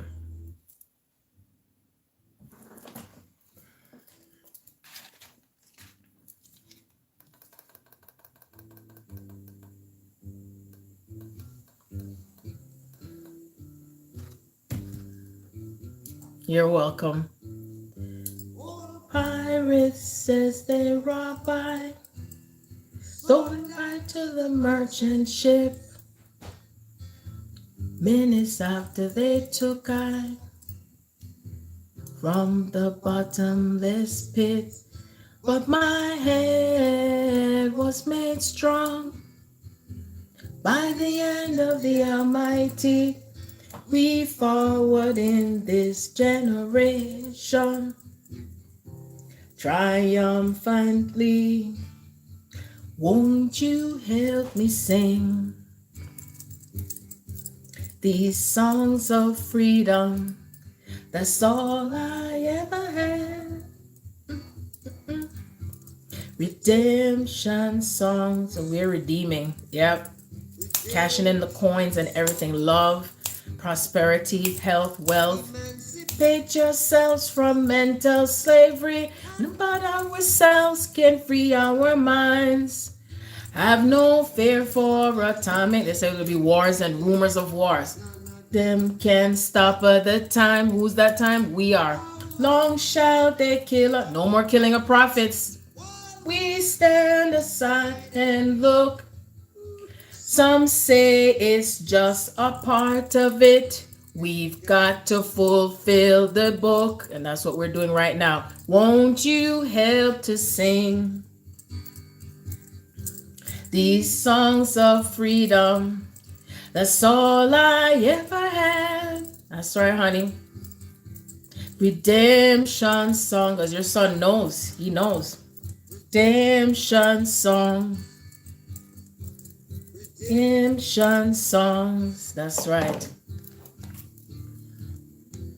And we are blessed. We are so blessed by the divine. I'm excited to see what it is going to look like, honestly. And I'm in an open, receptive place to where Spirit is leading and guiding us in every corner. Because, you know, as far as I'm concerned, Atlantis has been everywhere.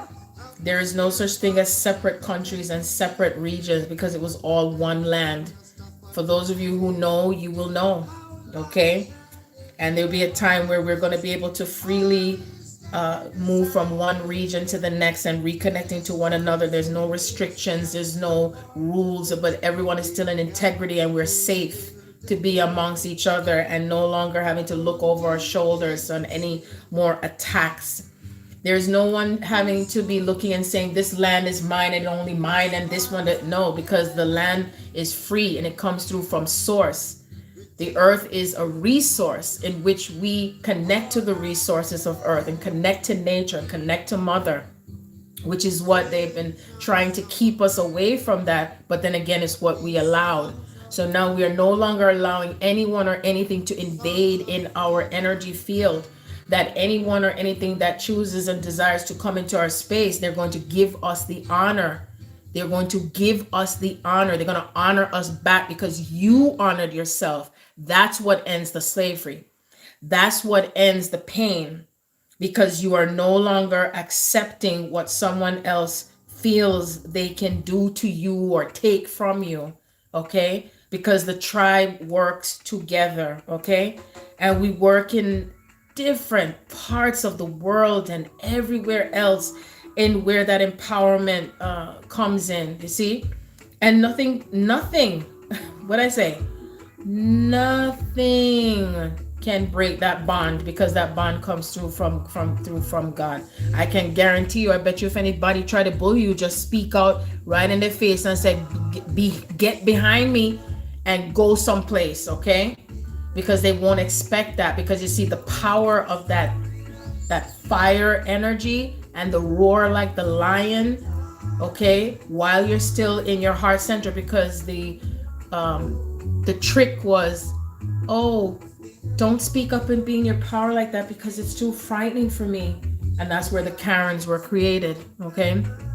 And then also the ones who disempowered themselves because they kept giving their power away, because there's some that's hating on you just because of your gifts and who you are. And then there's those who were killed that were also being honorable to protect us, you see? So there was all different types of ways that we betrayed ourselves. And when you know yourself, then you're not gonna be so split that you're not recognizing who is who, you see? So let me show you how beautiful the 1111 wishes candle is burning. See that? And it has the rose petals in there. Rose, red, love. See? So yes, there is such a thing as experiencing the fullness of love, because it is through that love that the birth of the Christ is coming through. Okay, and part of that was not being, in fear of the darkness. That's right. Not being in fear of it. So I'm gonna play, let me see, where is that? Okay. This was the song coming through from Bob Marley. It's coming through so strong. Jamming. Yep.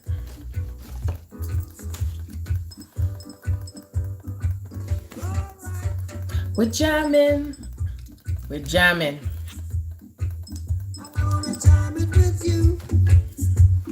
So just move your body and woo, jamming too.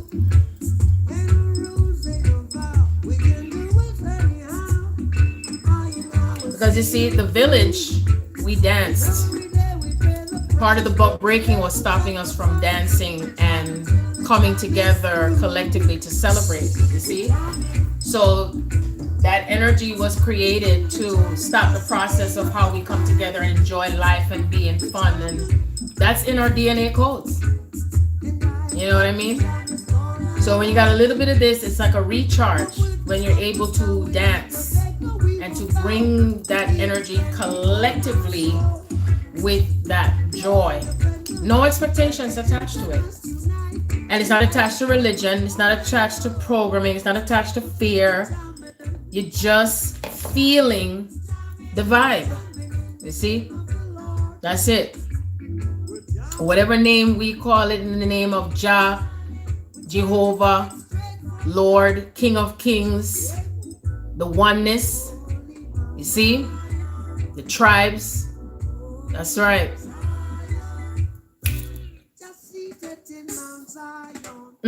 Zion. So creation, yeah, we're jamming. I know I will soon be exiting, but I'm just bringing in the frequency of the music. Jamming with you. We're jamming, jamming, we're jamming, we're jamming. We're jamming through. And I know it. Yes. I always love when Bob Marley comes in through to me. So I was just hearing it in my head. And I'm like, okay, I'm going to play it. I'm going to play it. I was walking in the mall one day, going by me, and I just started hearing a song in my head. And I knew it was a message coming through from my beloved. I want to love you and treat you right. Excuse me. That is the truth. Never, ever, ever doubt that love, okay? Never, ever, ever doubt that love, okay? Because it may look like it's just that physical individual, but it is that individual, and it is the love of God showing up, okay? That's what it is. Jah provide the bread. Is this love? Is this love? Is this love that I'm feeling? You hear what he said? Feeling. Is this love? It's not because I see it, I feel it.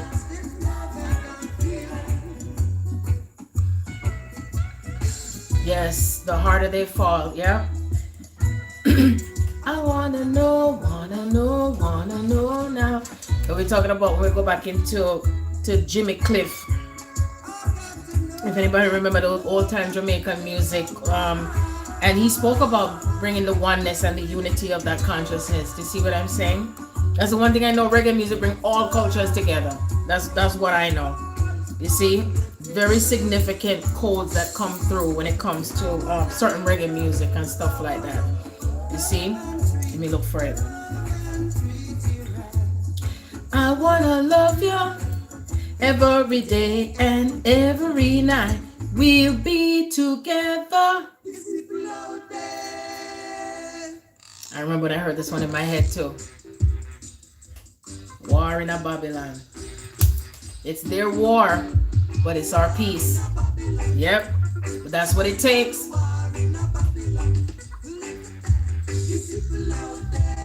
Yep. War in a Babylon.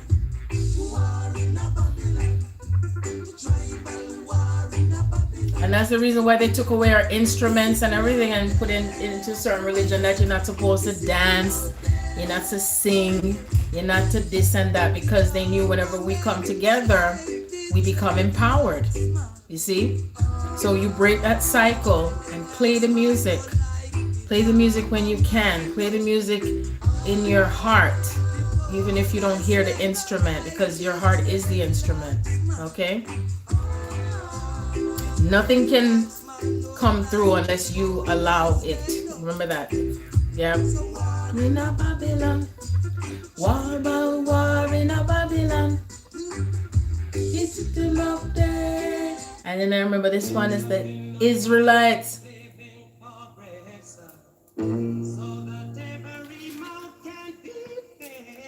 Oh,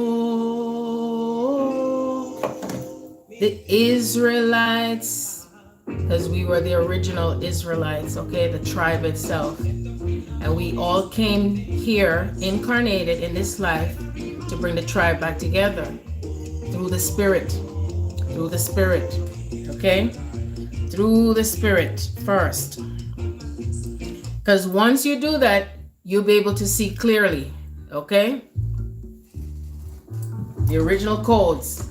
I can see clearly now the rain. And stop raining too.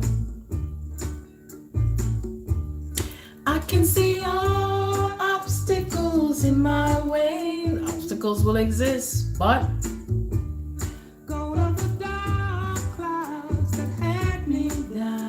dark clouds had us blind. Be bright, bright, bright, sunshiny day. Bright, bright, bright, sunshiny day. And I know Johnny Nash had transitioned too, but all is well. Make it now, rain is gone. All of the dead feelings have disappeared. Here is the rainbow I've been praying for. It's gonna be bright, bright, sunshiny day. Look straight ahead, there's nothing but blue skies. Look straight ahead, there's nothing but blue skies.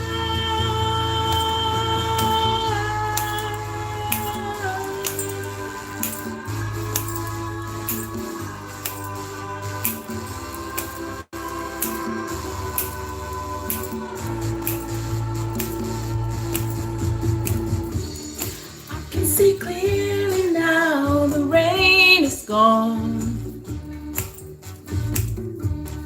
I can see all obstacles in my way.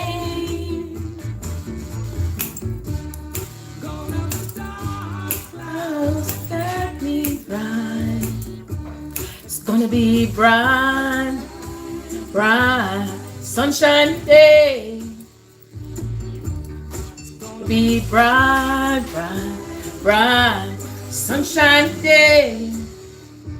We're on the 332 mark. You know what's coming. Bright, sunshiny day. Yes. Jimmy Cliff. Wonderful world. Beautiful world. Yes, it is possible. It is happening now. Yes, may we fully merge. Yes. Beautiful people.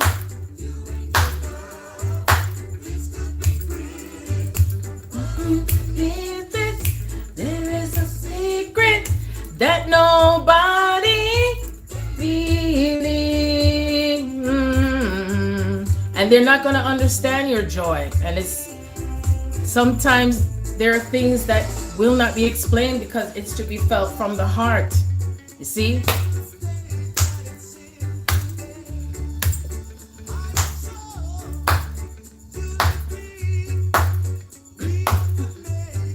Three right now. Instead of singing, fighting.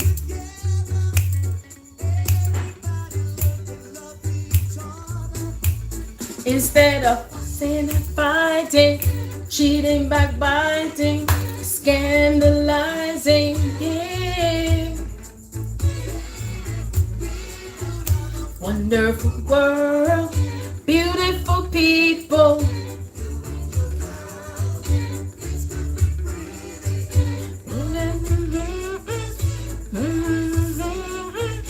That nobody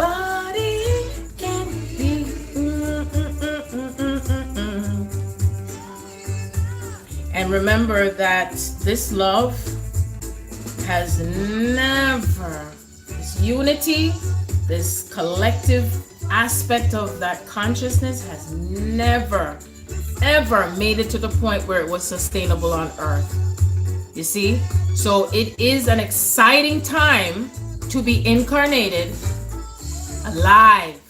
Not just alive in the physical body, because you could be in the physical body, supposedly alive, but you're dead in spirit. You see? So it's awakening your spirit so you become alive again from the inside out.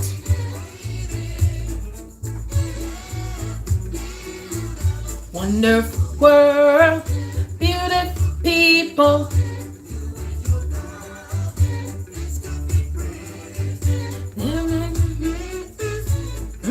Secret that nobody can be.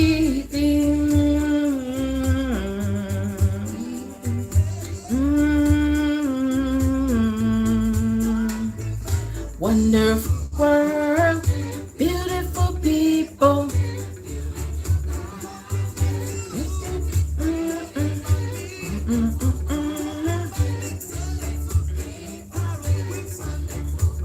Yes. Wonderful world, beautiful people. Wonderful world, beautiful people. And as we remember the importance of the vibration of the feminine and give honor and homage to Mother Earth, Cosmic Mother, we're in gratitude for how she has opened our hearts and the chisel. See, the chisel and the way back to the remembrance of Mother is where I say God was very, very clever in bringing the beloved into your space, whether you've met that individual or not. The doors had to open first to you meeting your divine counterpart in some way or form to get the heart to start to open. So the heart could not be open as far as it can go yet, because then you want to have a heart attack. And so that aspect of self has to go through the pull and push, pushing and pulling. And it's interesting because when you're giving birth to a baby and you're in labor, and when they say it's time to push because the baby's crowning, it is an energy of pushing and pulling, because it's like the cervix is contracting, and it's contracting in and out. And I've been through it 5 times, so I remember. And I was able to push out through the pain. There was no absence of pain. There was pain present, but through that pain, I was able to be empowered to be able to connect to the baby, to push the baby out. You see? And I always remember, as soon as I hear the word, the baby's crowning, it gave me more life to be able to help the baby to push out. Because remember, it's like a birthing for the mother, and it's a rebirth cycle for the child. So we're giving birth to ourselves, and it is through the feminine energy that is connecting to her womb and being able to recognize when she's at the crowning glory and aspect of herself, right? Because remember, Osset Isis, the formation of the mother, the principle of mother, is where she brought those pieces together and she finally gave birth.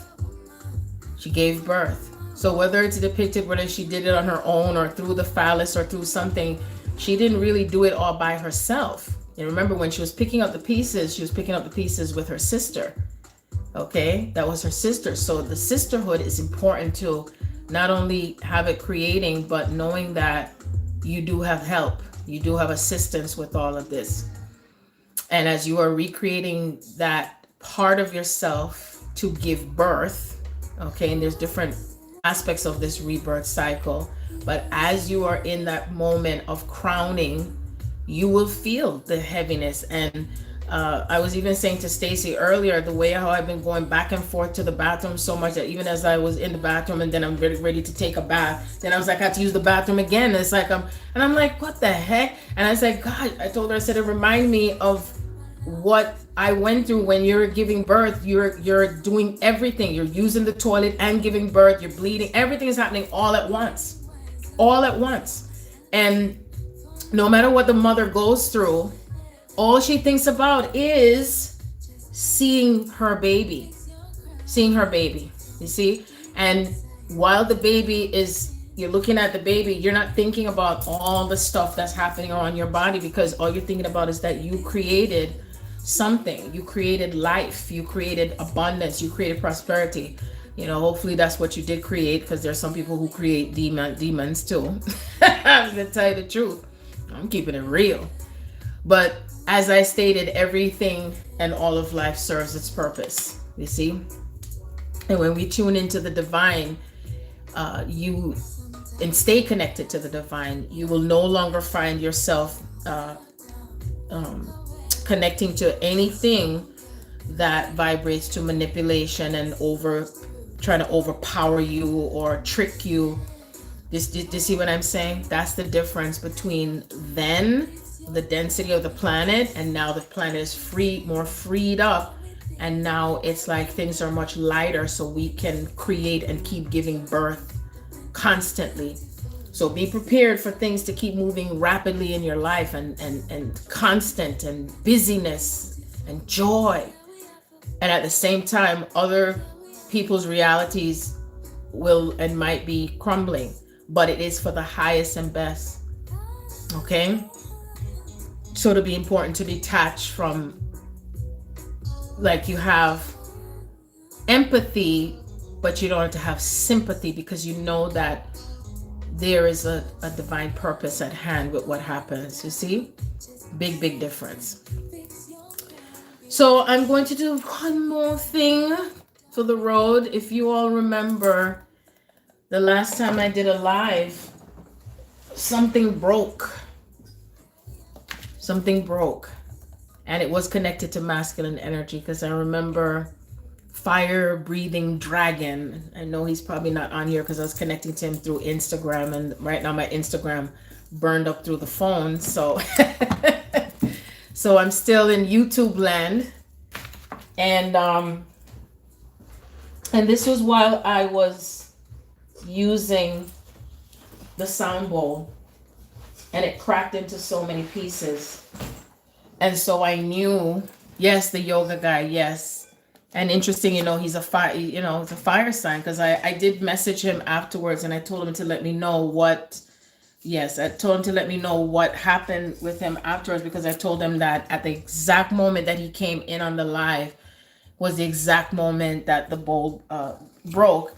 And I didn't look at it as anything negative. I looked at it that his energy was necessary to connect with mine and what we were breaking in terms of timelines where that masculine energy was entrapped. So from that moment on, whatever happened on that live, everything after that was just shifting and transforming. And I'm observant of all of the males who are connecting to me. Seriously. Okay. So this is the new bowl. I don't remember the name of it, but it's definitely meant to have had the new one, because we're in a new timeline. And so being in a new timeline means that we upgrade with what we have, and we're aware of it, and we're in gratitude for whatever is leaving, that we know that the divine is working through somehow, whether it's through the back door, the front door, the side door, to bring it back to you, or bring something else better for you, something else grander for you. Okay? And it's important, again, to be surrendered. Okay? That's where your power comes into. Sometimes the power comes through surrendering, and sometimes the power comes through silence, and sometimes the power comes through speaking up and speaking out. So let us just center. Now we're coming into, while we're still in this portal, to just be still. Just still right now in this moment as you're assimilating all this data in the quiet, different parts of the world, different parts of this reality. Just breathe in and exhale out. Breathe in and exhale out. Again.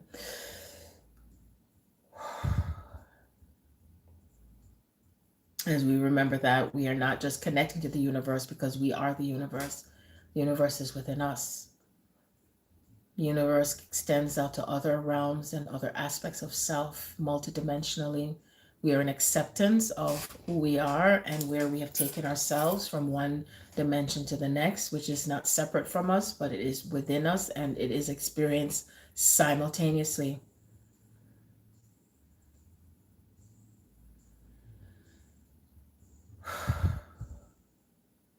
That if we're at a point where parts of our ancestry is not clear to us, that it'll be made clear to us, and that we also can make a choice that whatever we have processed through as far as within the ancestral realms, that those who had left, that they too take their own accountability for where their pain has been, and we no longer have to take on their pain. Those who it's their time to take on the pain, whether they're in the physical body or not, we are now able to pass the torch, pass the baton or the torch. Nothing can separate you from the love of God. Nothing can separate you from the love of your twin. Nothing can separate you from the truth, because the truth is what will always be prevalent from this day forward and the way and however it has been throughout time, because there is no time. Everything is now, and so it is.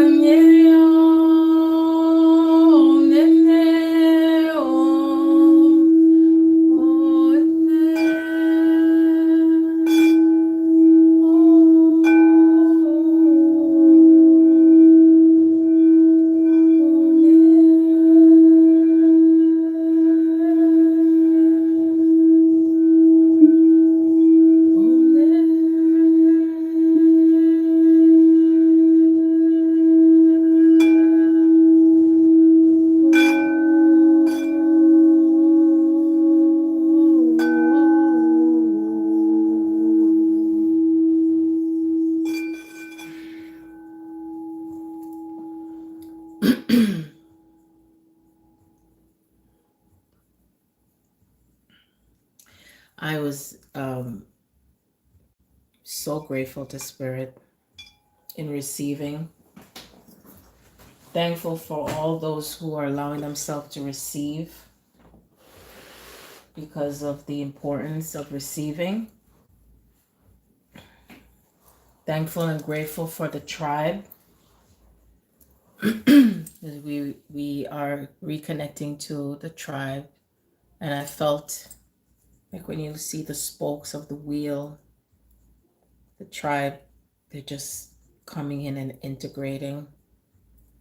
So some of you will have dreams where you're seeing certain faces that you don't recognize. Just know that that is the tribe, that where the chain or the link had been broken.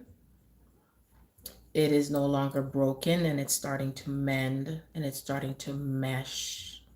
It's starting to come back in as the tribal energy comes back in. Doesn't matter how much more of the calamity that's happening, because the power of the integration of every aspect of where we are, in our individuation of our selves with our twins, that source is bringing each aspect of the pairs to be prepared as the link becomes stronger with the tribes coming together.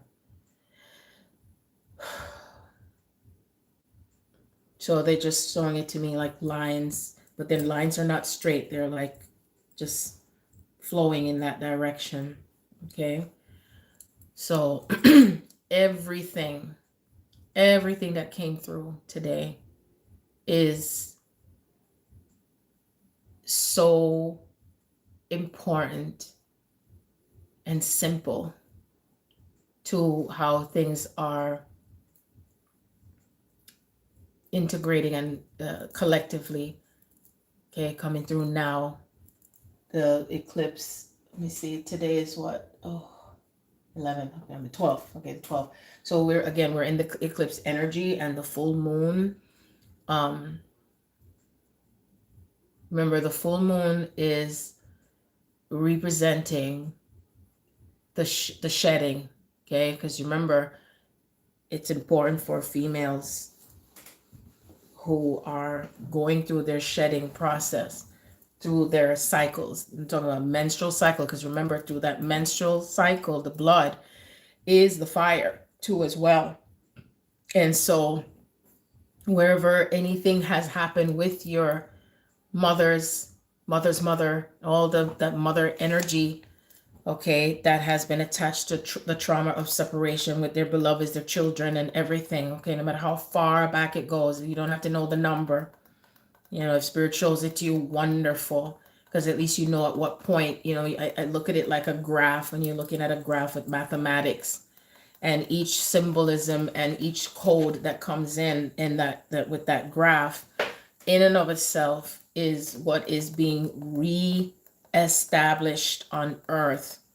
So in the past, it was taught that a woman who goes through a menstrual cycle, that she's supposed to go in her corner with it, and it's nasty, and it's connected to the devil and all these things. And it's because there was power that comes with our cycles, the moon cycle. So, and it's the part of ourselves that has collected energy, because remember, the same egg that you have been cycling in and out through all of the mitochondrial DNA, all that maternal energy, okay? And so you're shedding. They're showing me that full moon on the 19th is going to be very powerful, and it's no coincidence that it's the lunar. That's what, feminine again. It's the lunar full moon in Taurus. So remember that as women, when we were in the female bodies during certain time and space, we would gather together in circles and create a bond. And that bond itself was what kept the earth in balance. Okay. So that's why it's important for you to know yourself, to know your body, to know your cycle, to understand your cycle, to let go of all the triggers and all of the belief systems. Okay, Sagittarius, those belief systems that had us in fear and misrepresentation and misunderstandings of the body, and the reason why those experiences with our body was beneficial to the earth and what kept things into balance. Okay, even if you don't have a uterus, even if your uterus has been, like, you had a hysterectomy, remember, you're still holding energetic frequency of that particular organ in your body. Okay, especially if you were born a female. I cannot emphasize enough how they show it to me. Okay, because that's the way God created it. That's just the way God created it. That's what it is. And so the honor we give back, because the earth, the physical earth, represents the physical body of the cosmic mother. So we must go back to that primal existence. And as we are, because you see, if we sit and wait for someone else to do it, or someone else to explain it, or someone else, you can look it up, you can look it up, because whatever I'm speaking on is already in the book. It's not because someone told me. It's not, this wasn't even taught to me by my mother, nothing like that. This is what they're showing to me. Everything that we transmute through when it comes to water, the cycle is a part of it just as much as the water, because the body is made up at least 90% water. Okay, so, and so when you're urinating, that's water. It's things that's processing through energetically, okay, in every second. So however you're being guided to what you are doing, right close enough to the date, doesn't have to be exactly November 19th. Okay, just know that your body is going to be feeling. I remember I think it was back in 2000, I think it was 18. It was either 2018 or 19 when I was on the plantation. Any of you who've been following me like through all my lives, when I was on the, you know what I mean, with the plantation, where I was in the Underground Railroad and all that stuff. And I remember when I was putting it out there, if any females was feeling cramps and having cramps experience, and that's the womb of mother. So I really feel like that is going to be coming back again. We're going to be feeling pulsation and pulses, what do you call it? Pulsing energies coming through on the earth, and your body is going to feel it. Okay, your body is going to feel it. Don't be alarmed by it, because it's the process that we're going through. Okay, so I haven't felt it yet, but they're just showing me as if it's coming back again. I remember, what it felt like. And I remember calling up and say, hey, are you feeling something? And then they were like, yes, I'm feeling it too. And it was simultaneously, it was happening. If any one of you were following me from that time, and you know what I'm talking about, okay? It's not taking anything away from anyone else who doesn't have a womb. All I'm saying is it's important now, because we are moving and the axis shifting into the North Node in Taurus. So either way, the honor is going to be given back to the significance and the importance of the female body and the feminine principle on the earth. Every woman who is honored, okay, for who she is and what she represents on all spectrum, then everything in your reality will start to work out, will come into balance. But I'm not talking about the ones that are still, working through just one aspect of darker energies and then other aspect of only the light. This is where you're coming into that balance of yourself, in how you play that part in harmonizing it. Okay, doesn't mean you have to explain it to anyone. You already know. It's already coming to you and what it means, and that you're embodying that part of creation. If anyone remembers the movie Maleficent, and you remember when she was in her joy in the beginning with who she was connected to, and then when her wings were clipped because there was a fear of her power and they were disempowering her, and what happened? The whole forest got dark. The whole forest was bleak and dismal, and just everything was going against itself. And so the light came back for her because she found true love in the same baby that she thought she would hate. And so because of her love that she had for that baby, the true love's kiss was the love that she had for that child that she ended up raising. You know, and Spirit showed me that today again, that movie Maleficent. I watched it. It was powerful, the first one and the second one.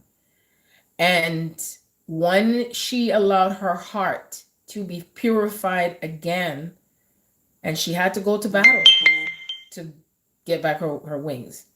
And so what she did was she recreated her kingdom with all the different creatures and all the different species and elements that existed, until the second one is where she brought her daughter Aurora and who she loved together, and the whole village came into unity. The whole village came together to celebrate that true love. And this is what it's going to be like, where the villages will be coming together, whether energetically, physically, both, because there's going to be witness to the true love returning to the earth the way it is meant to be. The way it is meant to be. So if you haven't watched that movie, I highly recommend it, both of them, because it truly is a depiction of when the feminine is able to embrace her darkness and the masculine is able to understand the darkness that's within her, and that the significance of how she comes through that darkness is that she brings light to the world through the darkness, through herself, through her womb. And even though the wings might have been clipped, she was able to bring herself back together again and earn new wings. But this time around, see, as I say that, the rain started again, but this time around, we earn our wings and we don't have to physically die anymore. We don't have to go through the transformation of leaving the physical body. Now, the body itself is still going to be transforming and it's going to look different because we no longer will need to embody the density of the way we look in the flesh. So it's like we're going to be more on an experience. I don't know what it's going to look like, but they showed me there's parts of yourself that will be still constructed and crystalline and everything. Very powerful. So in due time, but just know that there's some of you who may have gotten the signal too, may have gotten the download, or you may have gotten the dream, or you may have had the feeling that you are in this for the long haul, that we were meant to what? To be in abundance of life and love. And there will be no, just like what was written in scripture, there will be no more sorrow and no more death, the way how it has been interpreted as far as death. You're not gonna age. You don't need to. Somebody says, "How old are you?" Stop claiming those numbers.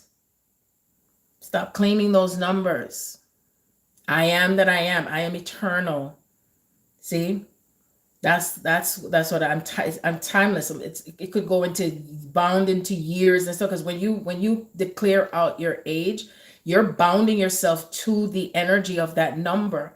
When someone talks about what someone can do at a certain age and what somebody can do at a certain time, you're bounding yourself to human constructs. But when you're in the state of natural law, you surpass all of those bounded energies and programming. See, you are divine. You're divine and human now. But just know that the way how humans are going to look on the planet is not going to be the same. And there's not many humans that are going to be remaining on the planet once everything reaches to a certain point. Because we are the builders. We are the ones that are building the blocks and the new stones that Source is giving us the authority. That's why when they use the wedding officiations to say, by the authority invested in me, I now declare you, blah, blah, blah. But it's a different type of declaration because we're not going to be bound by those contractual laws that existed to have people disempowered and not be in their true authentic self. So we will no longer be bound by the laws of the land. We are going to be, evolving into the higher aspect of what the true marriage is. Again, yourself, your beloved, source, Christ within. And so it is. And so it is. So this has been absolutely marvelous. And I knew it was going to be long. Of course, I did. And I'm thankful to each and every one of you that has joined us here tonight. It's not just me, it is us. We're doing it together, whether we are the X-Man or all the other characters out there. It's all us, all those gifts, all the magic. Some had power through the hands with fire, and some of us have power through the storm, and some of us have power through flying, and all these gifts. Everything is coming back on board. It doesn't matter what anyone else believes. Anyone knows who connect to me or talk to me or have had a reading from me. I see you, I see you, I see you. No judgment. And each one of us are here to be the embodiment of that soul expression, the oversoul expression. Okay.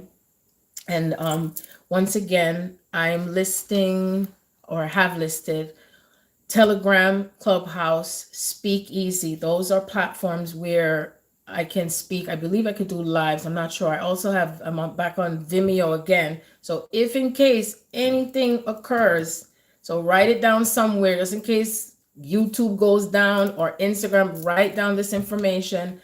And I will be connecting on there, on the other platforms, just in case, for if there's any information to come through, because remember, we're going to be navigating even greater as we, head into 2022, 2023, 2024 onward. And we may not necessarily have the phone to connect to, because everything is going to be sort of like going through a, like a breakup, and reset with it, the way how we communicate, and really being propelled into having telepathic communication with one another. And that you don't have to panic, that even if it looks like food shortages and all these things, remember that everything is being supplied for me and to me at all times. I'm in the process too of getting this thing where you bring it into your house and you can have your vegetables indoors, even if you're in a place where it's cold. Because if everybody migrates to where it's warm, then what'll happen? Remember, the earth is in pockets of energy everywhere. But if you're being guided to leave a particular region, and a particular tree or something is no longer bearing fruit, then it's time to let it go and let it die and wither away. Okay? Again, follow your heart, follow what is being guided to you. That is your personal journey with Source. Every single day, whatever you feel within yourself, what you're guided to do and to be, supersedes anyone. Because if you're not able to stand up in your true power with God, then how are you going to manage later on in the next coming months? You see? So that's why it's imperative to be in much of your strength and your power as much as possible at all times. This is where you are saving yourself, as one would say. It's like I spoke in the book about, I remember growing up watching Mighty Mouse. Here I come to save the day. You're not here to save anyone. You're here to be who you are truly meant to be. And as you are embodying that part of yourself with who you are meant to be, it will be felt, it will be seen, and it will be heard. Okay? Nothing left out. We won't have to worry about all the filters of distortions, that goes around it. That's none of our business. Because it's like I said, this and this will be gone away, but the words and what I'm speaking shall remain. You will remember because it's imprinted in your heart. Okay? It's imprinted in your heart. So remember, anyone who's interested in joining Patreon, I have a lot of information on there. If you decide that you'd like to donate monthly towards just the continuous information that comes in, that's where, if you'd like to have a monthly kind of, because I'm being guided to share as we're getting closer to all these things coming through, to share dreams that I have. Because sometimes I'm really not able to come on live as often as I like to, because I'm just going by inner guidance. Because during the time when I'm offline or anything else, I'm really truly am integrating every single day. So on Patreon, it's Sharon Andrea. Sharon Andrea. So I'll have it in the description. That one now is where, again, it's monthly and different tiers, and you can have it where you're just donating 1111 or 2222, and therefore you'll be able to have access. Because like I said, some information I'm not able to talk as much as I'd like to with certain words and things on here. So that's why Spirit says even more now than ever, there's certain things that I will share on there with certain things, so that way, if anything, something might be connecting to you with your personal path, if you're not really desiring to talk to anyone or anything, you know what I mean? Because you follow your own inner authority as always. Then I also have certain links I will share depending on, if say I'm in a situation where I'm getting downloads and it's not necessarily a dream, because sometimes it happens randomly. And then it's like Spirit say, get the recorder, start recording. Because everything I record, even what's on these lives, everything that I've had on YouTube from 2015, I believe, is when I started to do it, the book. And I have not deleted anything. So you would experience everything that I have gone through from where I have been then and now. And I don't have anything to hide with where I've been on my journey, because I know that it's a process, and I allow myself to understand myself with it. And the fact that I know I'm here to help others to understand their part of their journey, if they choose. If you just feel like it, because sometimes I do that too, where I reach out to someone and say, hey, I had this dream or this and that. Can you help me to decipher it? Because we're not an island either. And sometimes we are. So I might share some links where you're able to tap into some of those downloads. And of course, it's not going to be 20 minutes long. My downloads, it can go on, because the data comes in so rapidly. And the same thing is going to keep happening with you on and on and on, because the nature of our soul is to have all the data. And now it's a matter of intertwining the data that we receive, but it's not necessarily connected to electronic stuff as much like before. It does exist, because this is how we're able to connect now. Again, it may be where we have it never again, or it may be we're having bits and pieces of it. Be okay, be intelligent, say, hey, this is locked up. Okay, we're going to be able to connect to each other on this platform and that platform, and so on. If anyone desires to have a session with me, you can reach out to me, either email, Facebook, Messenger, I'm talking, or you can, we can set it up manually or something like that, because I've changed up how much time I spend, with readings, because right now my soul is truly pushing to create a platform where I'm able to speak with everyone hearing at the same time, because it's like everything is speeding up so rapidly, and we're all going to reach a point where you're not going to require or need someone to read for you. So all these things are changing, you know what I mean? And that's not the same, like if you just you just need a little clarity and you're like, Spirit, can you guide me to what I need to know? It will be granted. Okay, remember, you have that authority to request and to ask. They're not going to come and knock at, hey, I did, not with every single thing, because some things we have to be able to exercise our divine power in what we need to find out for ourselves, because that's how you become empowered. And we're not codependent on one another. And that if you're feeling something, you're taking that accountability to where it's coming from. You see what I'm saying? So that is what I wanted to share with you guys. I thank you. And if anyone feels in their heart to donate, I would appreciate it. If not, that's okay. I love the connection that we have with one another and how things come together. And I'm looking forward, backward a little bit, and front and center to what comes next for each and every one of us. And so whatever, again, you feel in your heart with what comes for you and what 1111 means for you, even if you've never heard it before. That is where your true power and balance will be coming in. Okay? So do not forget that. Do not forget that. Okay?